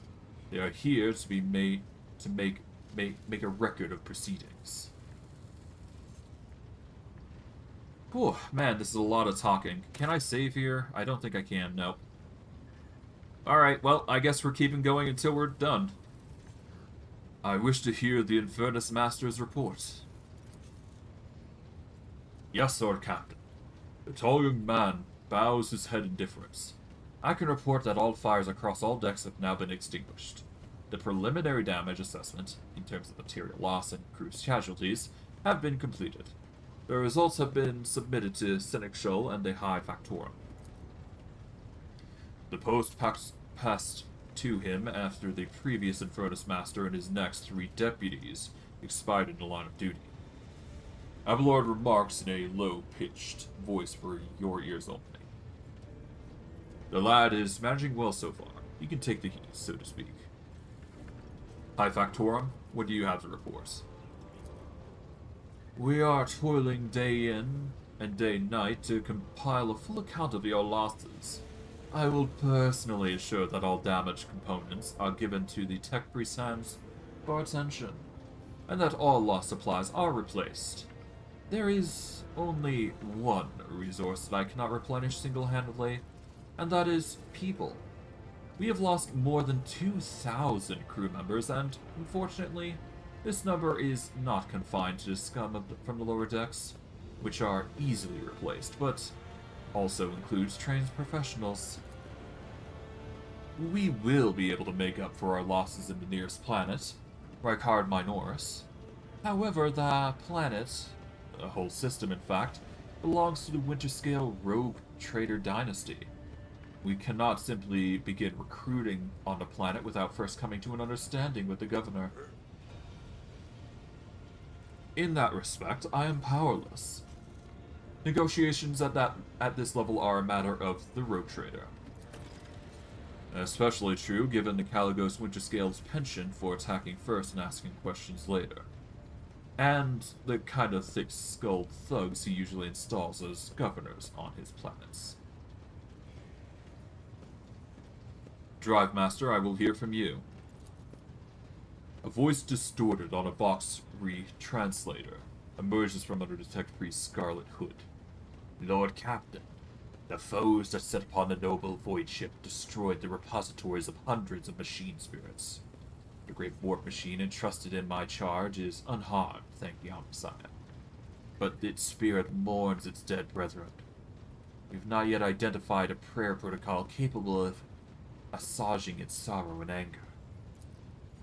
With great sorrow, I must also report that the Engisir Prime Overseer and spiritual authority of all tech priests on board fell in battle. The Magos was betrayed by the little flesh that remained part of him.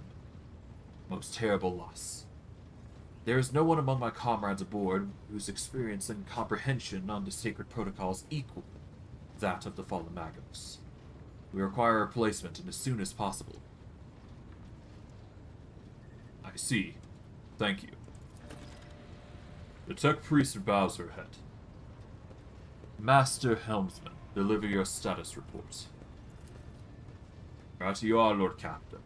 To cut a long story short, the outlook is bleak. The ship sounds more or less... Or the ships sound more or less, rather. But without an Engineer Prime or Navigator who fell in battle, we have no way out of the system. If we try to set so much as a toe inside the warp, I don't know what will happen first. Our warp drive begin being torn to pieces, or all of us melting into the bulkheads.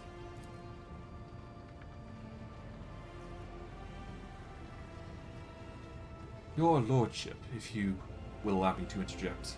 When we arrived in this system, my crew followed standard protocols and conducted a count of all the available communication channels in the region. One of them was the Navis Nobotel station. The station maintains complex Vox silence, but even its presence here inspires hope. To have located a navigator in the very same space is an incredible stroke of luck. A true blessing from the God Emperor. A sharp bolt of pain lances through your skull, as if in response to what you just heard. You understand, it is not the God Emperor you should thank for such good fortune. The words of a daemon that appeared before you during translation to real space echo in your mind. I am the will of the Weaver of Destinies, and today, I will weave you a new thread of elusive possibilities and fickle chances. The thread that will lead you out of the maw of irreversibility. The thread that can help you find the keys to your salvation. If I were you, I'd grab this chance with both hands, or else you'll soon be eyeing up an asteroids to use as your new residence. In slightly less shitty news, we can go around and around in the system till our heads are swimming, as long as the promethium and supplies last. And if any thick as rocks or lowlifes come sniffing about, we'll be able to take them out, so long as you don't worry about them. So don't you worry on that score. Alright. Master of Ordnance, do you have anything to report? The Master of Ordnance gives you a gloomy look. No, my job's simple. Maintain the arsenal and fire where I'm told, but just ask anyone. Got no able crew, no Lord Captain. Master of Ordnance, you forget yourself. Oh, so what? Comes the officer's hostile and bitter reply. It is as if a dam has burst inside, and all his pent-up emotions are rushing out of him. The ship's in ruins. Every second officer is dead, and now we've got a green Lord Captain who's supposed to lead us to void knows where. Silence. The brigade's magnificent glass panes seem to tremble under the force of Abelard's roar. Enforcers, seize this mutineer.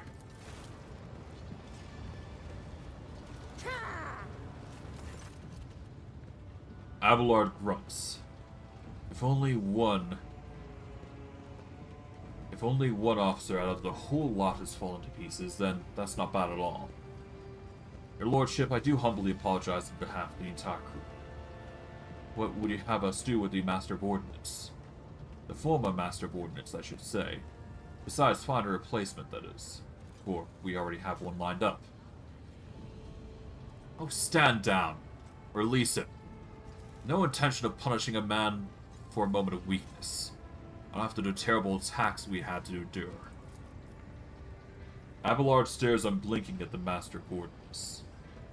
Cease your sniveling. You disgrace yourself and your entire clan. Enough. The hysterics are over. Let us resume. The Master of Ordnance stands up, wiping the blood from his broken nose. His face is the picture of shock. What just happened seemed to be dawning on him only now, and the knowledge of the fate he so narrowly escaped. To summarize, we have sustained serious losses in crew members, and we require a new Engineer Prime and Navigator. Is this all that is preventing us from continuing the voyage? Precisely, Lord Captain. But bear in mind that this will not be the end of our trials. The ship's systems must be properly inspected for major damage, which can only be carried out at Footfall Station, home of the only dockyard in the sector. We'll never reach the Footfall without first solving these three immediate problems.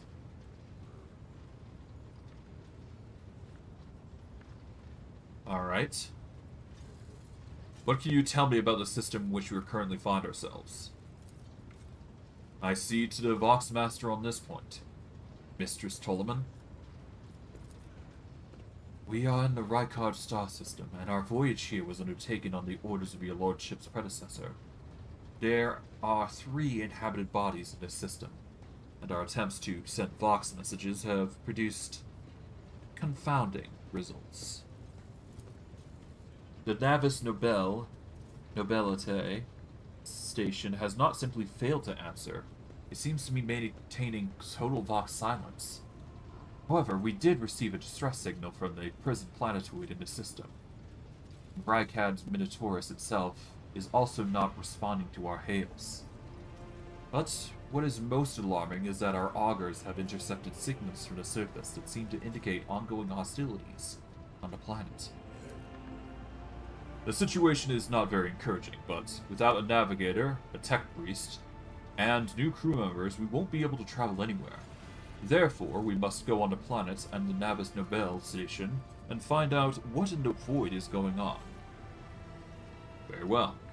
Thank you for all your reports. Dismissed. The assembled officers salute you as one.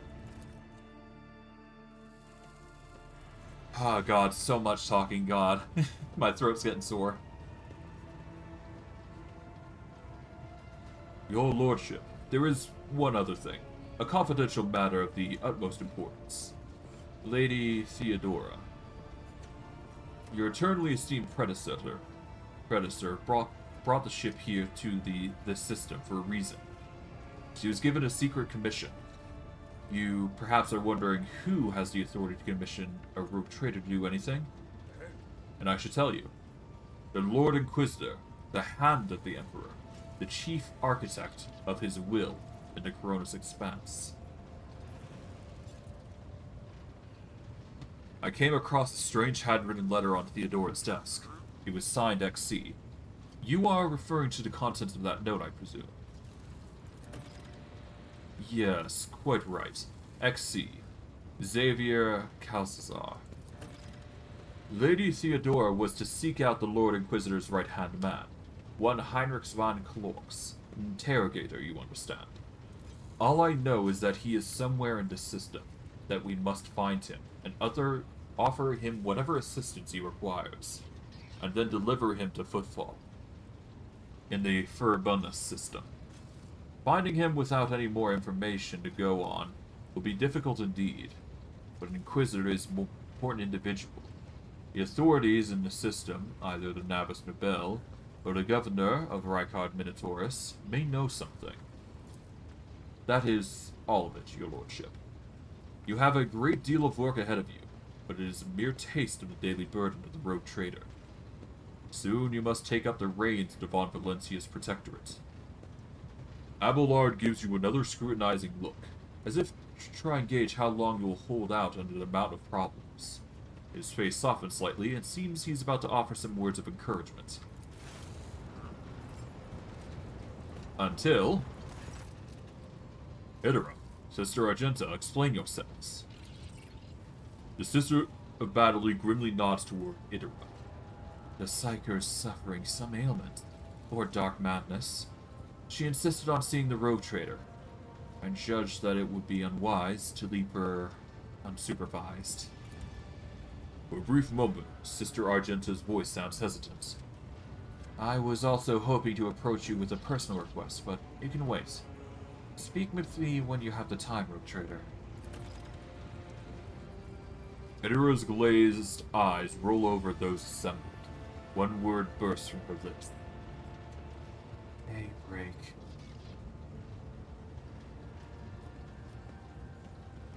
Theodora, come to your senses. Damn it! Theodora presses her fingers on her temples in desperation. Your lordship, here's the thing. I was trying to see the immediate future and it hit me so hard. My head is still spinning. Something very strange is heading our way, and I can't make out what it is, no matter how hard I try. A single word is all I can make out. Daybreak, or maybe it's dawn. And it's ringing like an echo, like a bell.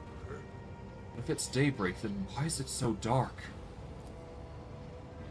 We cannot extract any information of value from a single word. Can you tell us anything else, Mr. Tisla?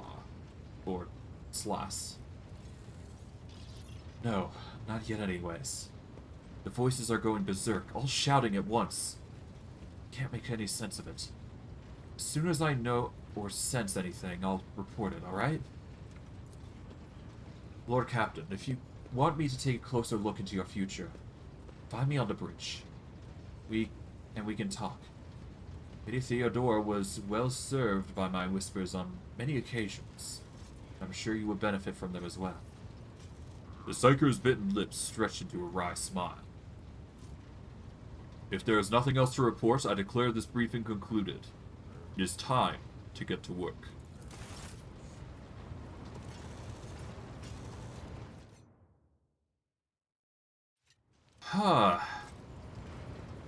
That was a long prologue, but it needed to be done to set the tone of the game. So yeah, we are currently level 5. Levels in this game come pretty quickly, so if you're doing well in the game, you're obviously going to get better results. I'm going to take off this medkit because I'm going to need it for the future. But yeah, we are currently in the early stages of combat. We are going to have to obviously get way stronger here, but we will make do with what we can. We're going to swap this for the mesh. That's going to be a bit stronger for us. We could actually go for the 15 armor here instead, which might be more ideal here. It would allow us the full capacity of our Darge at the moment, and that would help us immensely. Or we could just focus on getting an intense amount of armor, which I think is equally as good. Because we can wear medium armor in and retain our dodge if we take a feat for it. So there is options available to us. I think that's what I'm probably going to do. I'm going to get some medium armor. I'm going to get as high of a armor value as possible just so I can survive. We're going to need to do everything in our, grasp to basically thrive. But I digress. We are going to wrap it up here. I hope you guys enjoyed today's stream. I know I did. And I will see you guys next stream. Take care, everybody, and have a good day.